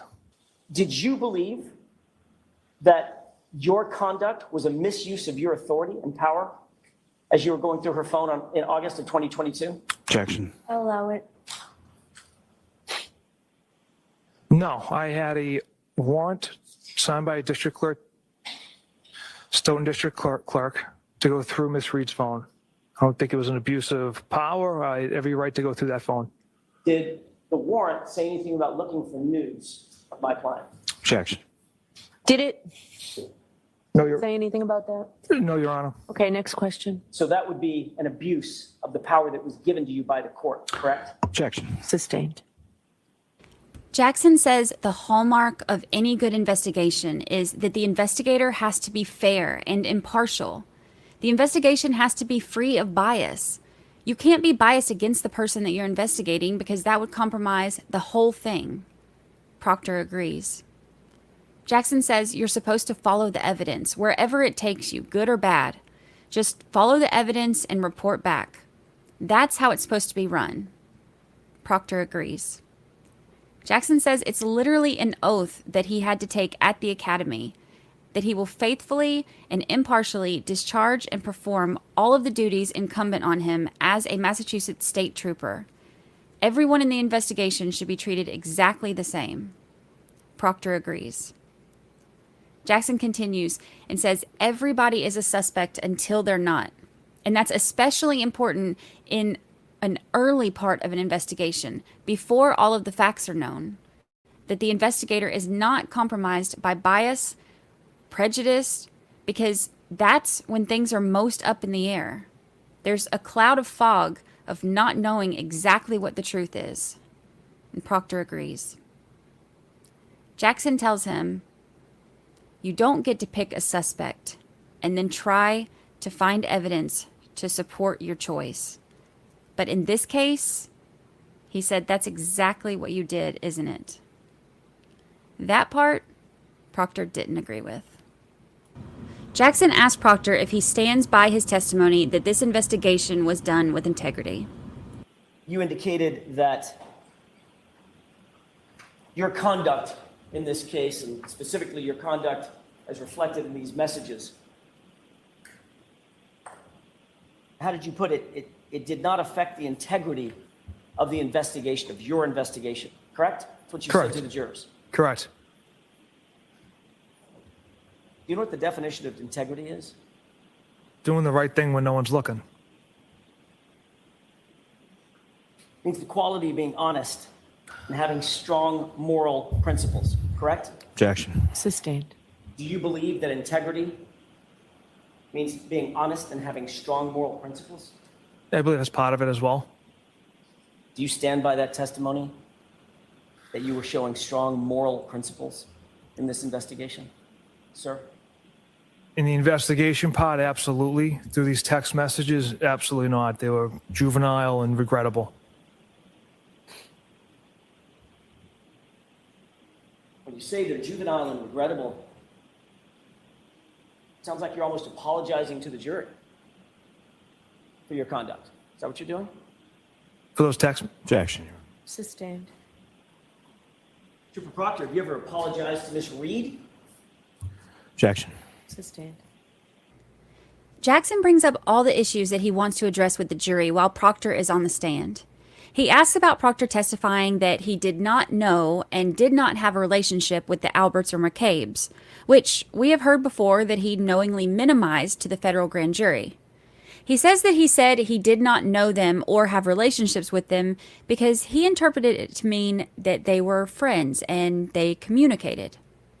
Texts are brought up from 10 days before John O'Keefe's death, where potential arrangements were being made for Julie Albert to babysit Proctor's son, and from about 3 weeks after John O'Keefe's death, where Julie is texting Proctor, laughing and saying, "This is the weekend that I've been waiting for. Please send ski videos if Courtney doesn't share them with her." This clearly shows a relationship of some sort, both before and after the death of Officer O'Keefe. Jackson points out that Proctor did not mention anything about his relationship with Julie Albert, Chris Albert, or Colin Albert on any report that he ever drafted. The same day that he interviewed Julie and Chris, Julie called his personal cell phone less than an hour later, and not long after that, Proctor's sister texted him asking how it went interviewing Julie because she said that she was so nervous. He tells her that it was fine, giving information about his interview of a witness in this case that they have a personal connection to. He also reads texts from his sister, telling him if the victim and his girlfriend were at the bar with Chris and Julie, she probably knows them. And another text the next day saying Jesus Christ, the party was at one of the Alberts, with 2 exclamation points. He later brings up the notes from Proctor's interview with Julie Nagel, stating that he listed everyone at the house except he left Colin off, and he asked Proctor about him interviewing Colin himself, despite their personal connection. And he says he did nothing to corroborate their story or to verify that he went home at the time that he said he did. Jackson also asks about the Life 360 app from Jen McCabe's daughter who picked Colin up. And he asked Proctor, did you bother to get video surveillance from Canton High School or the gas stations nearby? And Proctor says he didn't, despite a conversation that was also brought up with a Canton police officer who told him about one of the gas stations that had video, and Proctor said he was going to add it to his list. Jackson continues to show the issues with the investigation, bringing up the fact that Proctor interviewed Julie Nagel and Sarah Levinson 7 months later, Caitlin Albert and Brian Jr. 16 months later, Allie McCabe, Ricky D'Antano, and Heather Maxson 18 months later, Lucky the snowplow driver 17 months later. And Jackson says that Proctor told the grand jury under oath that no snowplow traveled down Fairview Road on the 29th. And he asked him, why would you say that? Proctor said that that was based on his interview with Michael Trotta, but Jackson tells him Trotta already testified and said that he did tell Proctor about the plow drivers. He says he basically just didn't want to interview anyone that didn't fit his narrative. Proctor said, absolutely not. He brings up Higgins having the romantic connection to Karen and says that Proctor learned about that within the first 2 weeks, but he didn't think that it was important enough to pursue or to do a forensic image of his phone. He asked Proctor about things being deleted from Jen McCabe's phone before she turned it over, and Proctor said that he wasn't aware of anything being deleted, despite a Celebrite report showing deleted calls and texts, and despite Jen McCabe testifying that police told her that she could delete conversations with her daughter. He brings up conversations with Kevin Albert, who is conflicted out of this completely, not only as a family member, but also as Canton Police Department. But they were still communicating, and he was helping to arrange interviews for Proctor. But the Kevin Albert connection doesn't end there. We hear that Proctor and Kevin are pretty well acquainted also. So when you told the jury a few minutes ago that you were aware of and knew of, but didn't have relationships with 3 Alberts, Julie, Chris, and Colin, not quite true, is it? There's a 4th Albert out there, isn't there? Yeah, right? Yes. But you didn't tell us about that one, correct? I don't consider that a relationship. It's, Well, let's look at that. 5 months into this investigation, in July of 2022, you were actually continuing to socialize with Kevin Albert, weren't you? yes, On July 19th, 2022, you and Kevin Albert went out drinking together, didn't you? I don't recall that. You don't recall the date, or you don't recall, July 19th, 2022. you don't recall the drinking? The date itself, sir. In fact, the 2 of you got so drunk that Kevin Albert left his badge in your cruiser and couldn't find his gun the next morning, right? I can't speak to any level of intoxication, but I don't recall either of us being intoxicated. Got it. So isn't it true that July 20th, 2022, the day after, at 8:39 in the morning, you texted Kevin Albert, quote, found your badge in my cruiser this morning, end quote, correct? Yes, Then you texted him, I can leave it in my locker at the gym, drop it off at your station, or leave it in my mailbox, correct? correct. Kevin Albert responds, my mailbox. Did I take my gun? And then included a wince face emoji, correct? Correct. So the fact of the matter is, you 2 got so drunk that he couldn't find his badge and had to ask you the next morning where his gun was, right? Again, I can't speak to any level of intoxication, whether he just forgot it, I don't I'm know. not asking you about his BAC, Trooper Proctor. I'm asking, have you seen drunk people before? Yes, You've been drunk before. yes, I have, sir. We've all been drunk before, right? Yes, Was he drunk? Were you drunk that night? I don't recall. It was a long time ago. But he left his badge in your cruiser after a night of drinking. Isn't that right? Yes, Which means you were drinking and driving in your cruiser. Right? From what I remember, we were down the Cape working on the cold case together and stopped for dinner, had a few beers, and then dropped him off. Kevin texts him later, talking about how hungover he was all day, and said that he's going to have a couple tonight to make him feel good. Now, the problem with this isn't the drinking or the being drunk. There are multiple problems, but that ain't it. The problem is that this is yet another Albert that Proctor has a personal relationship with. The problem is that he lied to a grand jury about not having a relationship with any of them, which shows his lack of concern for the process of justice. The problem is that he was driving his police cruiser drunk, which shows his lack of concern for the law and for his position. The problem is 2 cops got so drunk in the police cruiser that one of them couldn't even find his gun or badge. But don't worry, nothing to see here, right? Jackson brings up multiple reports saying that Proctor seized Karen's car from her parents' house at 5:30, but the actual time was 4:16. Proctor said it's a typo. Jackson said, so you got the 4 wrong, you got the 1 wrong, and you got the 6 wrong. And those turned into 5 and 3 and 0, right? In his final moments of closing, Jackson brings up a text that Proctor sent to his sister, and then he wraps things up in a very tense moment. And your response was, hopefully she kills herself, correct? Yes. You literally said that you hope that Karen Reed, the subject of your investigation, the woman sitting to my left, about 7 feet from me, that she would just die, correct? The figure of speech. You wanted her to, the figure of speech is you wanted her to kill herself, No. right? No, it's not. Trooper Proctor, Karen Reed, in your investigation, had quickly become a very serious problem for you, hadn't she? No, absolutely not. In your words, quote, all the powers that be want answers ASAP. That's what you texted on January 29th, right? Yes. That put a lot of pressure on you, didn't it, Trooper Proctor? There's a lot of pressure in every case, sir. This case involves a Boston cop whose family you are actually connected to, correct? Loosely. Chris Albert, loosely. Yes. Julie Albert, loosely. Yes. Colin Albert, loosely. Yes. Kevin Albert, loosely. Yes. Loose enough to leave his badge and his gun in your cruiser after a night of drinking, right?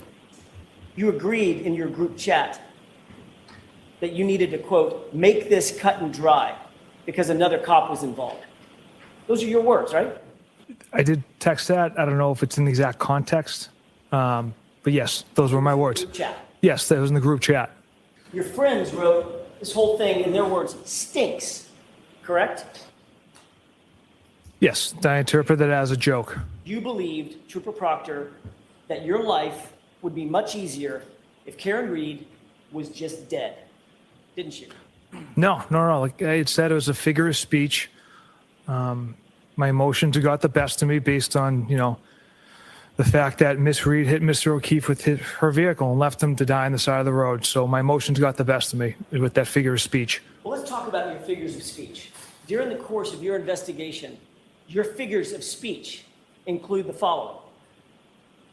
She's a bitch. Is that right? Yes. A whack job, correct? Yes. A retard, right? Yes. Her balloon knot leaks, right? Yes. No ass, correct? Yes. She's fucked, according to you, right? Yes. Ass leaker. That was the word you used, a figure of speech, right? Correct. A girl who shits herself, right? Correct. And then fuck her, correct? Correct. Would you agree, Trooper Proctor, that you have dehumanized Karen Reed during the course of your investigation with comments and words like this? Would you agree with that? I would say based off that language,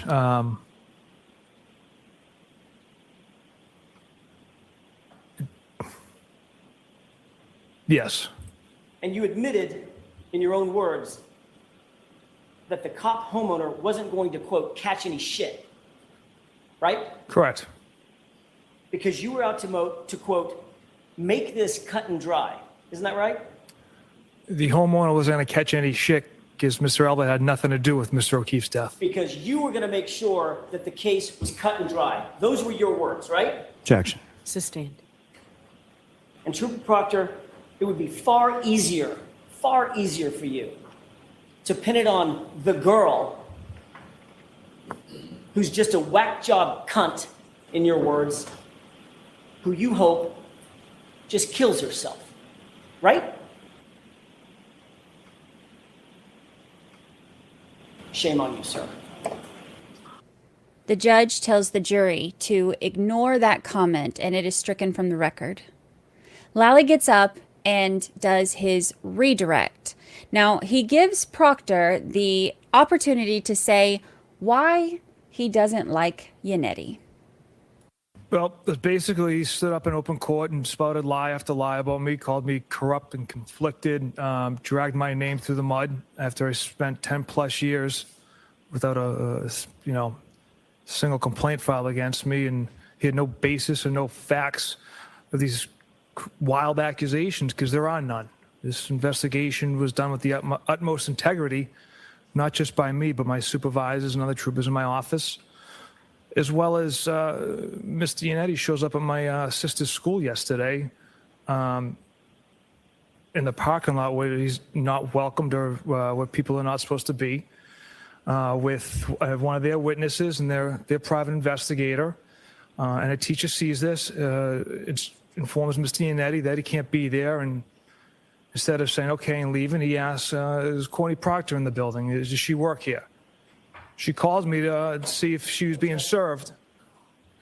Objection. Can we approach? Yes. First time Proctor's been on the stand that he didn't have any trouble speaking up. The jury is taken out of the room while the judge talks to the attorneys. Yannetti was asked after court about being seen with Lucky, the witness that Proctor mentioned, and he said, yeah, of course he was meeting with him. That's one of their witnesses, and he met with him at the school at Lucky's request so that they could go over the route and prepare for his testimony coming up. When the jury's brought back in, the judge tells them to completely disregard that last answer, and if they wrote it down, cross out the notes. They are not to consider it in any way. Proctor's given the chance to answer the question again, with a little more direction on his limitations, and he says that his feelings about Yannetti are because of false accusations of being conflicted and corrupt, spouted in open court, which there's zero evidence of. Lally also asked Proctor about allegations of children in a photograph. Finally, the photo is addressed. Now, this is a picture that we've talked about before that was discussed in court. The picture has been controversial in court and social media for a year now. When Lally addressed it in court at a pretrial hearing, he didn't clear anything up because he referenced the children and then he corrected himself and said the child is Proctor's family member. But the child that he referenced isn't the one that the defense was saying is one of the McCabe children, or two of the McCabe children, actually. It was actually the two in the back of the photo. So his correction and his vague response did nothing but fuel the fire. This is something that I've brought up in previous episodes, and finally, we hear Proctor address it, the way that Lally should have addressed it the first time it was brought up. Proctor says that this was his family. He also says that the reason that he interviewed Colin is because Colin was the subject of a third-party culprit defense, and he says that there was no evidence to back that up.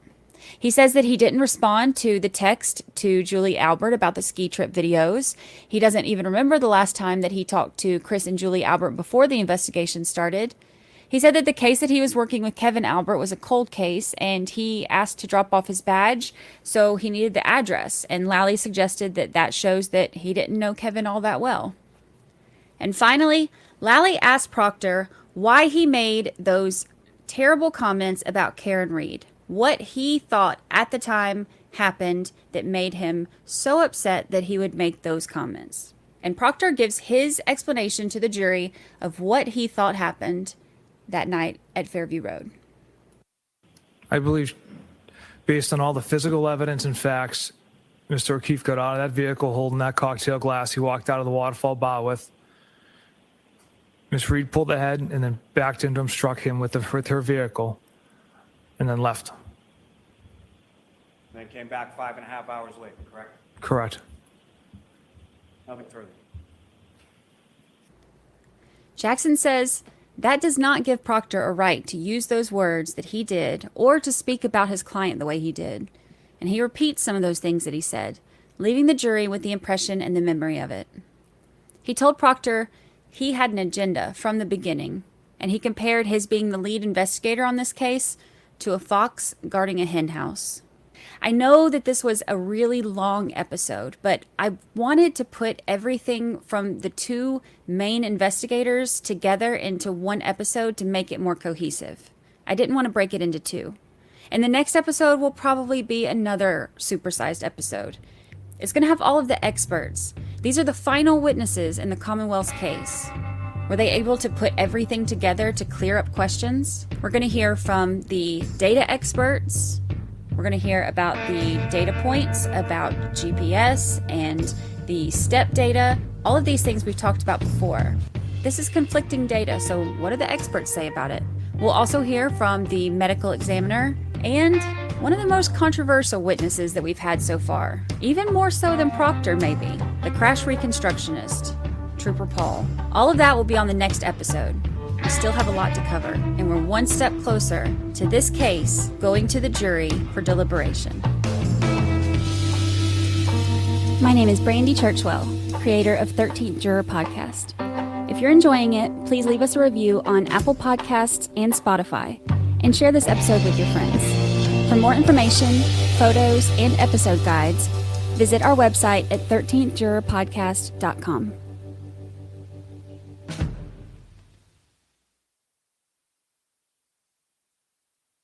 The trial of Karen Reed for the death of her boyfriend, John O'Keefe, is underway. There are 17 jurors, and they are coming and going. I see it's coming to an end. So that was the most recent one. I'm going to go back to the one right before that. This is episode 18. I'm going to keep it playing so that I can keep working. I love you. I miss you, but I'm right here. With a police escort. I've seen a lot of things. I've never seen anything like this. This case never ceases to amaze me. The first week of testimony has come to an end. It's a spectacle, that's for sure. We really heard the defense highlight some of the discrepancies between what was documented and what first responders said they remembered. There are a lot of issues in this case. Proctor was improperly searching Karen Reed's cell phone for nude photos. The fact that the investigation wasn't thorough provides a big wrinkle in the prosecution's case. They're supposed to be creating this reasonable doubt, and they're doing exactly that. Everybody wants to know, us included, why he wouldn't go inside that home on the night that the body was discovered. There are more people here at the beginning of this than at the beginning of Johnny Depp's trial. It's always the theories or stories that each side will put forth, right, for a jury to listen to and decide which one is more believable. We asked Karen Reed about that alleged confession. Karen, did you ever say I hit him? I did not. The FBI is investigating an investigation of a murder. That never, ever happens. Karen Reed was drunk and angry and hit and killed John O'Keefe when she gunned it in the snowstorm. We're looking at arm injuries with scratches. We're not looking at tire tracks. I did not kill John O'Keefe. I've never harmed a hair on John O'Keefe's head. Defense attorneys learn in school, first class, the most important thing you can do is identify and select stupid juries. We're not concerned about any of the witnesses. None of the Commonwealth's witnesses are concerning us. Karen Reed is facing up to life in prison. I just hope justice is served for either one, whatever it is, you know. The fate of her life is not in her hands anymore. It's not in the hands of her attorneys. It's not in the hands of the prosecutor. It's in the hands of the jury now. Free Karen Reed! Free Karen Reed! Free Karen Reed! Free Karen Reed! Free Karen Reed! We have so much to catch up on, so I promised y'all a bonus episode this week along with the regular episode.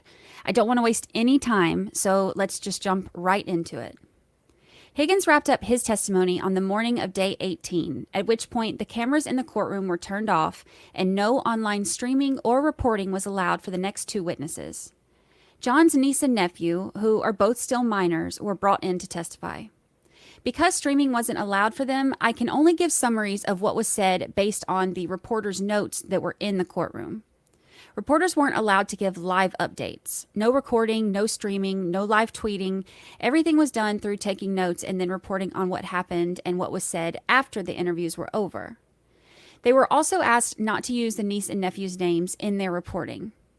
The children weren't on the stand for too long, less than 2 hours total, and they were asked some of the same questions about John and Karen's relationship, what they witnessed, and of course, John's niece was asked about the morning of January 29th. His nephew testified that the relationship between John and Karen was sometimes rough. They had disagreements and arguments with yelling that became more frequent closer to John's death. His niece said their relationship was good at the beginning, but got bad toward the end. There was a time, sometime that January, where Karen and John got into an argument, and his niece said that John told Karen the relationship used to be fun and now it wasn't. It had run its course, so Karen got loud and was swearing. John's niece said that John told Karen to leave, but Karen didn't. They were both asked about the argument in Aruba, which they heard. John's nephew said that Karen was nice most of the time, and she would take them places. Both kids said that when she was upset, it usually resulted in Karen kind of ignoring or not looking at them. And his nephew said that there were a few times that they got in trouble and got yelled at. He gave an example of getting takeout food one night, and Karen got mad because she said that they didn't seem to appreciate it, so she put up a little bit of an attitude. John's nephew said that on the morning of January 23rd, Karen came over and looked sad. She was crying. I didn't see any of the reporters mention the significance of this date, but I do know that the 23rd was a Sunday morning, which is the day after John and Karen had gone to Hillside and hung out with Brian Albert and Chris and Julie Albert and the McCabe's and some others. One of the things that was interesting was the niece being asked about Karen's access to the computer upstairs. Part of the Commonwealth's theory is that Karen deleted Ring videos from John's Ring camera system on the computer. His niece was asked if Karen had access to the computer, and she said that she didn't think Karen had an account on the computer, but she could go in the room. Now, the defense theory seems to be that Karen didn't delete those videos, which is why they requested them from Ring and tried to get access to them. We know that they were accessed through John O'Keefe's Ring app on his phone, but that was done by the police, not Karen. And the information that they received from the subpoena from Ring doesn't have any information of deleted videos on the activity log. So this will be something that the jury will have to decide. We know that the police had access, but did Karen? John's niece gave her recollection of the morning of January 29th. She said that Karen woke her up around 4:30 a.m. and had her call Jen McCabe and some others. On one of the calls, she said that she heard Karen ask, "Could I have hit him?" or "Did I hit him?" Although Yannetti says that this was never mentioned during the interview on February 2nd at the DA's office.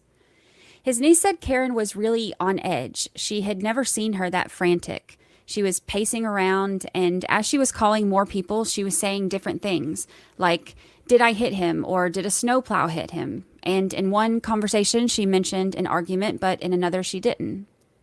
She said that Jen McCabe, however, was relaxed.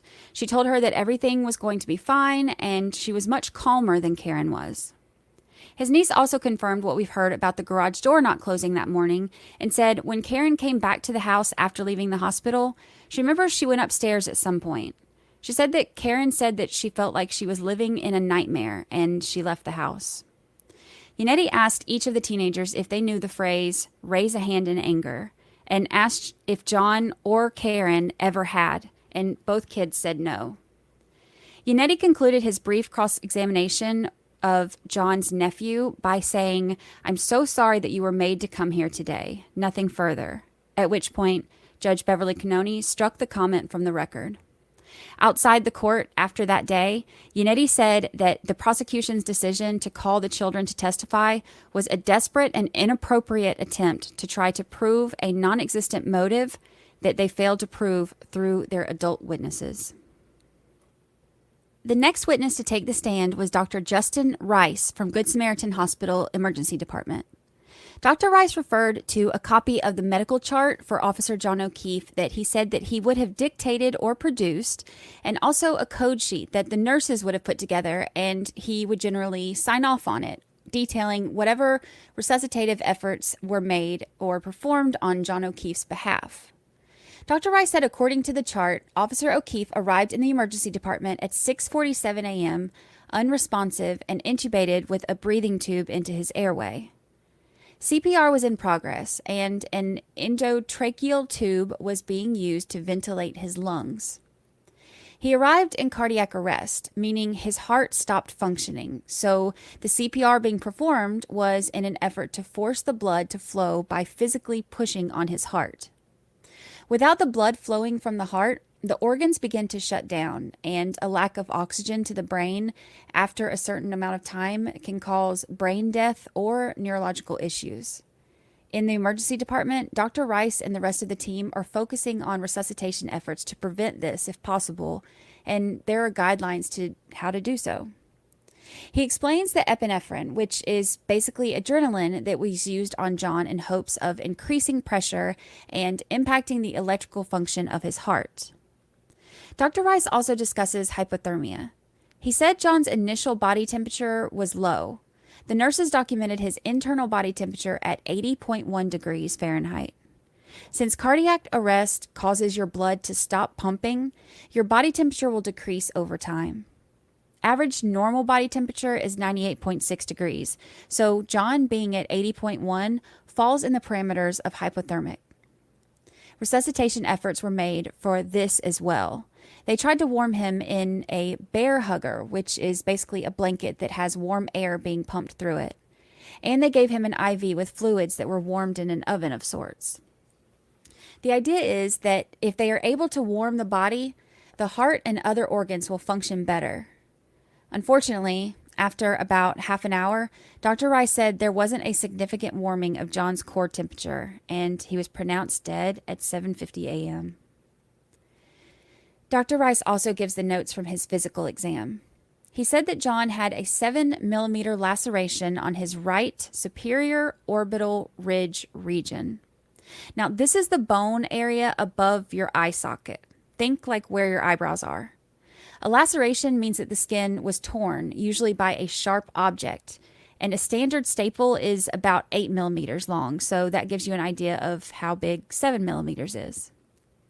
There was also swelling of the soft tissue around this area. Dr. Rice says that John didn't have a pulse, and the abdominal exam was atraumatic, meaning there wasn't tissue injury, and John had superficial abrasions on his right forearm. Dr. Rice explains that abrasions are synonymous with scratches, so this would be where skin is rubbed or scraped off as opposed to a laceration with something sharp.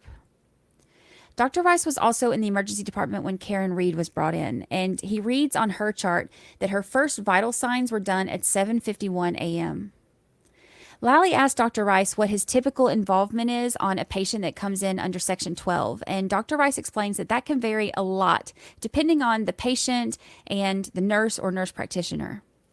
An evaluation is done, and then they decide based on that if there's a need for a mental health consult. Vitals are done, and sometimes blood work. The blood work can answer some questions for the doctors. For example, if the patient is intoxicated on alcohol, it wouldn't necessarily be appropriate to do a mental health evaluation because you're not going to be getting a true representation of what's going on. The process is basically to try to clear the patient medically and psychologically. Lally asked Dr. Rice if it's typical to draw blood for Section 12 to look for drugs or alcohol, and this is Dr. Rice's answer. I mean, I'm hesitant to answer yes because of the word typical, because I wouldn't say there's really a typical presentation with respect to mental health presentations in the ER. Dr. Rice said blood work was drawn for Karen Reed, and the alcohol screening came back as 93 milligrams per deciliter. During cross-examination, defense attorney Elizabeth Little asked Dr. Rice about treating Karen Reed. Dr. Rice said he was involved in her care, but he doesn't remember treating her, and he didn't write the reports regarding her care. They were done by a nurse practitioner. Little asked Dr. Rice about the blood collection. Do you recall treating Ms. Reed at all? No, I don't. Do you recall actually ordering her blood in this case? No. Do you recall sending it out to the labs at all? No. As you sit here today, you don't know who collected the blood? That's correct. You don't know who packaged the blood? That would also be a fair assessment, yes. And you don't know who submitted that to the labs? Correct. And it wasn't you, correct? I can confidently say that I did not collect blood work. I did not do that. Okay. Now, look, I saw that Dr. Rice got a lot of heat for this exchange. As someone who spent a lot of time in hospitals and emergency departments when I was going through cancer treatment, I can tell you that it is not strange that a doctor didn't have part in collecting Karen's blood. It's usually done by a phlebotomist or a nurse. And it's also not strange that he doesn't remember Karen specifically. Good Samaritan Medical Center is a level 3 trauma center, and the emergency department has 42 private rooms, plus 6 fast track rooms, 9 ambulance bays, an imaging suite, an EMS room, decontamination room, double trauma bay, and 2 bays for cardiac care. Dr. Rice has seen a lot of patients in the last 2.5 years, so it's not expected that he would remember a Section 12 from 2022. Another interesting moment in the cross-examination came when Little asked Dr. Rice about treating John O'Keefe. She asked if a firefighter approached him that morning to tell him that the victim had been struck by a vehicle. Now, you'll remember that part of the testimony from Anthony Flamati was that he relayed that information to the hospital when they took John O'Keefe in. But Jackson pushed back on that, saying that he never wrote that in his narrative and had never said that to anyone else before the day that he testified in this trial. So Dr. Rice said that he doesn't remember a firefighter approaching him to inform him of this, but he thought that he remembered it being in the report that an EMS had told them that. Little, of course, had the report available, and after looking at it, Dr. Rice acknowledges that there is no mention of a vehicle anywhere in the report after all. Dr. Rice agrees that there's no mention of any broken bones or fractures from the neck down anywhere in his report of Officer O'Keefe. But he says their focus and the focus of his team was on resuscitation efforts. So there wasn't the extra focus on injuries or observations that don't coincide with those efforts. Basically, they were trying to save John. They're not doing a full skeletal x-ray because that's not within the realm of resuscitation. The next 2 witnesses were Dr. Gary Fowler and Nicholas Roberts. Now, I want to talk about them together because they are both testifying to discuss the blood alcohol levels and conversion methods for Karen Reed. Dr. Fowler is the chief of pathologists at Good Samaritan and also the lab medical director. His job is to ensure the quality of the anatomic pathology side of things as well as the clinical pathology side of things. Basically, making sure that any lab reports coming from Good Samaritan are accurate. For the blood test, Dr. Fowler says that the phlebotomists don't use alcohol wipes when testing for alcohol so that they don't contaminate the sample. And he goes over the policy for how things are done. I'm not going to bother going into details on this. It's all pretty standard stuff, like having the patient say their name out loud and checking it against their ID bracelet, etc. Dr. Fowler explains that in the hospital, they are in the business of reporting alcohol in serum or plasma, not in the business of the legal aspects of testing for alcohol. So they don't make any conversions. That's not their thing. In order to do conversions, they'd have to validate and do a bunch of studies, and they're just not there for that purpose. Dr. Fowler said that he knows that there's a formula that can be used, but says that there's varying opinions on that formula. This is really interesting, and attorney Elizabeth Little questions Dr. Fowler on this during cross. There are differences in screening tests conducted in hospitals and forensic tests that are done in labs. The testing that Dr. Fowler mentioned is to get quick diagnosis and treatment of a patient, which is why they use serum tests. They're not measuring alcohol directly. It's actually measuring the presence of a byproduct that's created when the body is breaking the alcohol down. There are some factors that can cause the test to appear elevated, and Dr. Fowler says that their machine will flag those as possible interferences, and in some cases, it won't even let them complete the test. But there were no flags that showed up on the testing for Karen Reed's blood. Dr. Fowler mentioned not being involved in the forensic type of blood testing and not being involved in the conversions, but the next witness, Nicholas Roberts, is a forensic scientist at the Massachusetts State Crime Lab, and he does exactly that. Roberts is the one who used the formula to convert Karen's 93 milligram per deciliter serum alcohol reading to a possible range of blood alcohol content. Using the formula to calculate the blood alcohol content at various times prior to the blood sample being drawn is called retrograde extrapolation. This was actually the subject of one of the pretrial motions from the defense, who wanted to exclude this testimony since the blood was not collected from the police or at a forensics lab, and the range of Karen's estimated blood alcohol level is a pretty wide range. Roberts said that they calculated it to be between 0.07% and 0.08% at the time of the blood draw, but the range estimated at the time of John's death is between 0.135% and 0.292%. For reference, the legal limit for a DUI is 0.08% in Massachusetts. So that range is a huge swing, like 120%. And Lally said in the pretrial motion that that's because math. In order to calculate this, Roberts used 12:45 a.m. as the time of the last drink and 9:08 a.m. as the time that the blood was drawn, of course.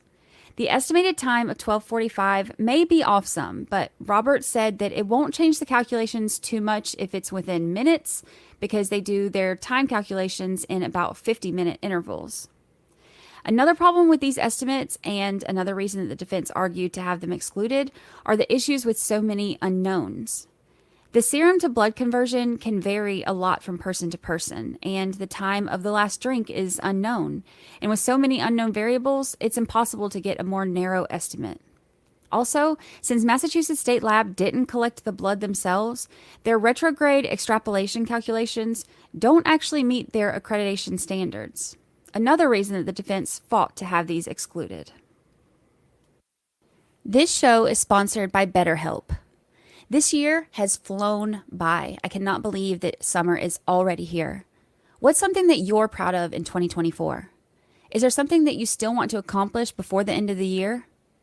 When life goes fast, it's important to take a moment to celebrate your wins and make adjustments for the rest of the year. Therapy isn't just for those who have experienced major trauma. It can help you take stock of your progress and set achievable goals for the next 6 months. It's helpful for developing a positive outlook, learning healthy, productive coping skills, navigating relationships, and it empowers you to be the best version of yourself. If you're thinking of starting therapy, give BetterHelp a try. It's entirely online, designed to be convenient, flexible, and suited to your schedule. Just fill out a brief questionnaire to get matched with a licensed therapist and switch therapists at any time for no additional charge. Take a moment.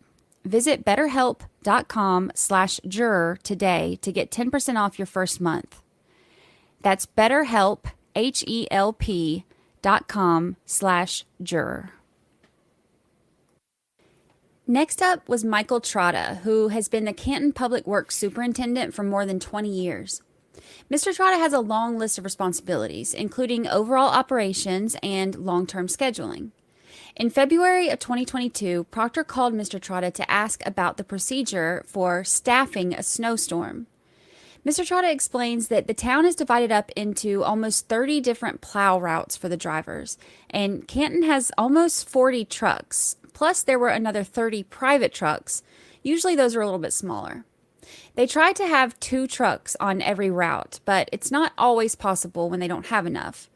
He tries to have 1 town truck assisted by 1 private truck that is procured through a bid process. When they know that snow is coming, they usually try to set up the schedules about 12 to 18 hours before so that the drivers know what to expect. Mr. Trotta said that when Proctor called, he thinks he asked who was assigned to Fairview area to plow. Mr. Trotta has what's called a plow plan, and the one for the day of the snowstorm from January 29th is entered into evidence. They discuss this document, and Mr. Trotta explains that the drivers go out in stages. So there's a crew set out to go at 2 a.m., and then the private contractors go out at 3 a.m., and it was all completed and everybody went home at 5 a.m. On the route for Fairview was Brian Laughlin, aka Lucky, in a 4300 International medium-duty truck. Mr. Trotta estimates that Lucky would have been sitting up about 4 to 4.5 feet. For comparison, he says that's about 2 feet higher than you would sit in a standard car. He thinks that he may have identified Lucky for Proctor, but he said that he doesn't have a memory of his exact questions. He said he does remember that Proctor asked him about the plow list, and on that list is a company called By the Yard, which is one of the independent contractors, and a first name and last initial for their drivers. And Mr. Trotta said that he knows that Brian L. would be Brian Laughlin, and he thinks that he may have told Proctor that and referred him to the operations manager to double check who was on plowing that day, just to be sure. He said that Proctor didn't ask him that day to talk to Lucky on the phone, and his conversation with Proctor actually only lasted about 2 or 3 minutes, and he doesn't remember Proctor ever following up with him after that. Now, it's important to remember, he's talking about this plow schedule and having Brian, Lucky, Laughlin on the schedule. And remember, Proctor did not talk to Lucky until like 21 months later. We moved through witnesses pretty fast on day 18. After Mr. Trotta, we heard from Louis Jutras, who works in the Information Systems Division for the Town of Canton Finance Department. And he was asked to provide surveillance videos from the Canton Library security cameras. Jutras said that Lieutenant Gallagher contacted him and said that the state police would be contacting him to request some video footage. When the trooper reached out, he asked for footage from the Pequiside farm and for anything at Town Hall or the Canton Library that faced Washington Street. The timeframes requested were between midnight and 1 a.m. and between 5 a.m. to 6 a.m. on January 29th. Now, the video from the farm is one of the possible routes that Karen can take from Fairview or Jen McCabe's to John's house. And those cameras cover mostly the property and less of the street out front. But there is one camera that's facing down the driveway directly to the street. The library video is motion activated, and the video gets overwritten usually after about 30 days. Now, the request for the video came in by February 7th, so that was plenty of time, and Jutras put the videos together and sent a file share link with the information to the troopers. He wasn't told what kind of car to look for or anything like that, just the times. So he didn't actually watch the whole video or anything like that. He just checked it for the timestamps at the start and at the end. Now, remember, the defense said in a pretrial hearing that there is footage from the Canton Library that's missing during the 2 minutes that Karen Reed would have been driving by, and they said that that footage would show her taillight still intact. I'll be honest, when you look at the video, it's not footage that I think would be clear enough or close enough to exonerate her if the taillight is or isn't broken. Some of the video that has been closer and clearer is still really difficult to see, but the defense has brought this video up before. The problem, according to the pretrial hearing, is that they didn't get the file share link password that was given to the troopers, and by the time it was given to them, it had expired. So the copy of the video that they have from the library is the copy that the troopers and the prosecution made from their access to the file share link that is now no longer available. So keeping this in mind, there was a moment when Lally went to enter the video as evidence, and the witness looked at this disc and said, "That's not mine." Sir, I'm showing you a disc. Just ask you to, as far as that video from the Canton Public Library, you've seen that video subsequently, is that correct? This disc with the wording on it? Yes. No, I have not seen this. Not that specific disc, I'm sorry, sir, but the footage, have you been shown that particular video footage, or did you review that footage before you gave it to the troopers? This is not mine to the trooper. Understood. May we approach? Okay. Yannetti asks on cross-examination about missing footage, and Jutras says that he didn't watch the video, so he wouldn't know if anything was missing or not. He only checked the timestamps requested and sent a link, so all he knows is that he didn't delete anything. He said that the troopers could have asked him to download and preserve the video so that it didn't get overwritten, but that wasn't a request that was made to him, so he didn't do it. So the raw footage is gone. Jujas also says that part of his duties are the GPS on the town trucks, and he received notification on February 1st from the operations manager that the GPS on the trucks was not working during the snowstorm. Now, this isn't too unusual, apparently. He said that it happens several times a year for various reasons, sometimes related to the network. We got to see the video, and you can also see in the clips that it showed, there was not a lot of snow on the ground at all during the video clips from midnight to 1 a.m. There was a lot more snow on the ground, of course, between 5 to 6 a.m. On day 19, we had our first member of the Massachusetts State Police finally take the stand. Lieutenant Kevin O'Hara gave us an introduction to the Special Emergency Response Team, or CERT, and the collection of evidence from the search later in the day, after Canton PD was gone. O'Hara is the team commander, and he testified that Lieutenant Brian Tully, who is the lead...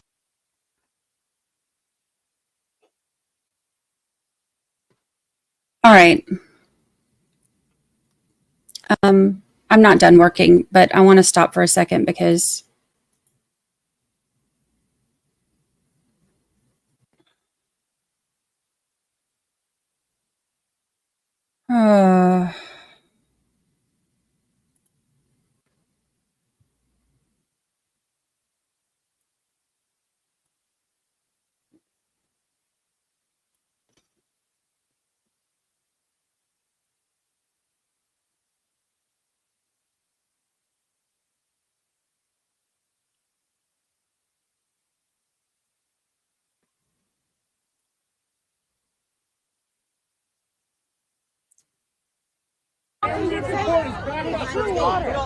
They don't like our First Amendment right. They sure as hell like their own. I want This them is- to support true water.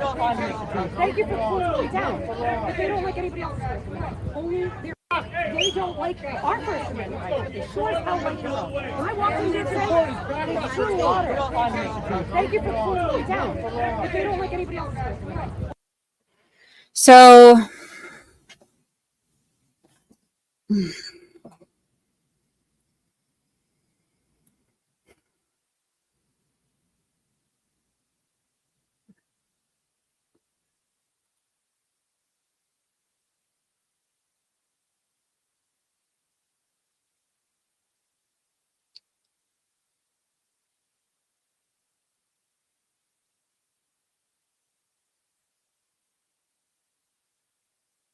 do you want to know what I think?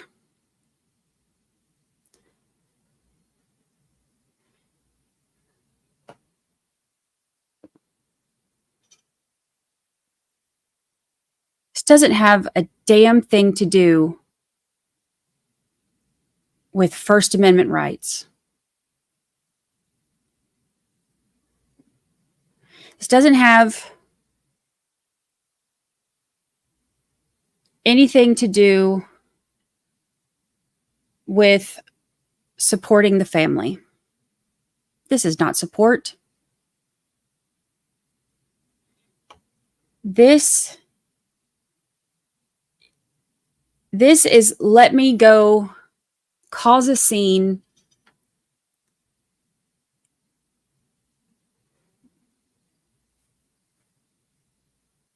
The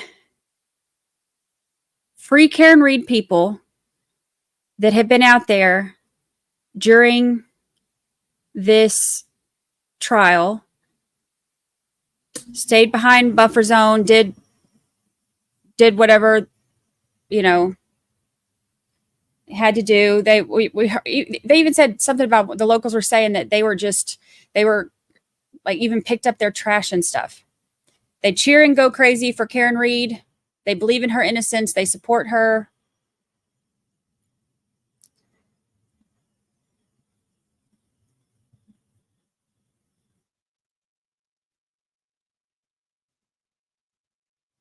This is not them supporting the family, in my opinion. And if you don't agree with my opinion, I don't care. It's not going to change my opinion if you agree with my opinion or not. This is not This is not what that is.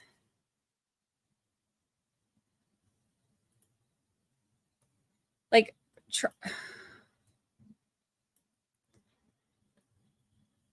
kind of like trolling people on Twitter and being a hateful bitch is not supporting the family. Being a part of the problem of how people are behaving is not supporting the family. Trying to keep the animosity going is not part of victim advocacy.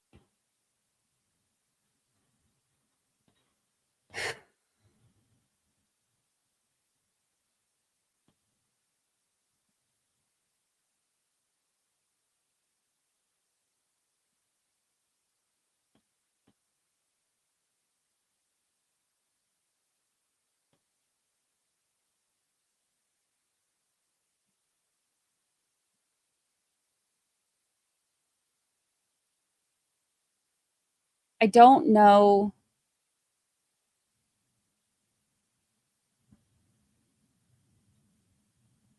why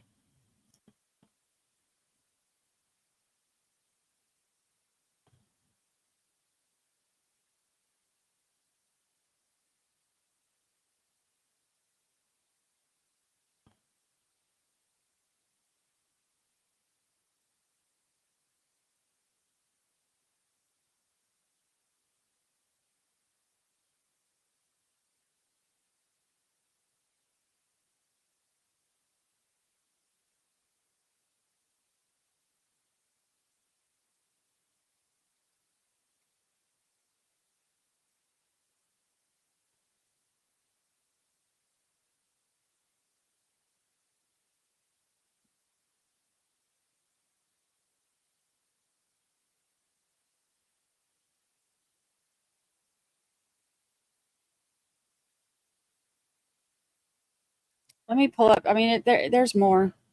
There's more of this nonsense. It's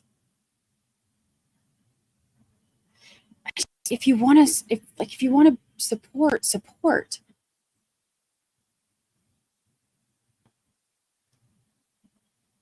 The hate and the vitriol is not support.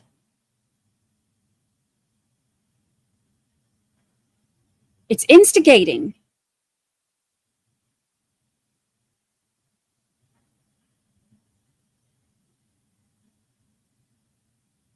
Let me find the other ones. If you want to support Karen, support Karen. If you want to support whoever they say they're supporting, I mean, because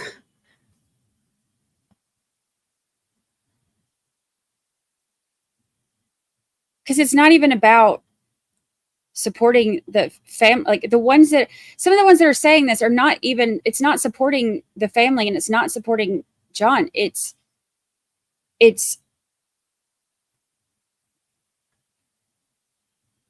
provoking stuff with and instigating stuff with people who you don't like. It's like anti-Turtle Boy as opposed to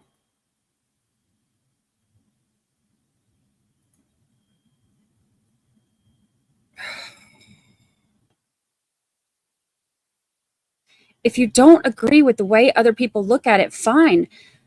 Don't be an asshole about it. I don't understand. I don't understand why why anybody thinks that starting a bunch of fights is going to be the best way to advocate for somebody. How, since when? Since when?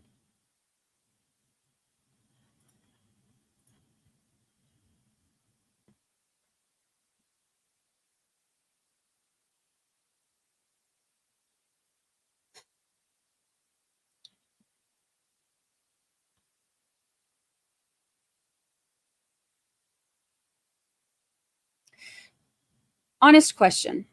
Honest question.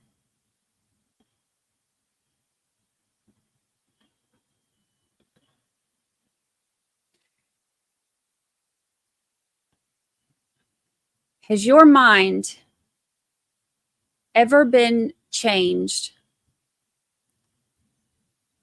by somebody screaming at you and trying to bully you? No. So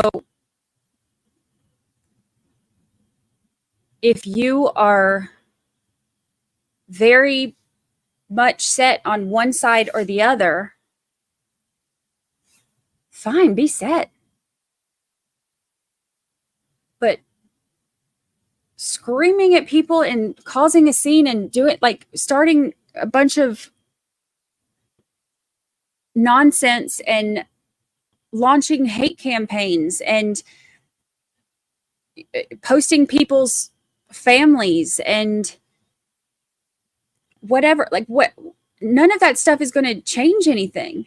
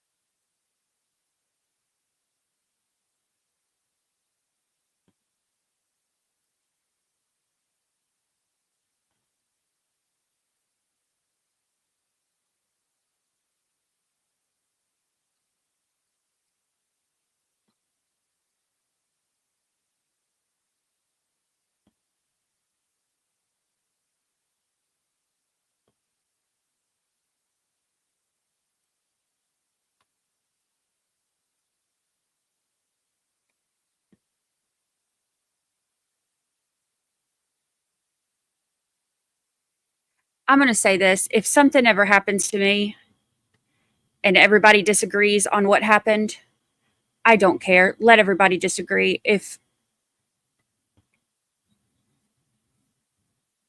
Do not go acting a fool, because that would be way harder on my family than just knowing that everybody disagrees.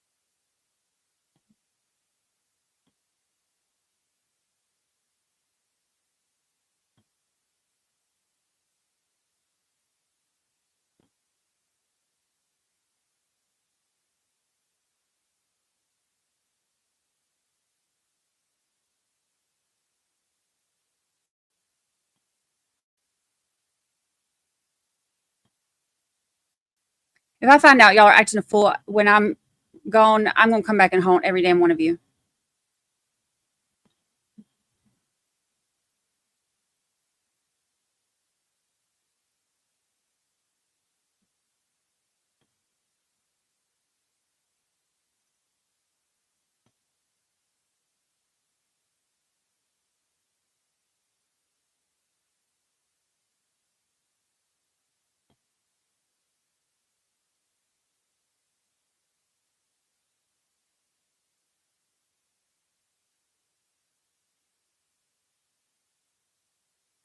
Does my face look weird on camera?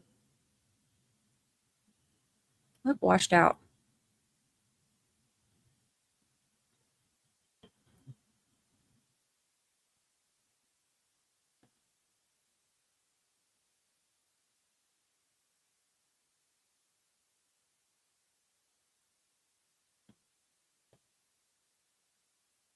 This is.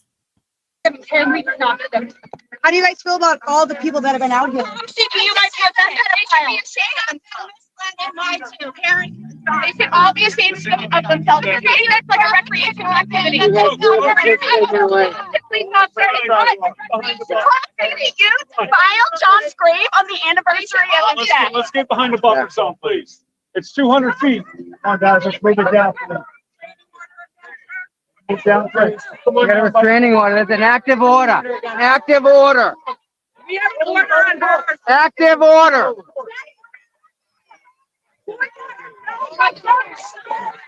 Yeah. There's an active order. Guys. You're right. Justice for John. This is fucking ridiculous. Goddamn serious. Come on, let me go and say it.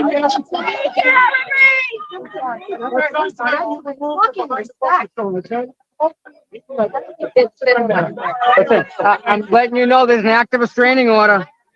But I'm telling you, you want to find out about it. You have a case in court right there. That person can go. We're dealing with this. Okay. I'm not dealing with the fucking restraining. Okay, guy. I gotcha.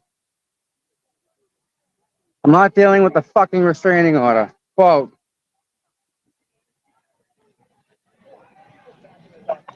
We all went this way. We got nothing.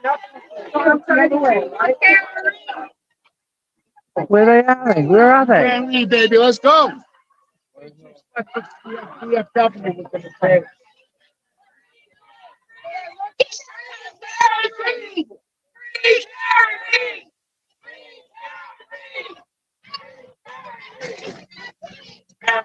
Proctor should have thought of his family. Tell Proctor he should have thought of his family. Going to get it.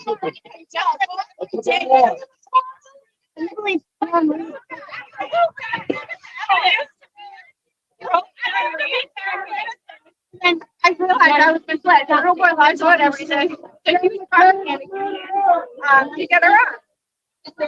You know what? The FBI investigation was reasonable doubt. That should have never happened. How do you feel about the hung jury today? I'm glad it's just not here. And you can say with confidence. Let's go with books and play. Thank you.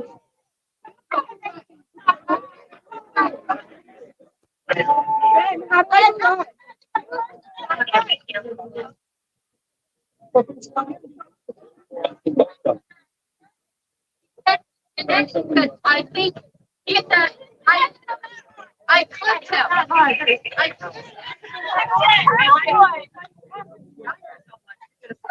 Saw that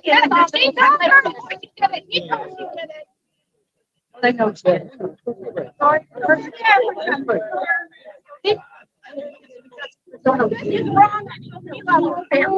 Has been harassed relentlessly yesterday. Even went down there to harass the O'Keefe family. How do you expect the man died? He's lost his wife and children, plus 3 adults that took care of them. People are online making fun of John's mother, saying, "Oh, she lost 2 out of 3 kids. What's wrong with her?" They are saying the most evil things. Why did you guys come out today? This has been going on for a while. Now, why today? Because this isn't normal to even be out here in the first place. Yeah, I'm streaming every day. I stream it every day, but it really bothers me if they don't pay me. That's why we're here. They harass the women too great. We are doubling the majority win. You stand for the right thing. Even if you stand alone. You stand for John O'Keefe. An abomination. It's a recreation. Like it's fun. Like it's all fun. What do you guys think of this theory? I think there's probably one holdout, but I think a hung jury is better than a not guilty. The family needs justice, and John O'Keefe needs justice. This circus isn't giving it to them. The family can't even go to a VFW and wait out a jury verdict without being harassed. That should speak volumes. Back up. They don't like the offer. They sure as hell like the Aaron Reed supporters, back up. Let's go. Don't pay attention to it. Don't give any. Let's go. Only their Is there one piece of evidence that really makes you think Karen did it? I mean, there's about 1 million. Her car came out alone, so she did it. She said she did it. Every time. And how many statements that she did it? There is a car indicates that she went 24 miles an hour in reverse. Just an impact. There is taillight around both bodies. So the innocent family is considered by unacceptable. You wouldn't want it to happen to your family, would you? Would you want this to happen to your family? I would hope not. I would hope every single one. What do you make of the tip-off? I think that they are deliberating on evidence. I would assume that the hang-up is intent because I don't know that I'm even told that she meant to do this, but she certainly didn't. Why did you come to that? I did so to support the Support the family who's been relentlessly mobbed and harassed. Like internet rumors and lies, and a greedy blogger who can't tell the truth if you paid him to. Nope. I would like to comment. You know them. Lisa Bennett. I met him in man lost his life.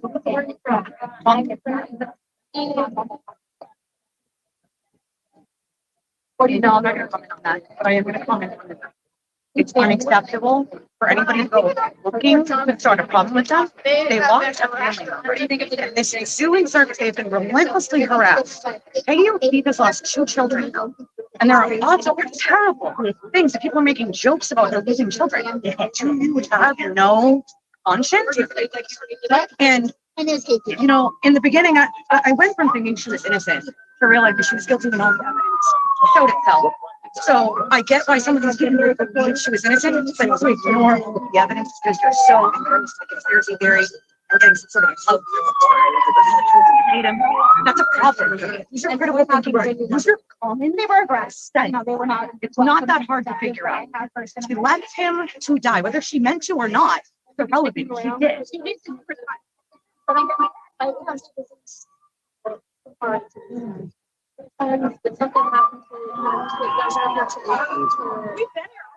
Yeah, I mean, I stream this every single day for my kids, for the family, for John, for anybody, right? Whether I've been relentlessly harassed myself on a daily basis, messages, phone calls, DMs, texts, you name it, I get it.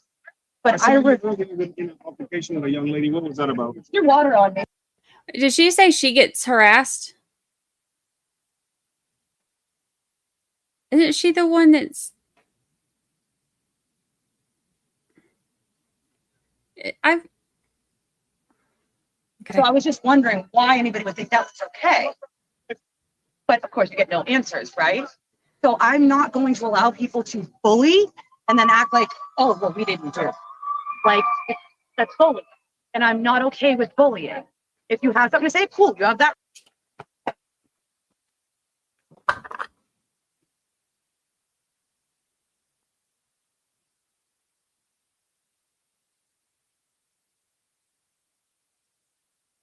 I know she just didn't.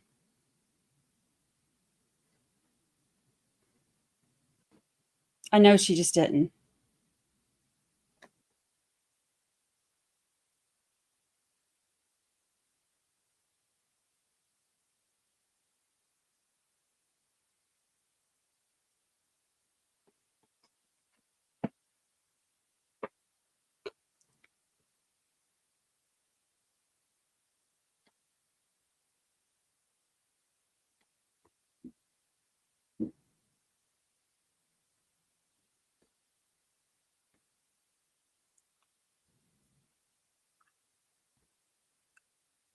This is one of my favorite quotes. Promote what you love instead of bashing what you hate. That's why I said earlier, if you believe in Karen Read's innocence and you want to support that, support that. If you believe in Karen Read's guilt and you want to go up there and, you know, show your support for the family, then show your support for the family. But neither side should be bashing the other. That's not what support is. That's looking for conflict.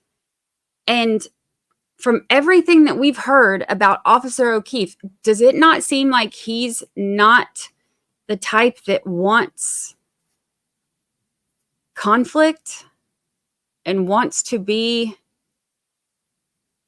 like everything that we heard about him is like the opposite of this.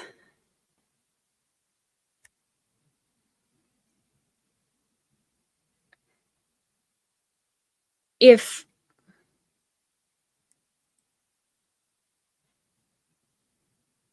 I feel like if you're wanting to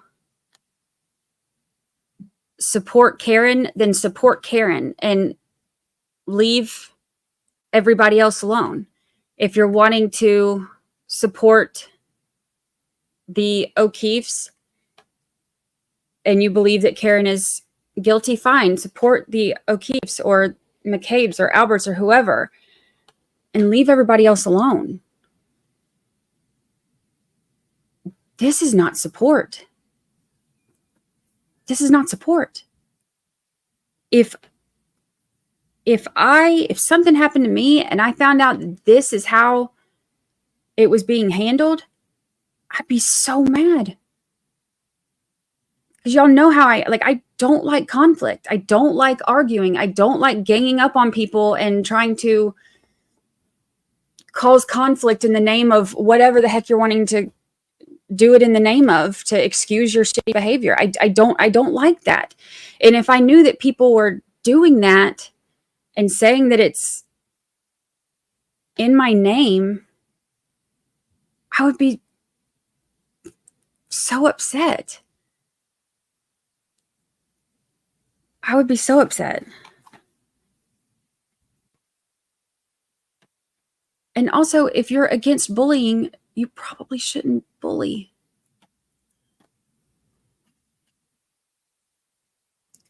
I can't even watch it anymore. I don't want to.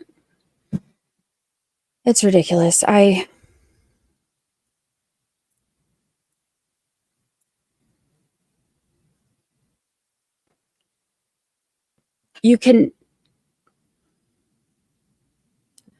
feel like if you're concerned about, which we all should be, concerned about Officer O'Keefe getting lost in the circus, setting up another tent at that circus is not going to change that.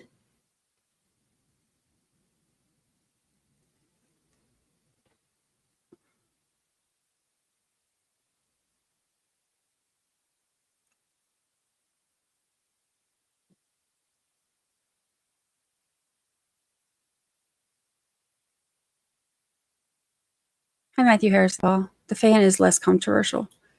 It's the only fan.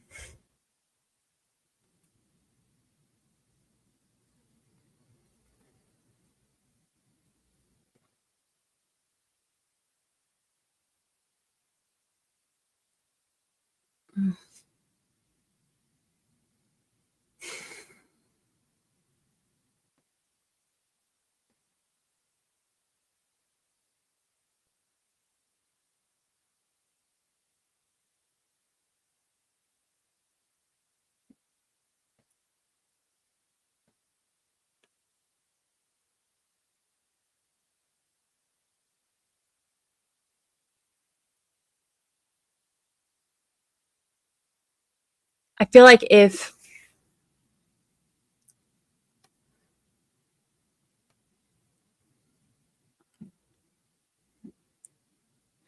there were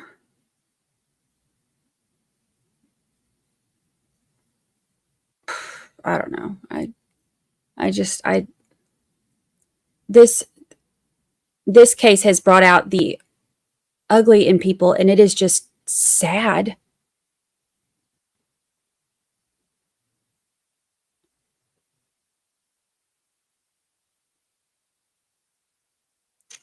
I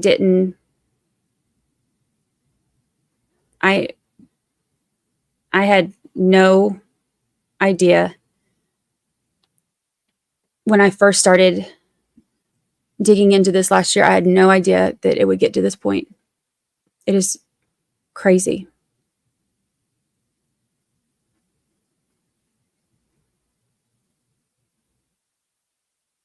I don't even know what is going to happen when there's a verdict. I cannot imagine a hung jury because I can't imagine anybody having to go through this again, much less, the O'Keefes and the niece and nephew and Karen's family. I don't.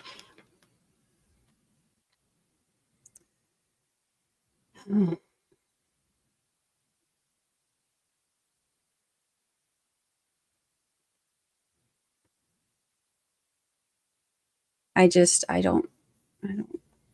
don't get it.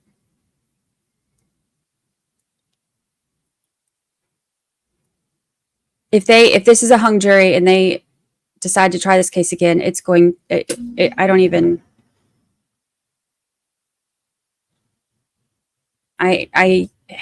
the thought of that even just makes my stomach hurt.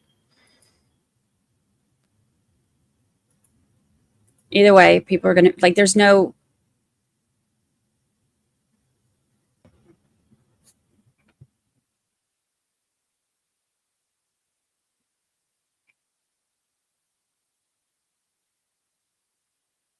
we did a poll on it earlier if you thought that they would retry it if it was a hung jury. I hope it's not a hung jury.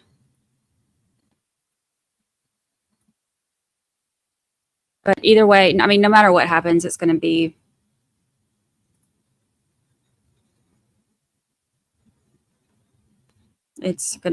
a disaster.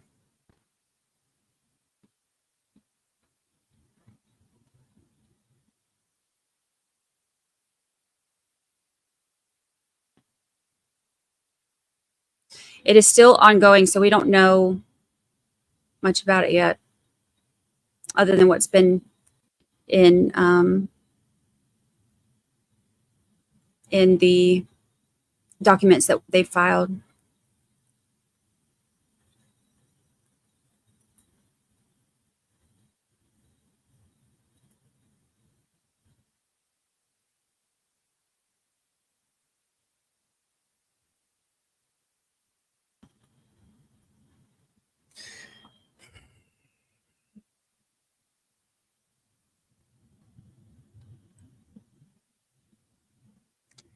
Since it started, I have never heard. Let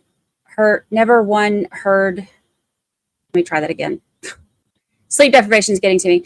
Since this started, I have never once heard the Free Care and Regroup say anything bad about John O'Keefe's family. There are extremists on both sides who do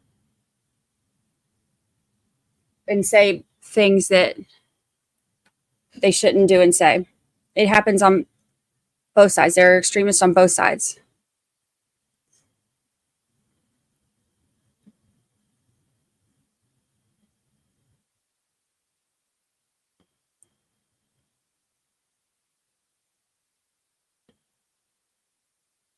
Shauna West says, Brandi, thank you for the breakdown of this entire trial. Didn't know the journey I was taking when I started your podcast last week. Thank you. Thank you. I didn't know the journey that I was taking when I started making this podcast.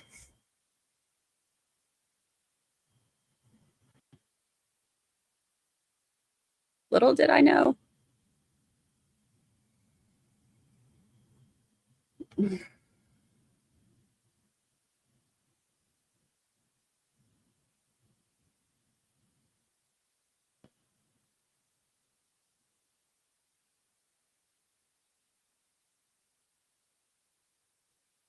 If hung, how can they redo this case? Everyone knows about it. How can they pick a jury?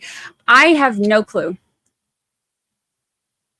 They would have to move venues, I'm sure.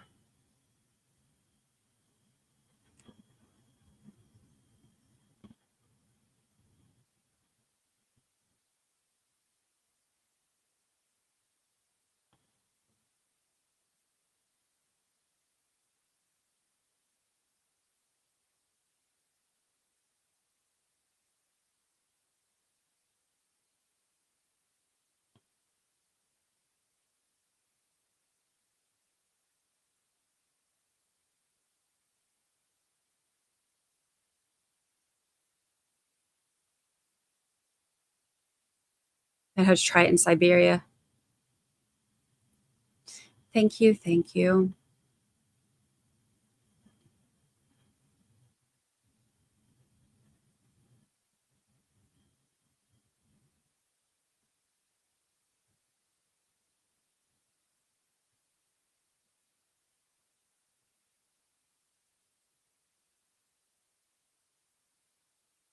J-Rock says, I live in Mass in a different area, and there are free care and read signs on many lawns.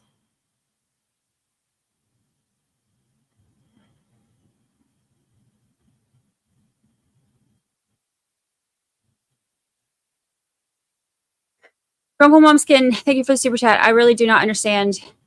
They think there is no reasonable doubt. The crash daddies alone. The crash daddies were for me, like, that's all the reasonable doubt I needed. But, I mean, not everybody sees it that way.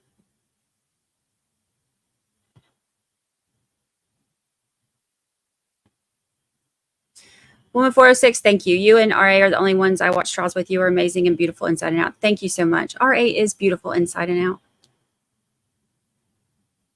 He's my friend. Do you think the jury should have been sequestered? I don't know how long, like, I mean, with this being so long, I think it would be really hard to have them sequestered. And if the jury is any, like, if social media is any indication of how the jury is, if you sequester them, then there may be another trial after that. So I don't know if it's the best idea. Don't know if it's the best idea. The extremes just polarize further. That's the problem that I have seen with this trial, is the extremes get more and more polarized, and the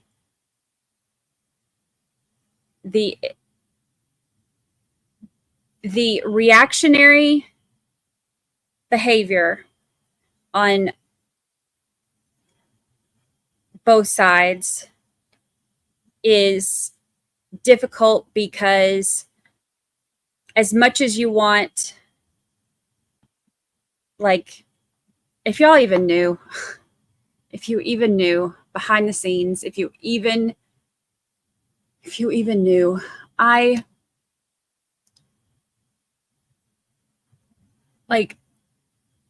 had hoped to try to calm down some of the toxicity in this case. And so I reached out individually to different people on both sides who I felt like are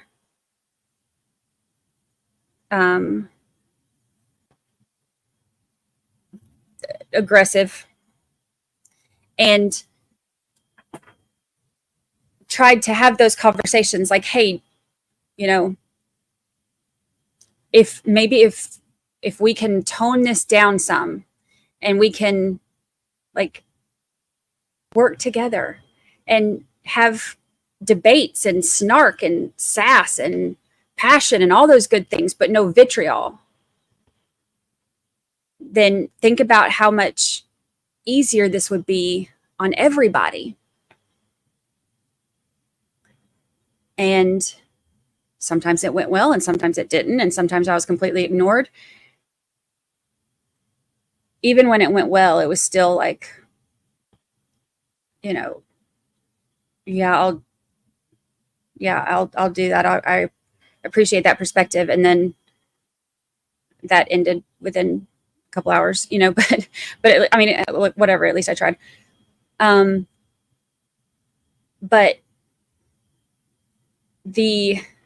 I love a good snarky debate. Love it.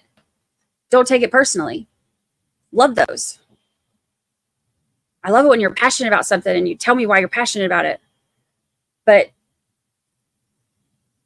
when snark or passion turns to aggression and vitriol, that's no longer a debate. That's an argument. And I don't want any part of that. And so many people are so reactionary, and people don't want to debate. They want to attack and be right. And there's no sense of understanding in that. And that's really unfortunate.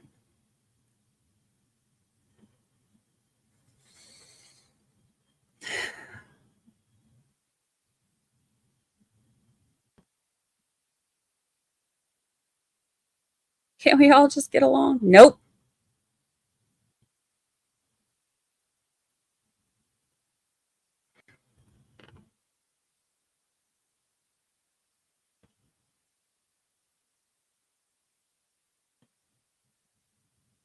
Apparently not.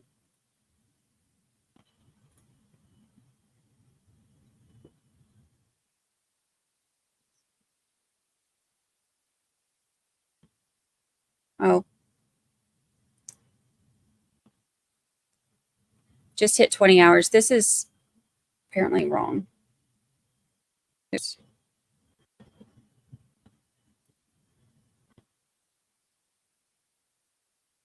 There.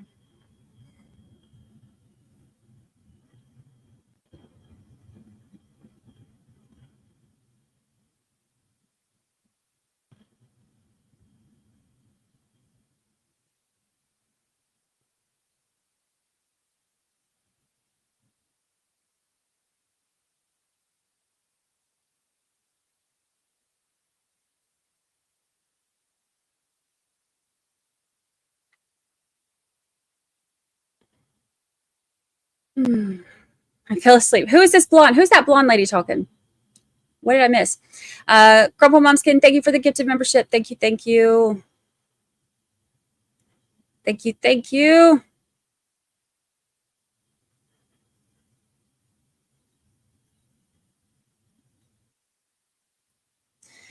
I did hear that O'Keefe's had a problem with the free Karen people yesterday. True or not, I don't have a clue. I heard something about people in pink showed up at wherever they were.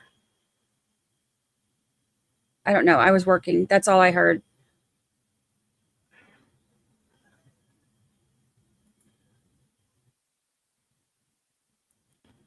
I just wish everybody could.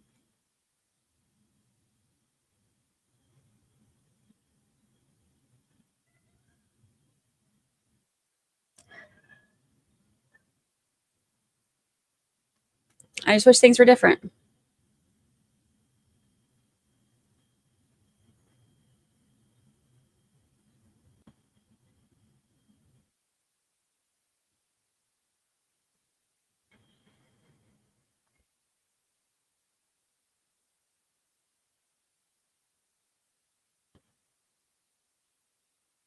Mermaid Mary Arian, thank you so much. Well, you know why I'm here.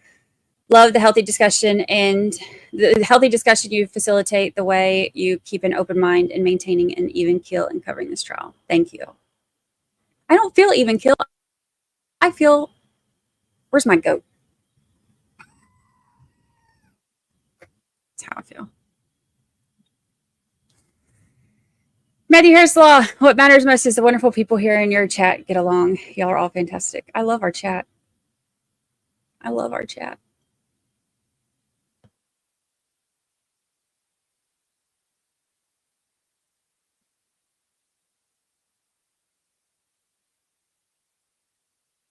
Natalie, get to the membership. Thank you so much, Natalie. Oh, thank you, thank you.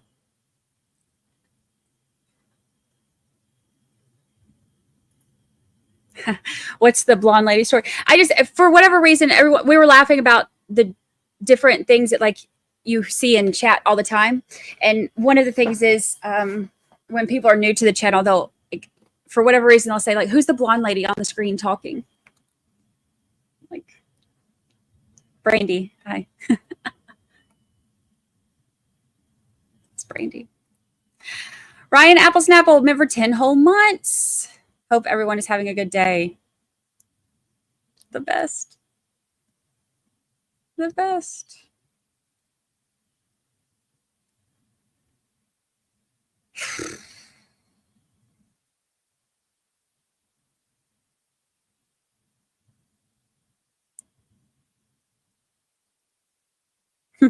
I just share that. Court TV said that the injuries were indicative of a vehicle pedestrian strike. Are they watching the same trial?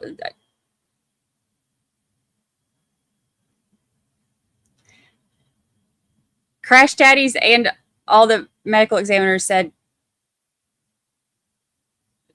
the opposite, that without, because lack of bruising and stuff. I don't even know.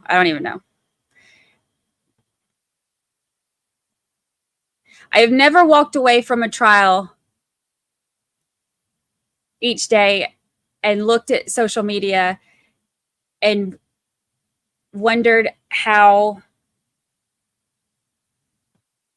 the trial that I watched is somehow the same as these other two groups and what they watched.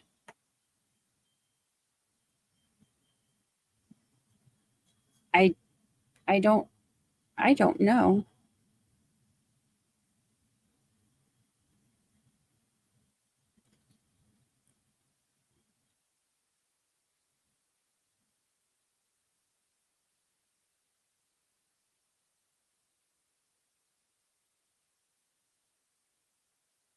She did not say I'm not okay with bullying.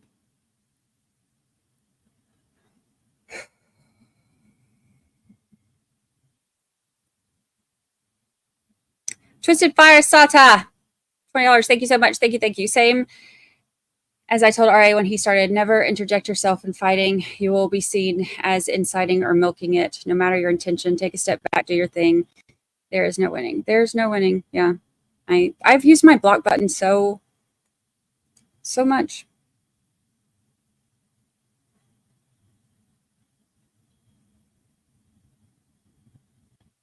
So much.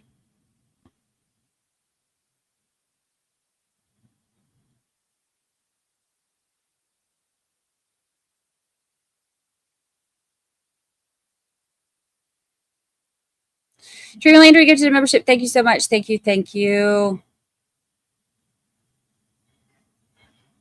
It's almost 3 there.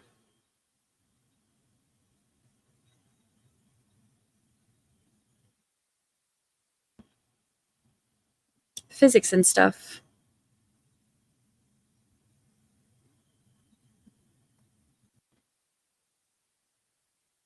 This is worse than the Melly trial.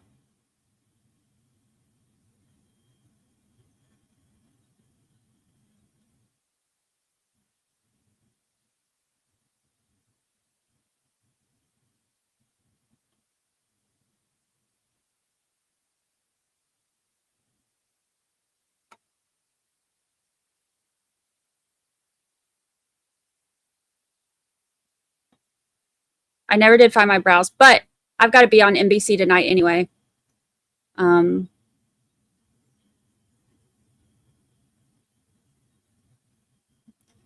I think that apparently I'm supposed to have some this weekend. Matthew Harris Law member for 14 whole months. 14 months is the gestation period for a giraffe. How long was April the giraffe pregnant for? Like 50, 11 years?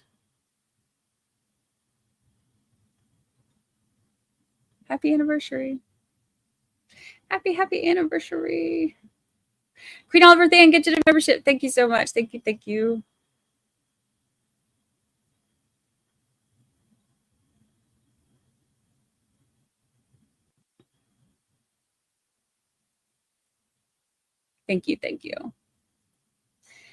Twisted Fire Stata. I had to do it in that, like the song. I have to do it in the accent, like the song.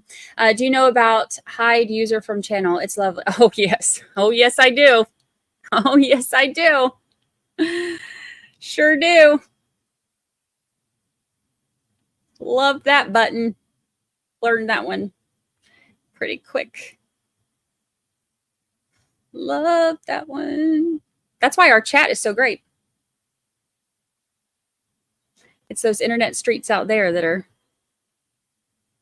different.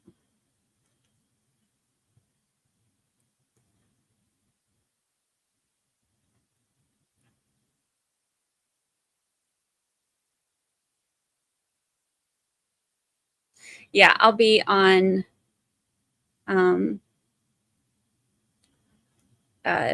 NBC Boston at 7 tonight, 7 Eastern.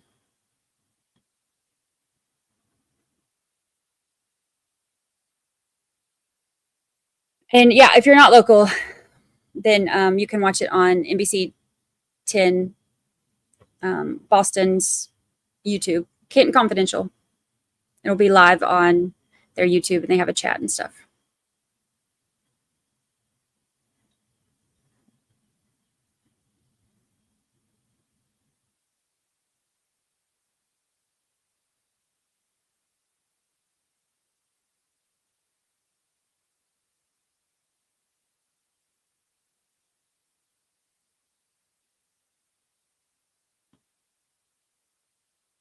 Nancy D, thank you for gifting membership. Thank you, thank you. I'm behind on chat, but I'm trying to read some of what y'all are saying. I like to hear what y'all have to say. Or hear, read. Angelina, member for 10 whole months. Mods and chat, family, love you all. We love you. We love you.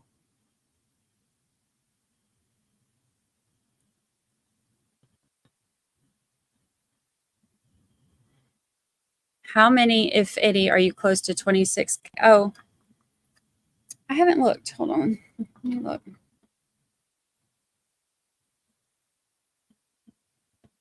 Oh, we hit 26K. Oh, that's cool. We're at 20. We just hit 25 a couple days ago. That's cool. Yay.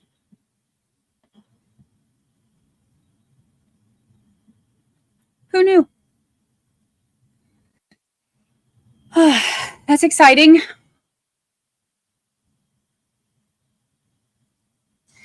Right now it says 26,003. 3 to spare.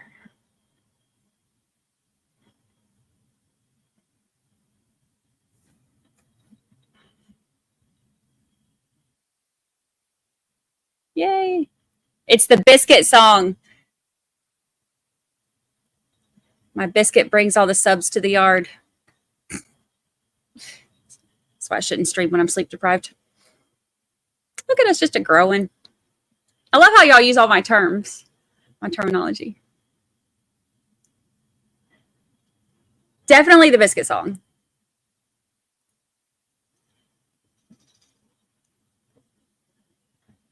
It's totally.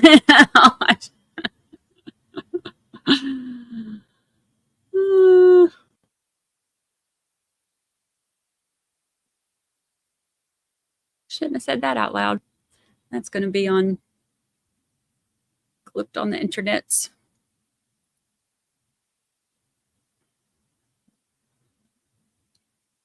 I'm at the doctor. Anything happened since the deadlock? Just protesting and fighting outside, but nothing else. It's 3 o'clock.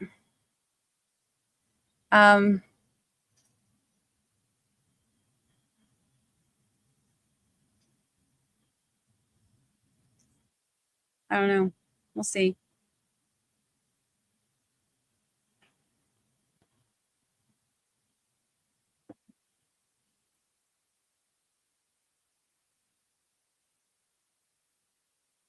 Little B, thank you for the super chat. Thank you, thank you, thank you.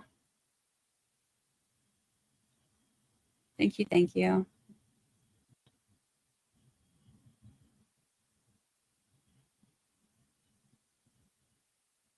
Uvalde sheriff has been indicted on 10 counts.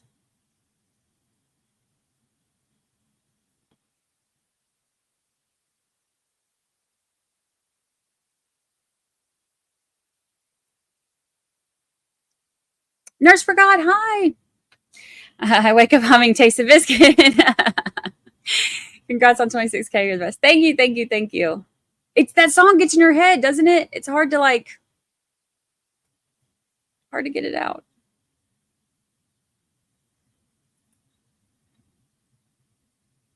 Taste of it. Oh. It does get stuck in my head.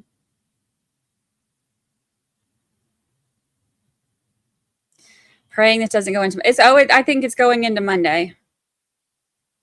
Because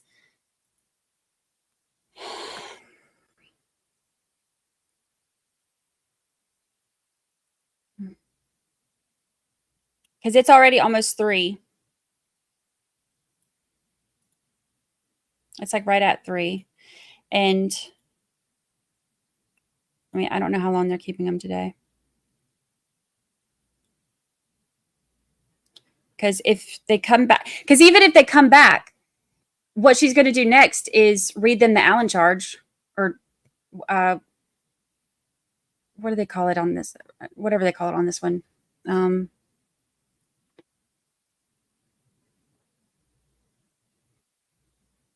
What do they call it on this one? I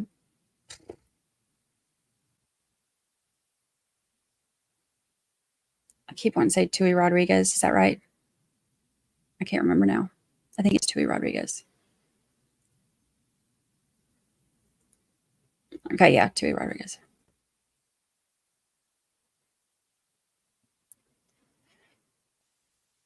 So, I mean, it'll definitely go into next week. I was not expecting that. Yeah, the dynamite charge. They call it, in Massachusetts, they refer to as the Tui Rodriguez.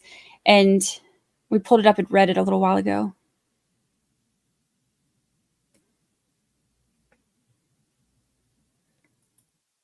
So, I mean, it's definitely going into next week unless she keeps them there.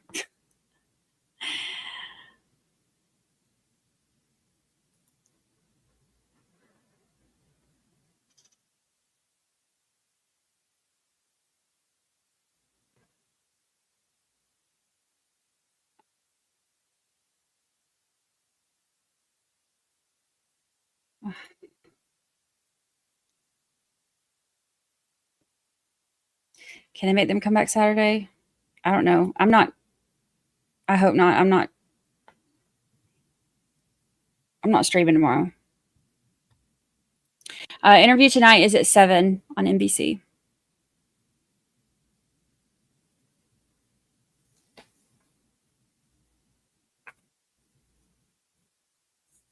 All right. I'm going to let y'all fit. I need to keep working on the podcast episode.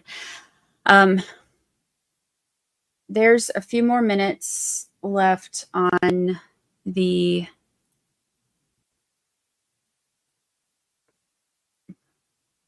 that was the wrong button. Stop pressing buttons, Brandi, on the podcast. So I'll leave that on until, let's see if we can cover the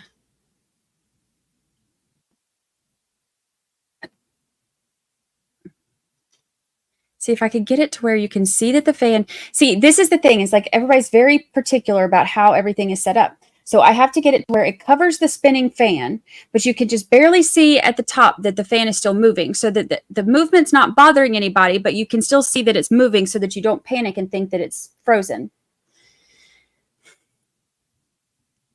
It's the goal. Hi, Mac. Thank you so much. Thank you. Thank you. Congrats on 26K subs. Follow your dreams and never give up. Thank you. Thank you. Thank you. That was not me pressing buttons that time.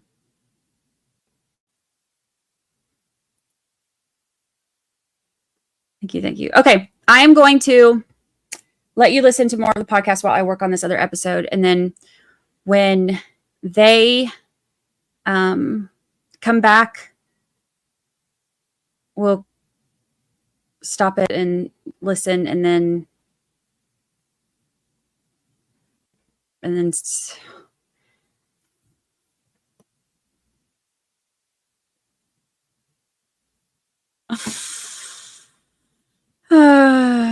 Matthew Harris Law, I got to get back to suing people. I'll see you wonderful people later. Bye. Bye. Bye. Bye. We'll see how the afternoon goes, but I've got to work on this more. I cannot be up all night again. All right. I will see y'all in a few minutes. I'm going to start this again.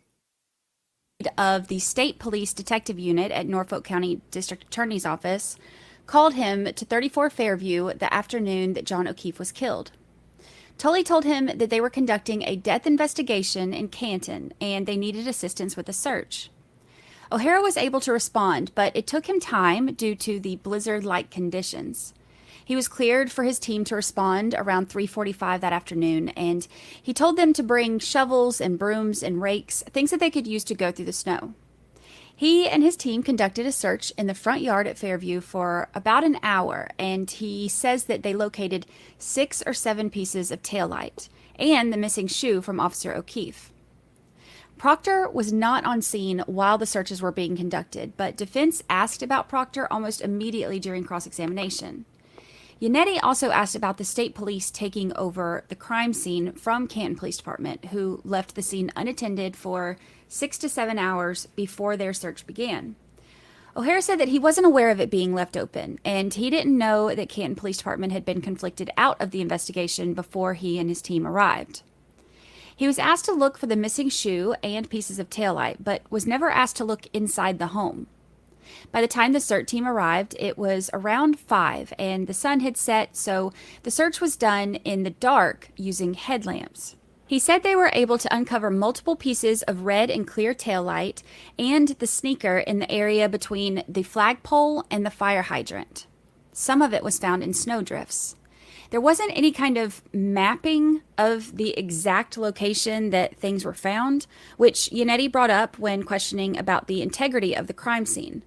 But he said that the team did set up a grid search around where the car was believed to have been parked the night before. O'Hara said that after finding some of the taillight pieces, he asked to see a photo of the car to know how much of the taillight was broken and what they were looking for. But Tully told him that the car was being towed back to Canton Police Department, so he could not get a picture.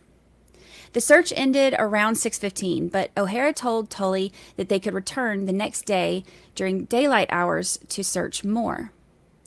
One of the important things that O'Hara brought up is the time of the first piece that they found at Fairview, which was around 5:45. Now, part of the defense's theory is that the taillight pieces are planted. So Karen's car was being brought to the Sallyport and first seen on video around 5:30. The CERT team arrived at Fairview at different times. One arrived at 5, one arrived at 5:15, 5:30, 5:45. So there are different times of arrival for the different team members, but the first piece was found at 5:45. We're going to get into depth into the timeline during Proctor's testimony, but I wanted to bring it up now because that was an important piece of information from this testimony. Maureen Hartnett also testified on day 19. She's a forensic scientist with the State Police Crime Lab. Now, we've heard this name a lot in pretrial hearings, specifically about the apparent hair. She is a scientist that defense said failed her proficiency exam. So they said that she was not qualified to identify the apparent hair found on Karen's car as a human hair. So Hartnett addresses this and said that she made an error identifying hair, which led her prior work to being examined and additional training. On February 1st, Hartnett reported to the Canton Police Department, Sallyport, to examine Karen Reed's SUV. She conducted an overall physical evaluation of the car for anything that could be reported for the investigation, and she said that the car was in overall good condition, but there was damage to the rear passenger side area. There was a small dent in the trunk door, scratches on the rear bumper, and of course the broken taillight. Now, Hartnett is also the one who saw the apparent hair on the rear quarter panel and some pieces of apparent glass on the bumper.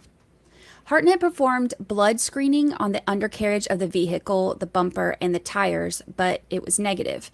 Now, this was interesting to me because I've always wondered about the scratches on John O'Keefe's arm. I remembered my interview with Dr. Kenneth Kinsey about how the prosecution would need to find a way to explain the injuries on John's arm and line them up with something else.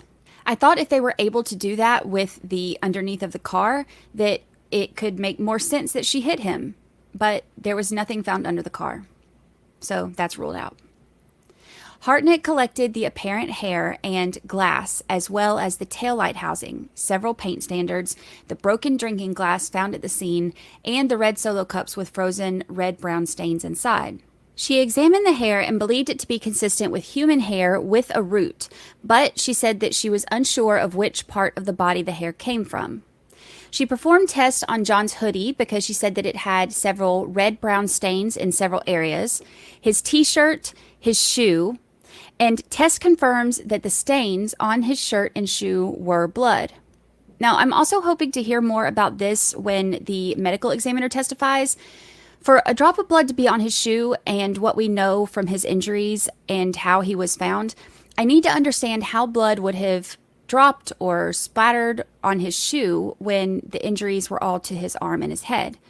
I know that blood drips down to your shoe if you're standing, but I just don't know how to make sense of this from the Commonwealth's theory. Also, the holes and tears in John's sleeve seem to coincide with the injuries to his arm. These tears are where the swabs were taken to be sent for canine DNA testing.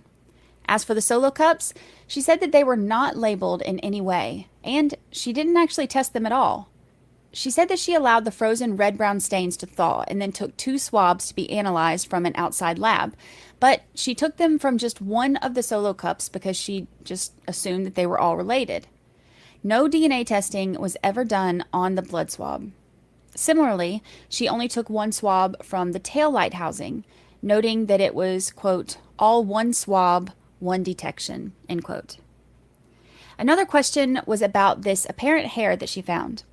It wasn't attached to the car in any way. It was just kind of on the car.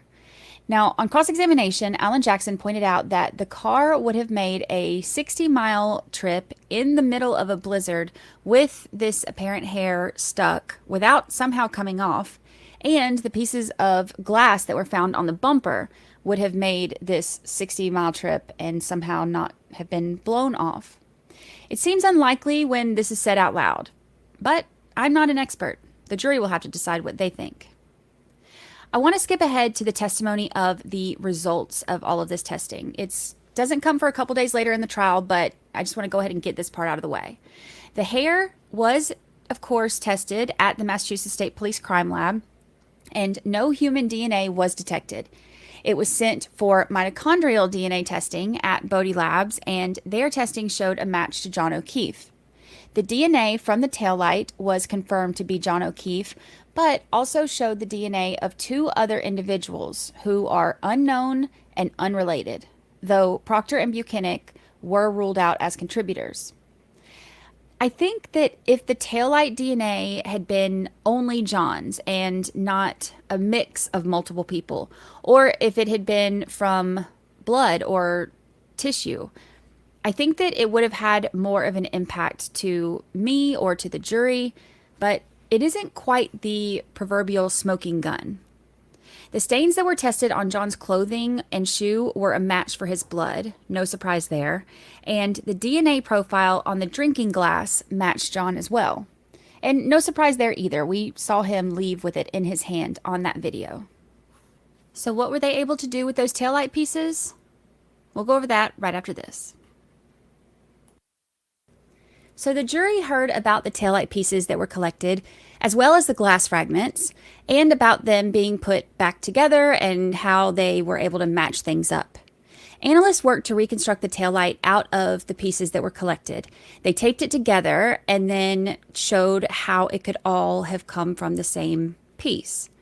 Now, a lot of this testimony is really technical stuff about procedures and analysis, and then having to go through each of the pieces and which pieces came on what day and from what search and was signed by who. And I noticed that some of the reporters in the room had commented on how the jury had kind of looked away and weren't as engaged as they normally are. And I can understand why. This testimony took a really long time. So the perk of getting to listen in the podcast is that we get to skip all of that and I can get right to the point.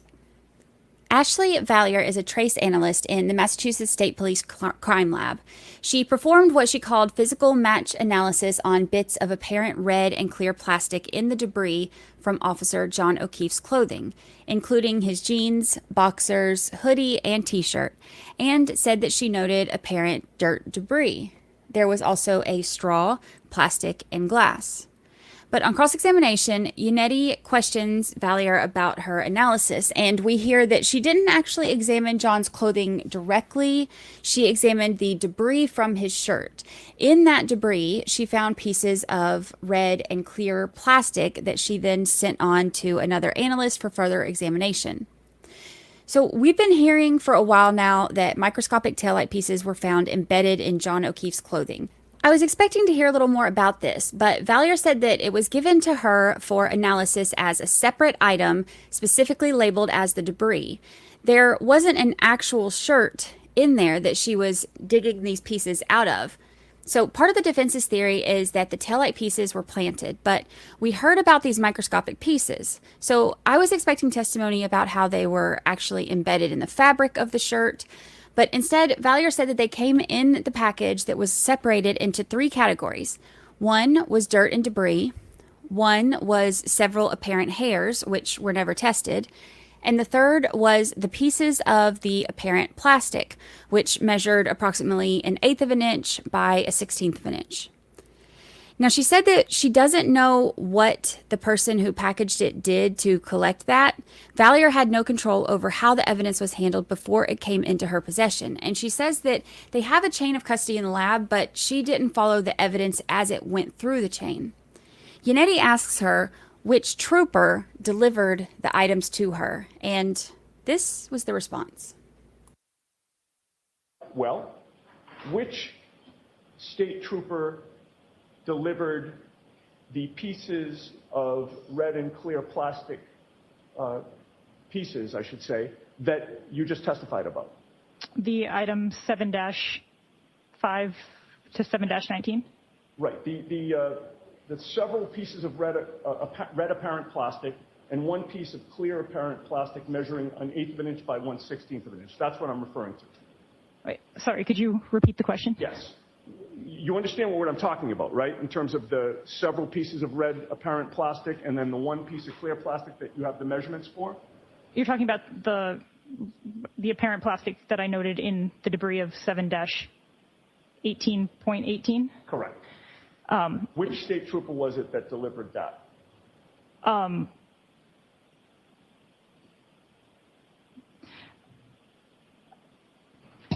Do you know?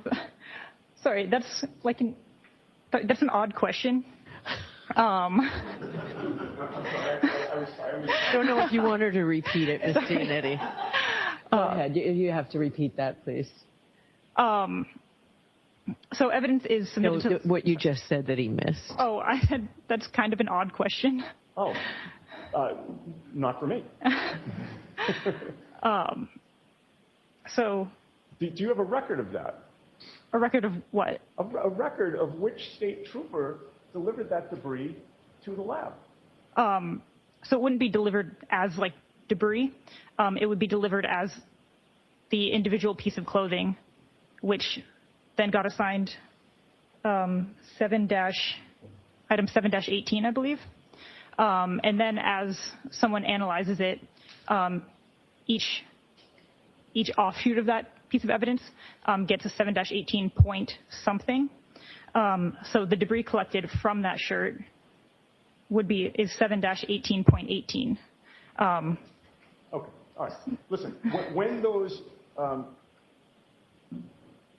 several, actually, let me strike that.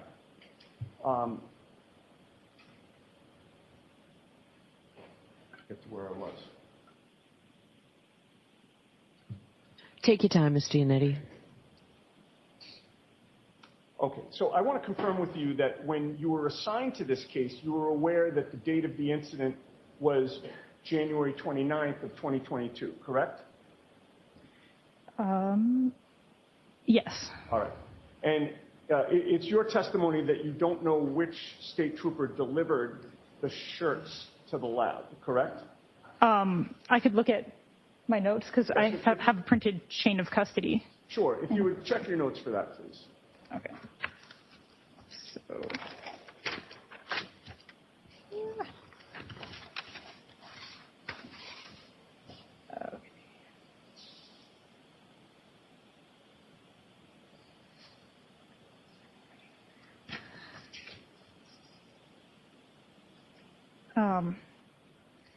Okay, so submission 7, which is everything that's item 7 dash in this case, was submitted by Trooper Michael Proctor, I believe. Oh, that was the answer to my Okay. last question. Thank you. So Proctor brought in the clothing, and someone else at the lab separated the dirt and debris, apparent hairs, and plastic, and then she analyzed it. But the pieces were not actually embedded in the clothing. The note says that Proctor dropped the clothing off on March 14th, 2022, which was about 6 weeks after John O'Keefe's death. There were a few interesting things that came up during cross-examination that could potentially support the defense's theory and show reasonable doubt. One, the pieces submitted to the lab by Proctor were larger than the pieces found by other troopers. Now, you would think that the initial search would have found the bigger pieces, and the searches after would have found the smaller, harder to find ones. It doesn't necessarily mean anything, but it could show the jury that taillight pieces were found later that are bigger, could have been possibly planted. The other thing is that when they put the taillight back together, it was missing a piece that was never found. This could also potentially support the defense's theory. So if Karen did in fact crack her taillight when she backed into John O'Keefe's car, could that piece that's missing have fallen inward during the impact, back in toward the taillight housing? Carrie Roberts testified that she saw a small piece missing, and Officer Nicholas Barros, who testified on day 22, said that when he went to Karen Reed's parents' house at the time that the tow truck was going to get the car from the driveway, the taillight, he said, was not completely damaged. It was cracked and a piece was missing, but he said it was not completely damaged. I saw that there was some damage to the right rear taillight.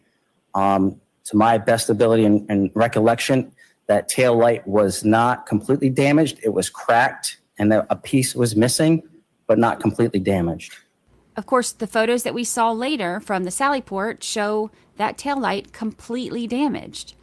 So it's hard to say. It seems like this could definitely be interpreted either way by jurors. It's just going to depend on what they believe. The other really interesting part is that the glass that was found was analyzed by Christina Hanley, along with some other things. So some of the glass was able to be fit together, and there were 4 items that Christina analyzed, though she put some into subcategories and labeled them to keep track. So the first was a single item, like just a cup. The second was the bumper that had 5 subcategories, and the third was multiple pieces of clear apparent glass and multiple pieces of plastic. And the final was a single piece of glass from Proctor. So here's what's interesting. She was able to match up some of this plastic and glass, but the only thing that the glass on the bumper was consistent with was the one piece that Proctor turned in. And the piece that Proctor turned in was only a match to the glass on the bumper. So where did this glass come from, and how come it doesn't match the single item cup piece or pieces? Why are we almost to the end of the Commonwealth's case and we still have questions? How are we still finding doubt? The next 2 episodes are going to be packed. There's a lot of information to get in. There's going to be some explosive texts from Proctor. You don't want to miss that, but you might not want to listen with your kids in the room. The cell tower data from Karen Reed the morning that she left to go find John. Did she go back to Fairview like we thought she may have? And the data from her car. Is the Commonwealth finally about to put their case together for the jury? Will they be able to close the gap of reasonable doubt? Or has too much damage been done already? Are we any closer to justice for Officer John O'Keefe? We'll find out next time. My name is Brandi Churchwell, creator of 13th Juror Podcast. If you're enjoying it, please leave us a review on Apple Podcasts and Spotify, and share this episode with your friends. For more information, photos, and episode guides, visit our website at 13thjurorpodcast.com.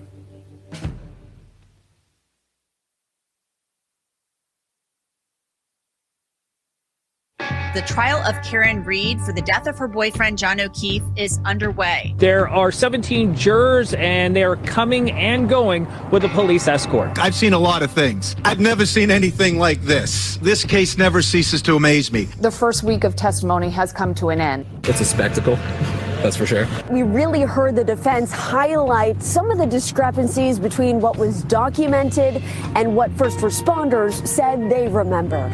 There are a lot of issues in this case. Proctor was improperly searching Karen Reed's cell phone for nude photos. The fact that the investigation wasn't thorough provides a big wrinkle in the prosecution's case. They're supposed to be creating this reasonable doubt, and they're doing exactly that.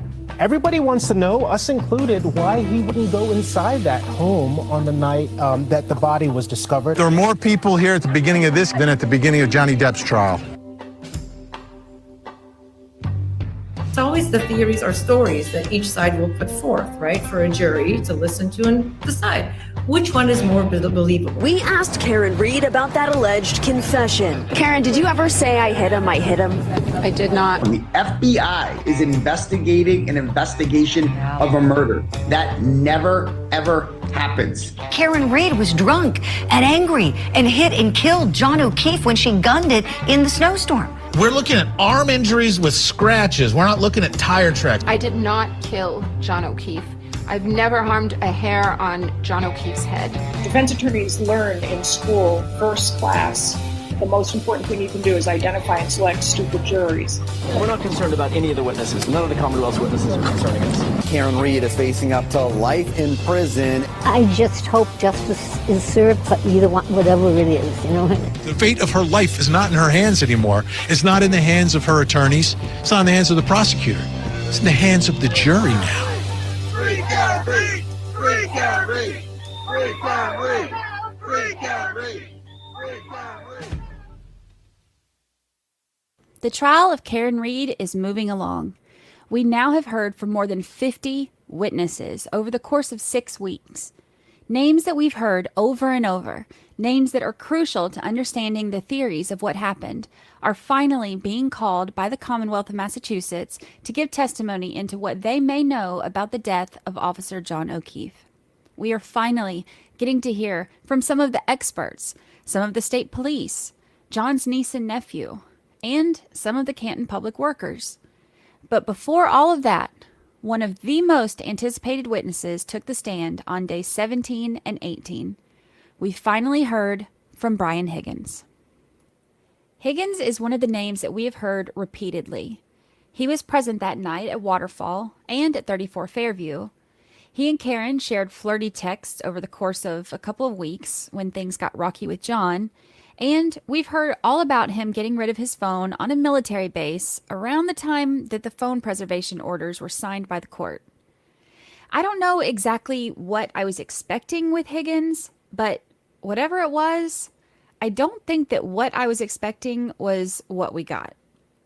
I'm not going to spend too much time going over Higgins' background because I've introduced this in a previous episode, but I want to point out that he does have an extensive background in law enforcement, military, and as a firefighter and first responder. After the tragic death of his sister, Canton Police Chief Berkowitz offered Higgins a space at the Canton Police Department to use as an office, though he was actually an ATF agent. During cross-examination, attorney Alan Jackson points out that Higgins has full access to Canton Police Department solely based on his friendship and relationship with Chief Berkowitz. Jackson says that Higgins' closest friends are some of the most powerful people in Canton in terms of politics and law enforcement. He even brings up a toast that Higgins made at Berkowitz's retirement party, where Higgins says, quote, "If you want to hide a body, Ken Berkowitz is your man," end quote.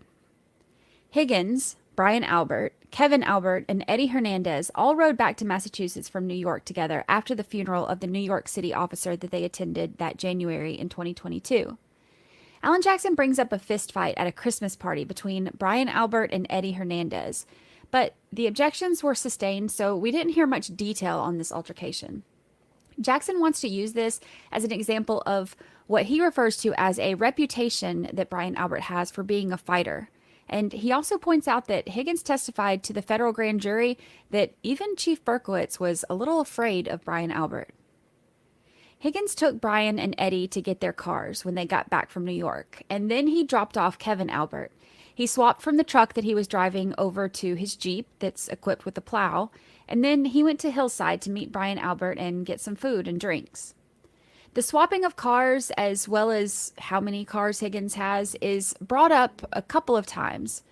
He has a government truck, a surveillance vehicle, and he flips between his personal Jeep and truck. Some of these cars that he keeps are at Canton Police Department, and he leaves an available key if they need to be moved to, for example, plow the parking lot if it snows. While at Hillside, Brian Higgins was drinking Jameson and ginger. That's his drink. And Brian Albert told him that he was going to be going to Waterfall to meet up with his family and friends. So he invited Higgins to come along. Higgins estimated that they were at Hillside for an hour or so, and he said that Brian Albert left about 15 minutes before he did. He estimated that he arrived to Waterfall around 9 p.m. Higgins describes his relationship with Brian Albert about the same way that Brian Albert described it. They were co-workers, but they've gotten closer in recent years, becoming friends and hanging out socially. While at Waterfall, Higgins said that he saw the defendant and John O'Keefe walk in. And Higgins actually referred to Karen as the defendant, which was interesting given the familiarity between them. I've mentioned before, referring to someone as the defendant is a way to take the emotion out of it, since it's easier for a jury to convict a nameless defendant than it is for them to convict a person with a name and friends and a family. Higgins didn't talk to Karen while she was at the Waterfall, but he said that when he left, he sent her a text that said, well, and referred to this as a flirty text. We're going to get into the flirty text more in a minute, but it gets awkward and I'm not ready to jump into that nonsense just yet. Higgins said that Brian Albert invited everyone to go back to his house, so he said he decided to go. I was very interested to hear what Higgins had to say about where he parked his Jeep. This has been one of the issues that we've had with so many of the witnesses' conflicting statements. Where did Higgins park? He says that when he got to Fairview, he was being a quote-unquote smartass and decided to use his plow to do a sweep of the driveway, though the snow wasn't really accumulating yet. After he pulled in the driveway and did this, he said that he pulled out and he parked in front of the mailbox with the rear of his Jeep backed up to the edge of the driveway. Now, this is the same spot that Matt and Jen McCabe said that they saw his Jeep, but also it's the same spot that everyone else who pulled up in that truck said that was definitely empty. I don't know. I'm still not quite sure what to make of that. I don't know how some people can be so sure that the Jeep was there and other people can be so sure that it wasn't. Higgins went in the side door and he said that he hung out for a while, but he didn't stay long because all they had to drink was beer and he's a whiskey guy. He looked at pictures with Brian Albert of his son, who was in the Marines, since Higgins and Brian Albert also both served in the Marine Corps, but he said that they were only in the other room briefly. Higgins contradicted Brian Albert's testimony that they went upstairs to look at pictures in his son's room, though. He said that he had never been upstairs at any time in Brian Albert's home. He also said that he never went to the basement that day, but he had been in the basement before. There was a moment during cross-examination where Alan Jackson brought up Brian Albert saying that he and Higgins walked, quote-unquote, upstairs, and Jackson was trying to ask Higgins, if you've never been to the third floor of their house, but y'all walked upstairs, that would mean that the testimony about walking upstairs would have put you in the basement, walking upstairs back to the main floor. But Higgins doesn't really pick up what Jackson is trying to ask, and Jackson is limited on the form of how he can ask it, so he never really is able to get the answer out of Higgins that he wants, but I think that the jury understood where he was going with it. Something that was pretty major that came up during cross-examination is the description that Higgins had given of a male who apparently entered 34 Fairview after they returned there from the bar. Now, we've heard pretty much the same story with some varying or conflicting details from each witness, but the overall story has been mostly the same, at least about who was at the house. But this is the first that we've heard about a tall, dark-haired male entering the house. Now, you do recall giving testimony at another proceeding on June 1st, 2023, correct? Yes. And of course, the same thing applied. You were under oath. Is that right? Yes. You knew that it was a crime to lie under oath Yes. in that proceeding. During the course of that proceeding, you were asked who was in the house and who you saw come into the house, correct? Yes.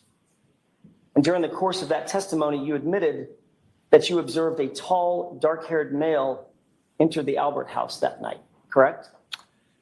I believe that was in reference to ask it to somebody's brother in a pickup. I don't know if that was during. All I'm asking you, Mr. Higgins, is did you say that?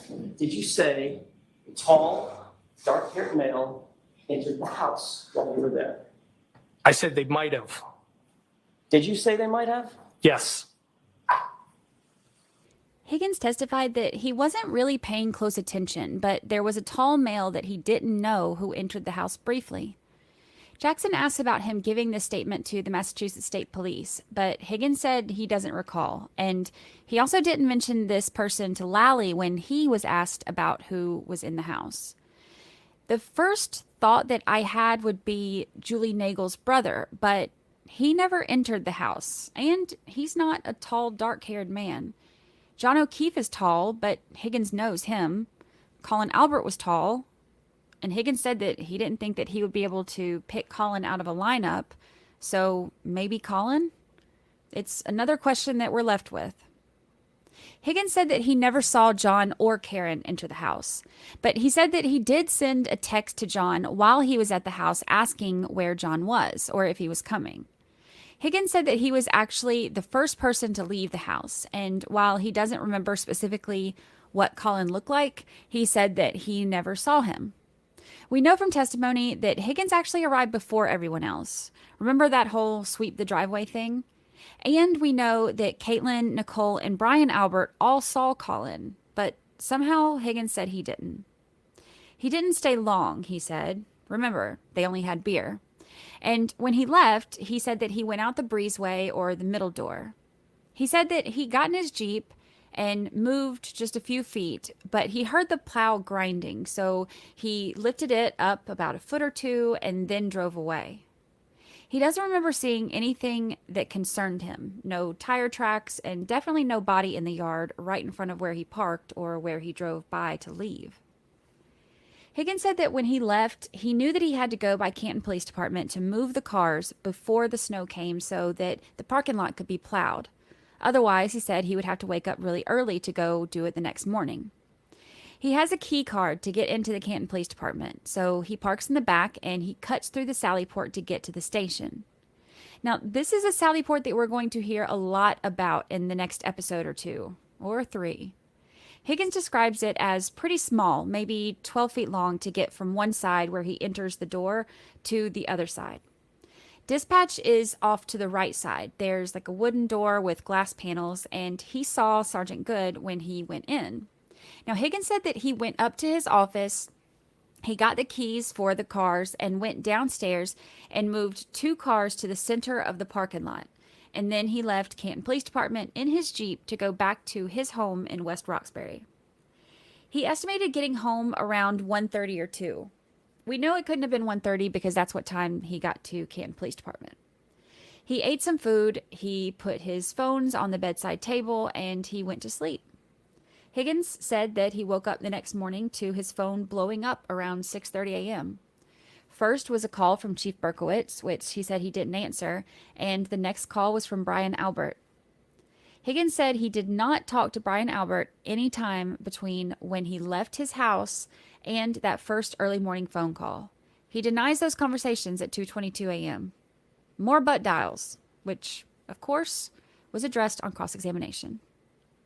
Your testimony previously was at some point before 7 a.m., that call was the one that woke you up.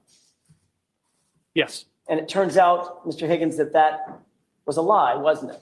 No, it wasn't a lie. When you were asked that question at a previous hearing, you didn't know that the person questioning you had your phone records, did you?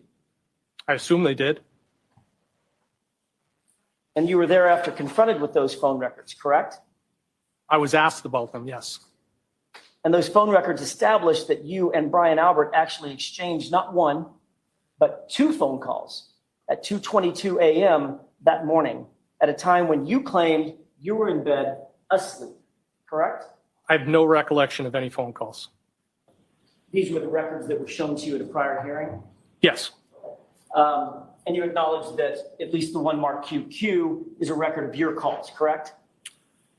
It has my name, my telephone number, correct. And it indicates that on January 29th, 2022, at 2:22 and 35 seconds, you received a call from Brian Albert, duration of 1 second, correct? Yes. In other words, Brian Albert called you at 2:22 and 35 seconds, but it looks like you missed the call, correct? I see the 1 second call, yes. There's a second call just below that. On the same date at 2:22 and 52 seconds from you to Brian Albert. Do you see that one? Yes.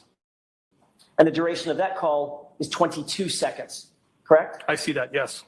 So 17 seconds after you missed a call, according to these records, from Brian Albert, you called him back, and there was a call lasting 22 seconds. Is that right? That's what the records say. May I approach? Yes.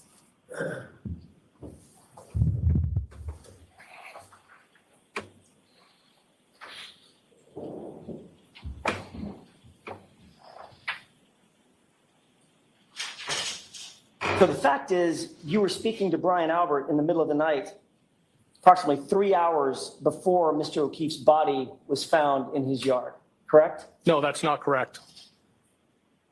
And that was 5 minutes before 2:27 a.m. when there was a Google search for how long to die in the cold, correct? Objection. Sustained.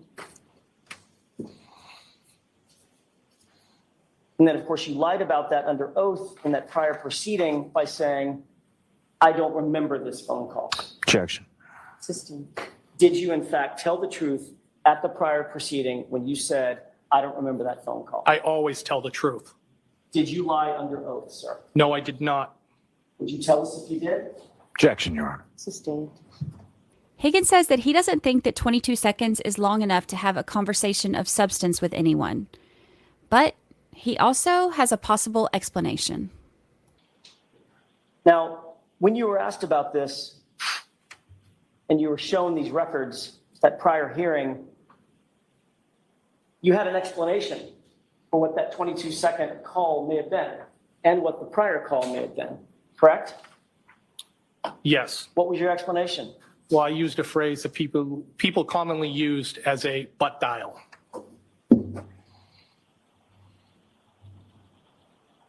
So you think it's possible that you may have butt dialed Brian Albert for a 22-second call that you're not aware of? I think it's possible that he could have been inadvertently called back, but I have no recollection of that, nor did I have any conversation with anybody.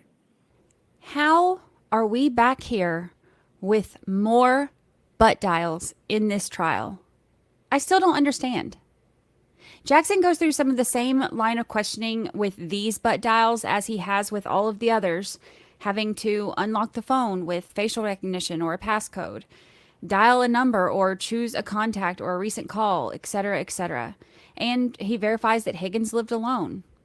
He has Higgins read his previous grand jury testimony that says that when he got the call from Brian Albert, he called him back. And it's possible that the phone picked up on the other end and Higgins terminated the call, which this is, of course, different than what he's testifying to today. Higgins says, regardless, there was no conversation with Brian Albert at 2:22 a.m. Higgins said that he went to Brian Albert's house that next morning after getting that call. He can't remember where he parked or how many police cars were there or anything like that, but he said that he does remember seeing Brian and Nicole and Jen and Matt, plus Brian Jr. popping in at some point and Julie Albert stopping by with donuts. Higgins said that when he heard about John O'Keefe being found on the lawn, that didn't make sense to him because he said that John and the defendant never showed up. Higgins said that he didn't stay at Fairview long, maybe less than an hour, and he can't remember if he went to the police station or back home after that. He was still upset and trying to put things together, and he said that he knows he was at the police station at some point that day, but he just can't remember when. Jackson says, based on the key card swipes, records indicate that Higgins was at Canton Police Department from around 9 a.m. until 5 p.m., closer to 6. And we hear about key card swipes throughout the day. There's also a 12-minute phone call between Higgins and Kevin Albert from Canton Police Department. Jackson asks Higgins if Kevin was providing him with information about the death of Officer O'Keefe, or if Higgins was providing information to Kevin that he was.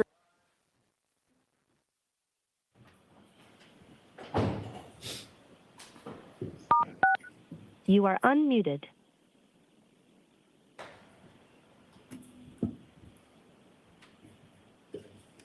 Thank you, VC, sir. Court session. All right, so I sent the note in at 3:30 like I've done each day, asking if they want to go home or continue. They indicated that they want to continue until 4:15. So we will continue until 4:15. Madam Court Reporter, thank you.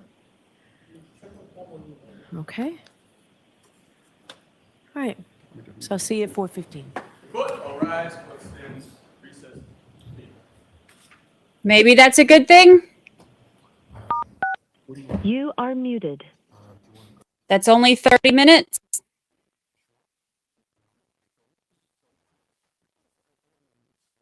So maybe they're close. Otherwise,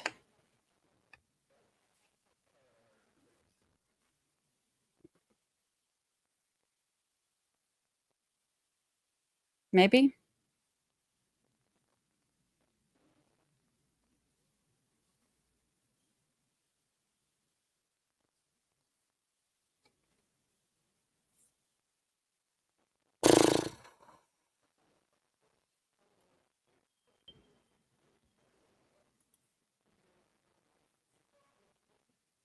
I mean,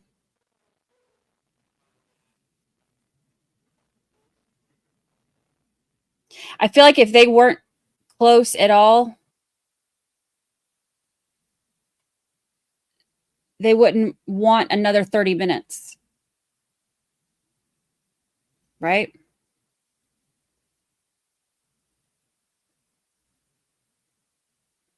Maybe.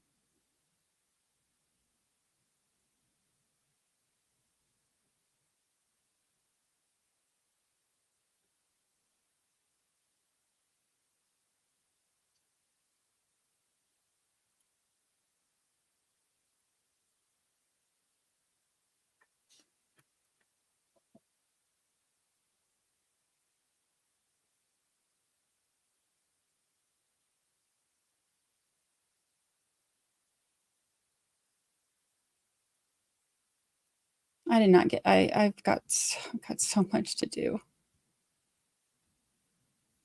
Oh.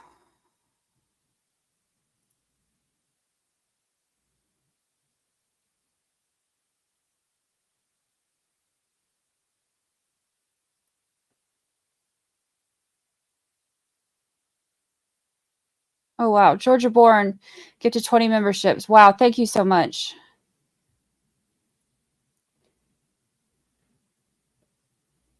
Thank you. Thank you. Welcome to our new members.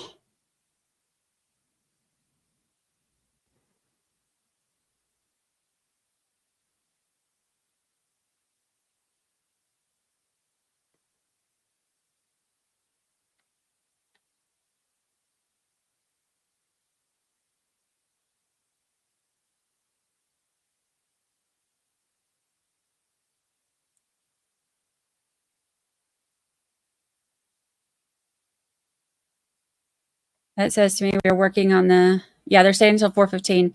So some of y'all think maybe they're working on the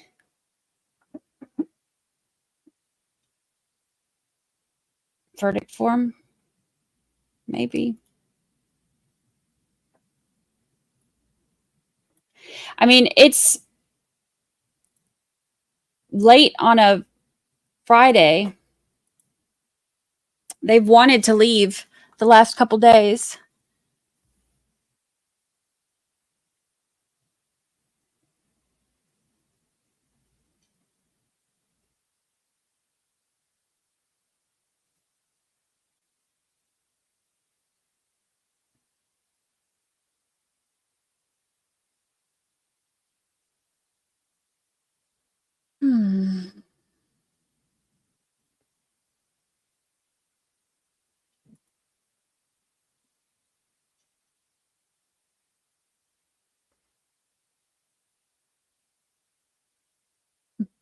You need a member of staff maybe helping with the load. I don't have a staff. I have amazing volunteers that mod. If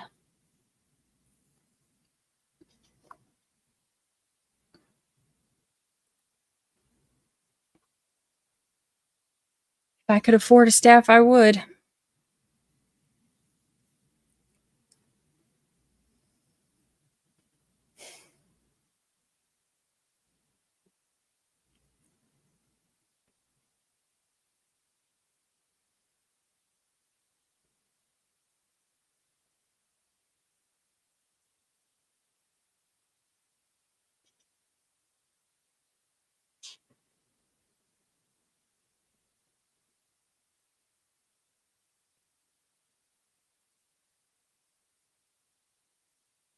Get to work, Lucy. She's fired.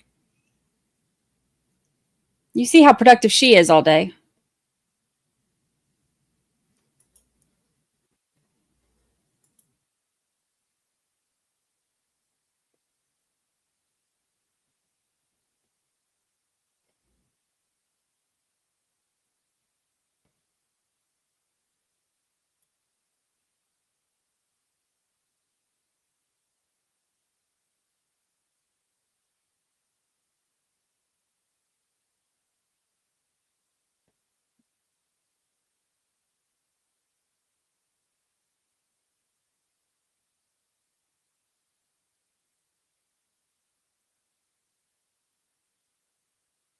Get that blonde lady in the box to help. Right? She is a freeloader. Spoiled little furry freeloader. Dia said, thank you for the super chat. Thank you, or super sticker. Super sticker. Thank you, thank you.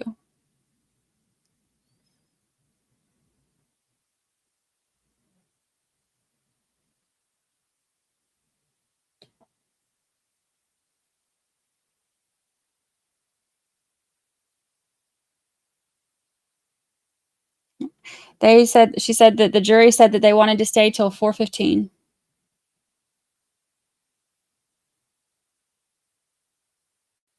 Don't abuse that baby. She's useless. Lucy was modding chat while I was away. She did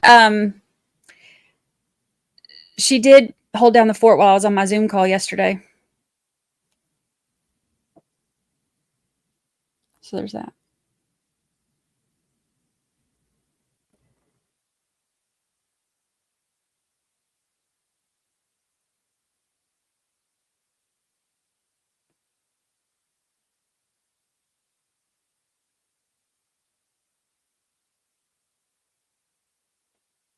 I wouldn't pay that blonde lady. She can't even find her eyebrows.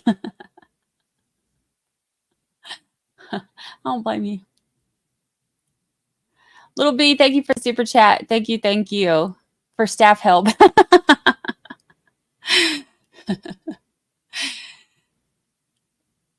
Thank you. Kitty Kate, thank you for super chat. How did you get started in streaming and podcast? I just started doing it. I started I all of a sudden had a big following during Murdoch trial because I was making charts. And then people kept saying I needed to make a YouTube, and Distant told me I need to make a YouTube. So I made a YouTube and started doing like video recaps and stuff.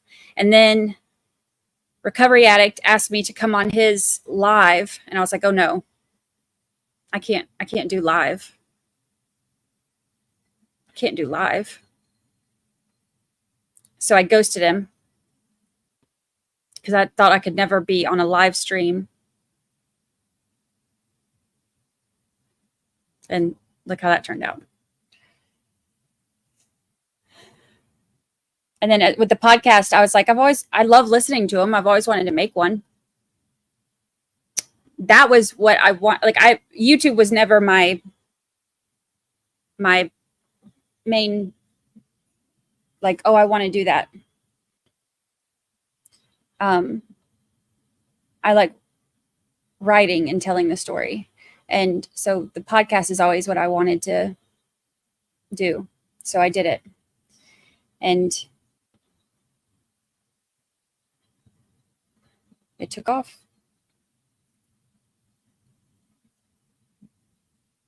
Big listening.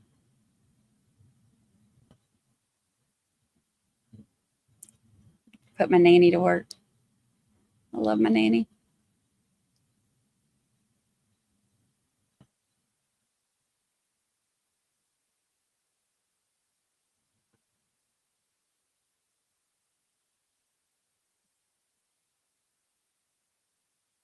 Lally might be looking for a job soon. I'll get more use out of Lucy. CJ's mom, 55, member for 1 whole year. Yay, 1 year anniversary. Thank you, Brandi. You are awesome. Thank you, mods. Chat, you are wonderful. P.S. Thank you, Long Crown, for losing audio during the Travis trial. Right? It's how our little family grew a lot.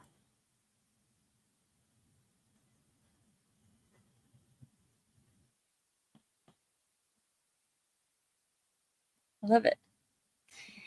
Sandra, thank you for the super chat. Imagine they come back not guilty. We will have witnessed Lally's last mistake. Oh. He's not easy to listen to. He's really not.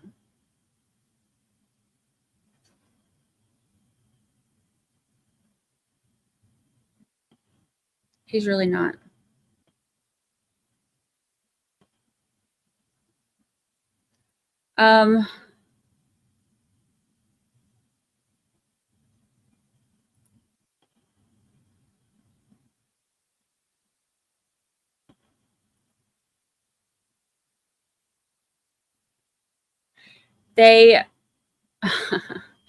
The court had a hearing today for Sarah Boone, and they are granting her the motion to withdraw from her 8th attorney.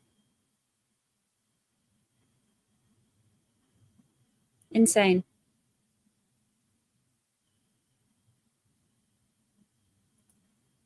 Are you going to cover the Koberger trial next year? Yes. I have some stuff in the works on that I'm not ready to announce yet.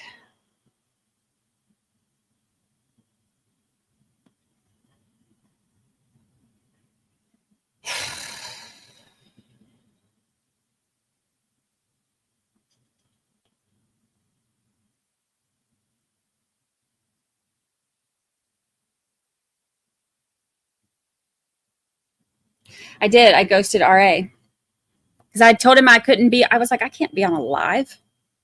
It's like I do recorded videos and charts. I can't be on a live. I don't have the personality for live.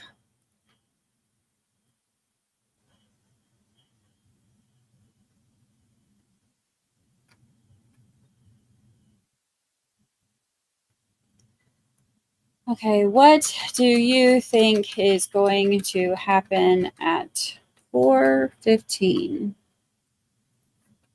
Verdict or go home?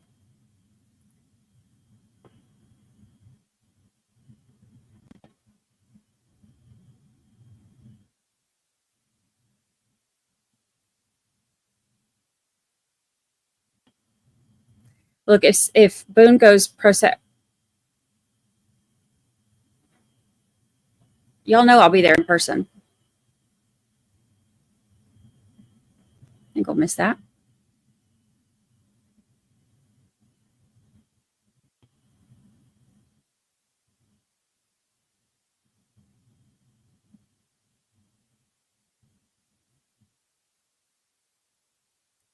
Please cover Sarah Boone. I will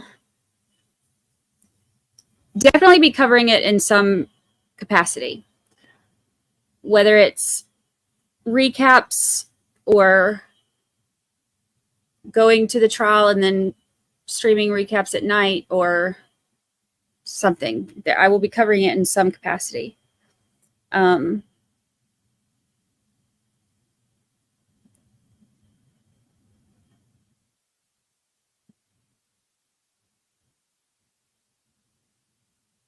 But I don't know about the streaming live deal. But RA will be, I'm sure.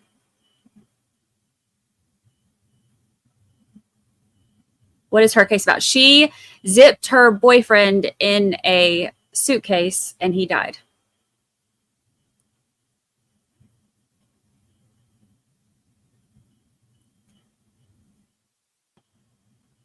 He's done, so RA has done a lot of coverage on Sarah Boone, so I'm sure he'll be streaming it live. I believe I think I'm going to be there in person.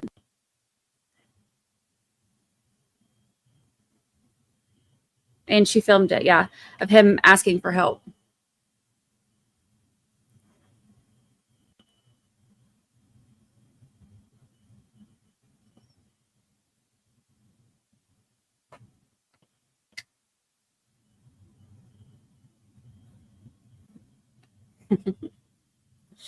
It's all because of no official verdict eyebrows. Apparently, I'm supposed to have some in the mail tomorrow.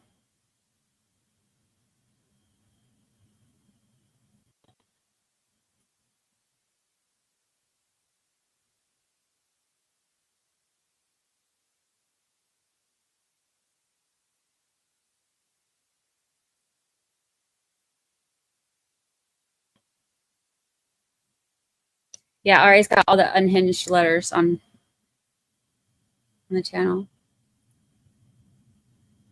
Kelly, thank you for super chat. My bestie had no idea about it, the case, the past few days we were together. I'm addicted, but kept confusing her, so I made her listen to your podcast. It explains so simply, and now she's addicted. Yay! Thank you for listening to it. I don't know if it's a good addiction or a bad addiction.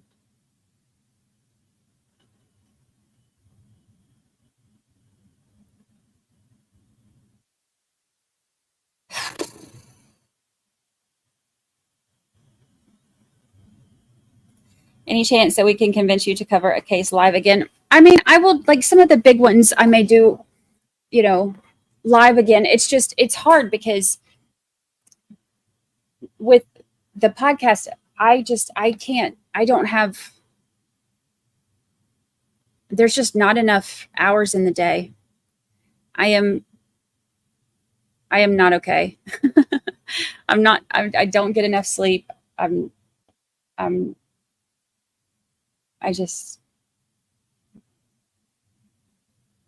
It's too much.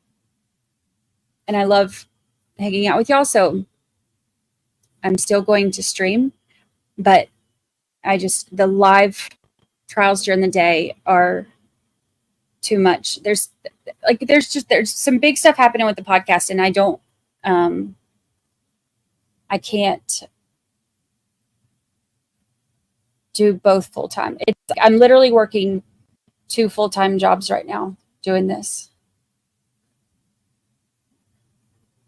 And it's a lot.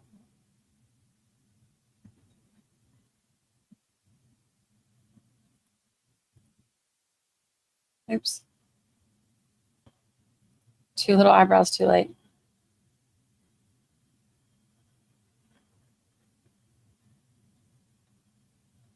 I never heard her say anything about deliberating on the weekends, but I doubt she's going to want them to. Because I don't think she wants to. They have to be bussed in and all that. 6 whole months, Gita Haley, 6 whole months. Love it here. So happy to be a part of this family. We are happy to have you. We are happy to have you.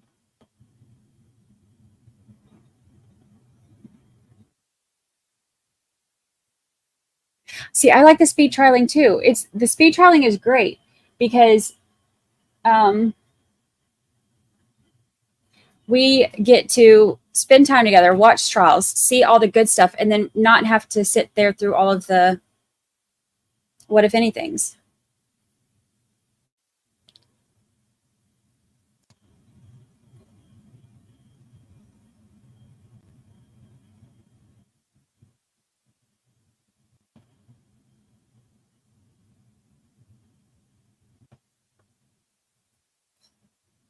Yes, we hit 26,000 today. Isn't that crazy?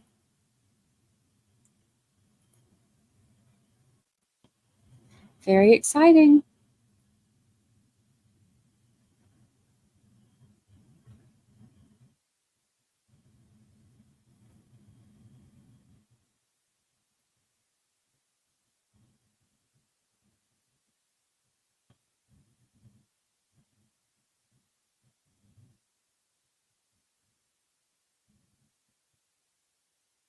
I like your condensed version of trials, and you need to do what is best for you. But honestly, I like the defluff fast version. I like the defluff fast version too. I love speed trialing. I love speed trialing.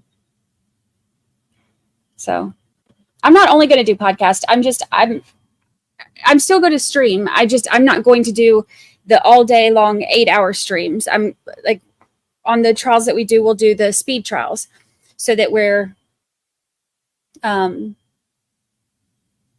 like getting all of the important stuff. But then, I'm not sitting here trying to entertain you for an hour while during lunch while you look at me like I'm a crazy person. So we get like all of the speed trialing is great because you can get like all of the full day condensed down to half the time. And then that way I can do the podcast but still stream. Because I enjoy doing both.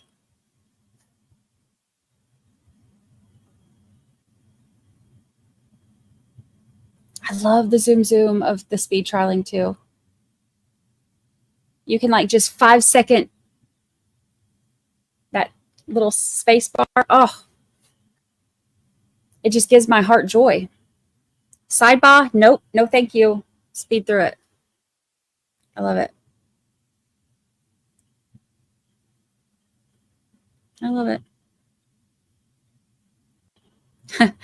Oh, good. I can balance my time between you and RA. I've neglected that channel for weeks. It's funny because during the Maya trial, we had, because so many people split back and forth, but then when there's like the trials that you like really get into, especially the longer ones, that you really get into, then you tend to not be back and forth as much. You get suckered into one, right? And so the Maya trial was one of those, it lasted 11 years, and everybody who normally goes back and forth was just watching the Maya trial, and I didn't cover it. So it was like nobody, like I didn't have any idea what was going on in it. So nobody wanted to talk to me about it because obviously I have nothing. I don't have any input. I don't have any. So then people were like, you didn't even watch it? Okay, I'll see you later. I was like, I'm sorry. I won't watch it. It was I think that was the lowest viewership that we had any other time since right after I started, was during the Maya trial, because I was like, I'm not covering it.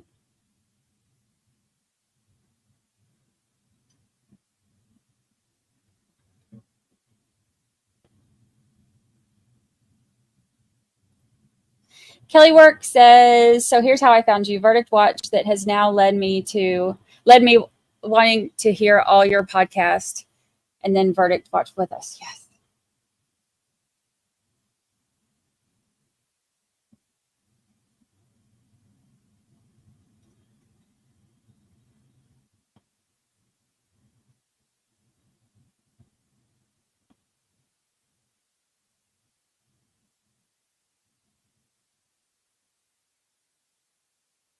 Yeah, a lot of people did Maya live, and then we had our replay crew was higher during Maya than it ever has been before. Like replay numbers during that trial were huge. And then like I loved like our replay crew would, come in and comment like, hey, I've been caught up with Maya, but our replays on those, whatever, I can't even remember what we streamed at that time.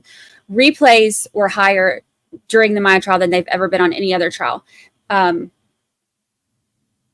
On whatever we were covering during that time. But I know what that's like. Like when you get into a trial, like you have to know what's happening as soon as it's happening.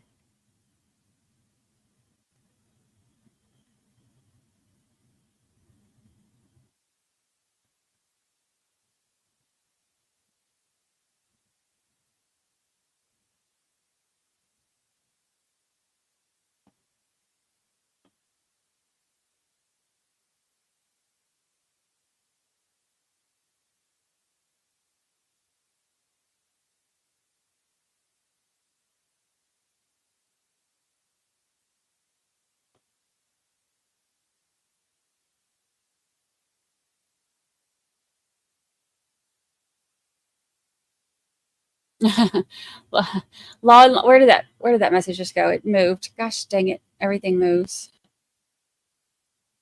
Oh,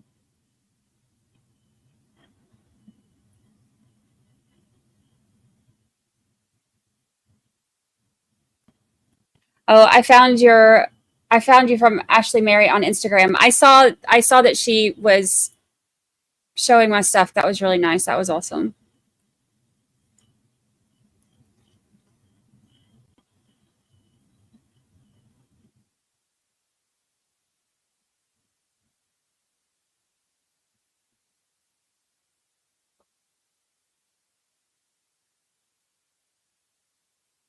Law and Lumber did a fantastic job with Maya. He is so sensitive and so smart and of course so cute. You know what's funny?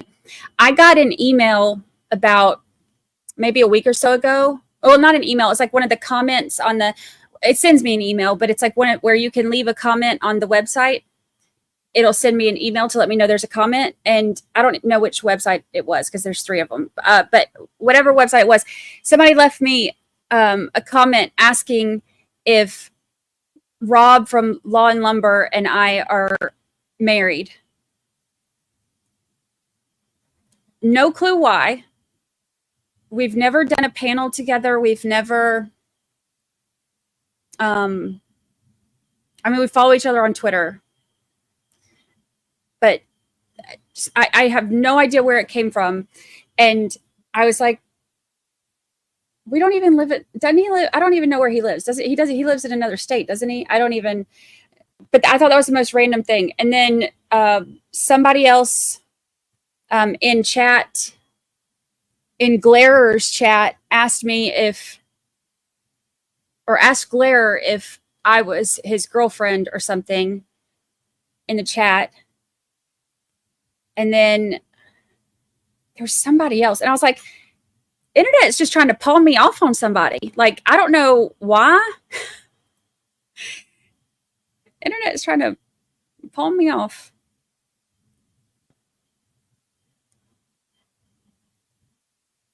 It's the most random thing.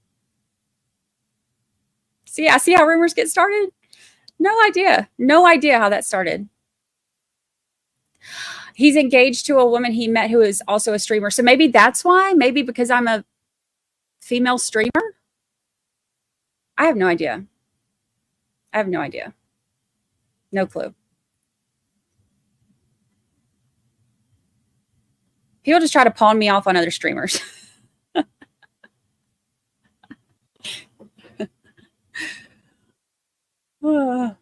So random.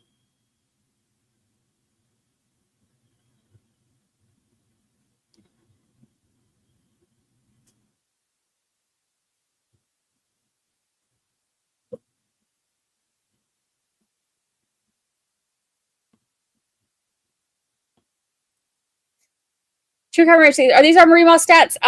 Final stats. Witnesses 74. 277 sidebars. That's a whole lot of sidebars in this trial. 1,347 objections.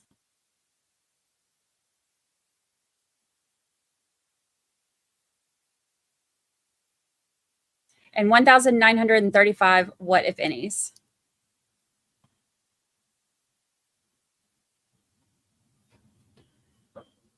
That's crazy, right?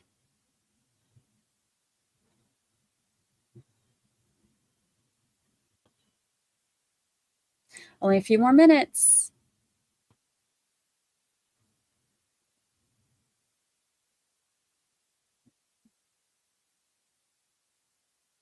Yep, and he got engaged in Florida.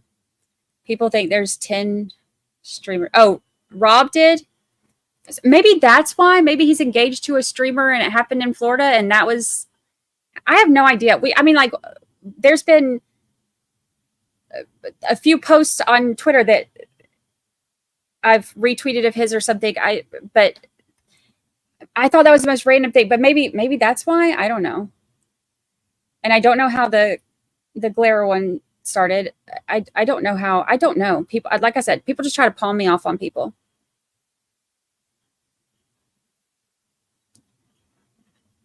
Can't miss. Can't. So random. I thought you were going to say I'm a female stripper. A female streamer. Two different things. Usually. Maybe sometimes not so much, but usually.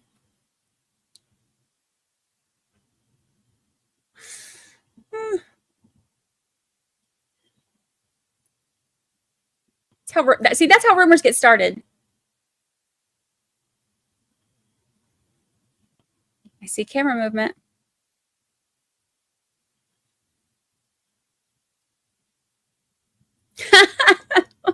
See what I mean? See what I mean? Everybody trying to palm me off.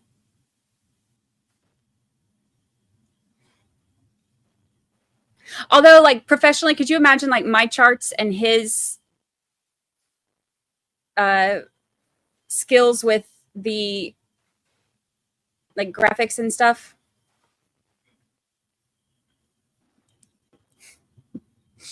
Y'all crack me up. Breezy, thank you for the super chat. Not as many sidebars as Melly. Take a shot, do a squat. There were so many in that one.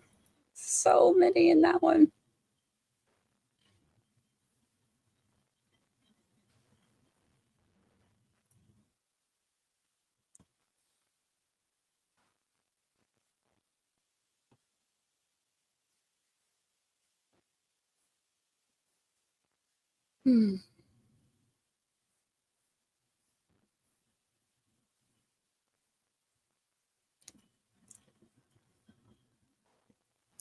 I think I'm going to stop this because I think they're back in the courtroom.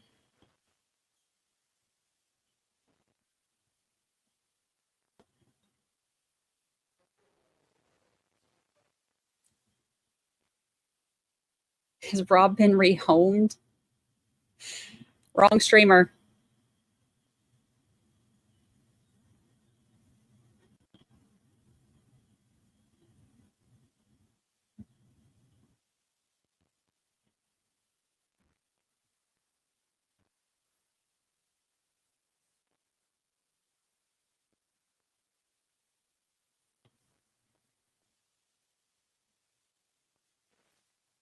See, now that would be a professional match. Like, his videos and graphics and my timelines and charts.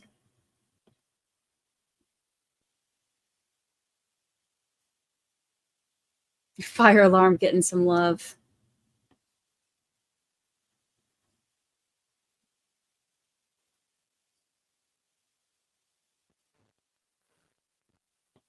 I am ending the poll.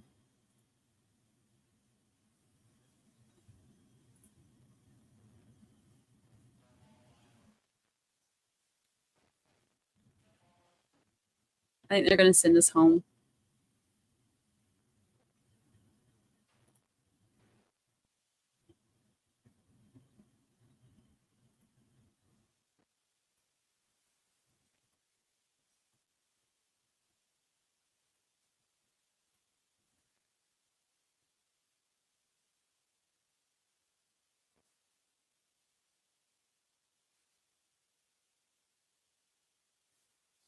Nervously eating chips and salsa.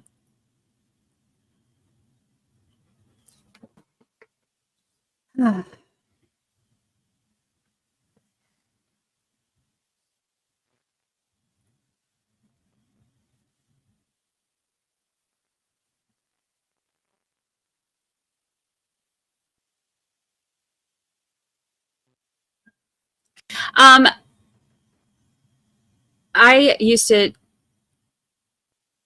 judge and jury are in there. They're about to send him home. I used to do pizza every single Friday night too.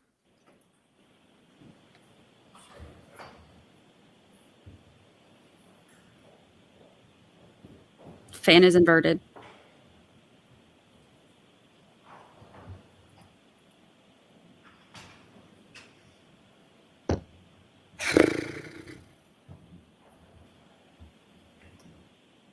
Closing session, please be seated.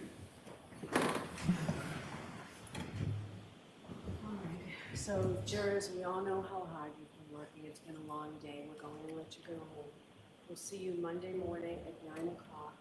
To the extent that you can, please just not think about this case this weekend. Clear your heads.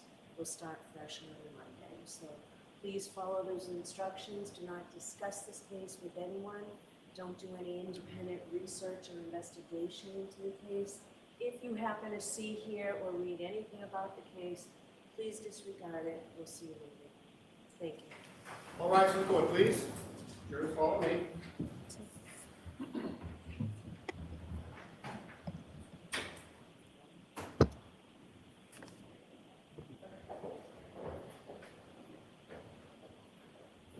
No verdict. Sending him home. Coming back Monday.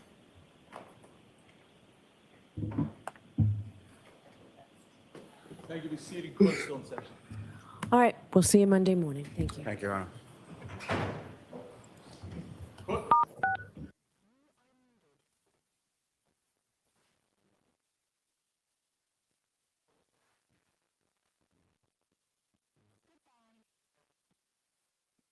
Gosh.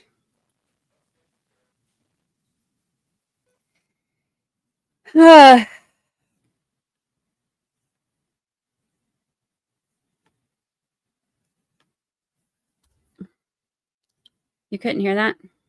You could barely hear anything. She didn't talk into the microphone, so but she said for them to go home and try not to think about the case as much as possible.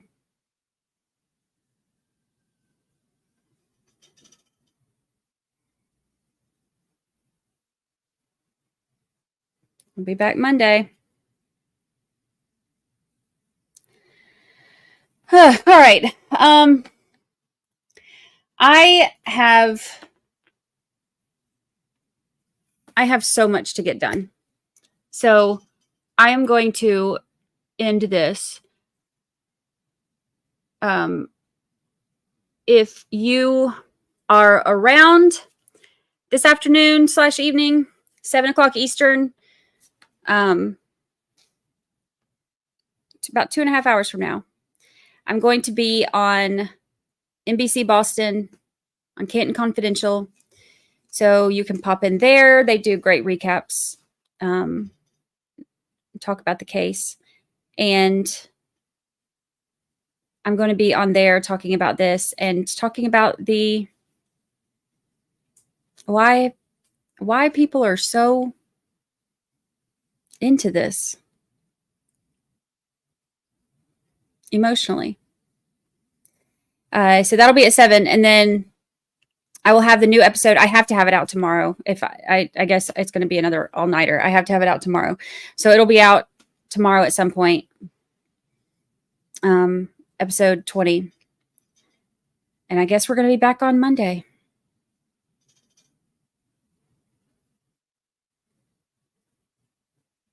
So Canton Confidential tonight. It's 7 Eastern. And new podcast episode tomorrow. And be back on Monday. Bright-eyed and bushy-tailed. I'm sleeping all day Sunday. All day.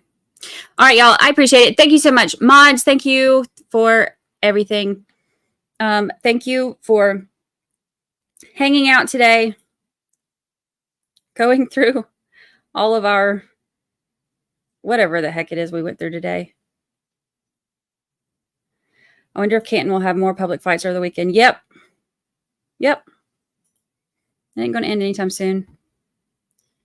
There will be more fighting, more internet drama, more bullying, more craziness. And all we can do is stay away from it. Hit the like button on your way out if you haven't. Thank you for reminding me to say that because you know I forget. Oh, is RA still live? Yeah, we can redirect over to him.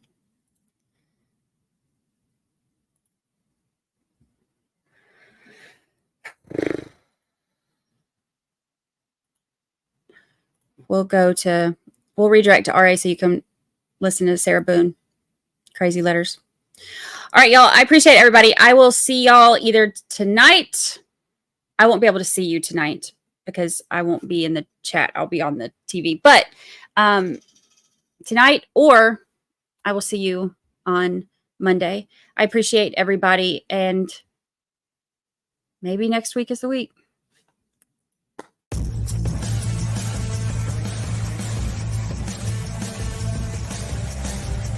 I gotta go. I can't stick around here forever.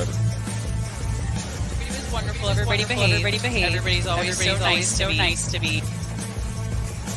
Just love your channel. And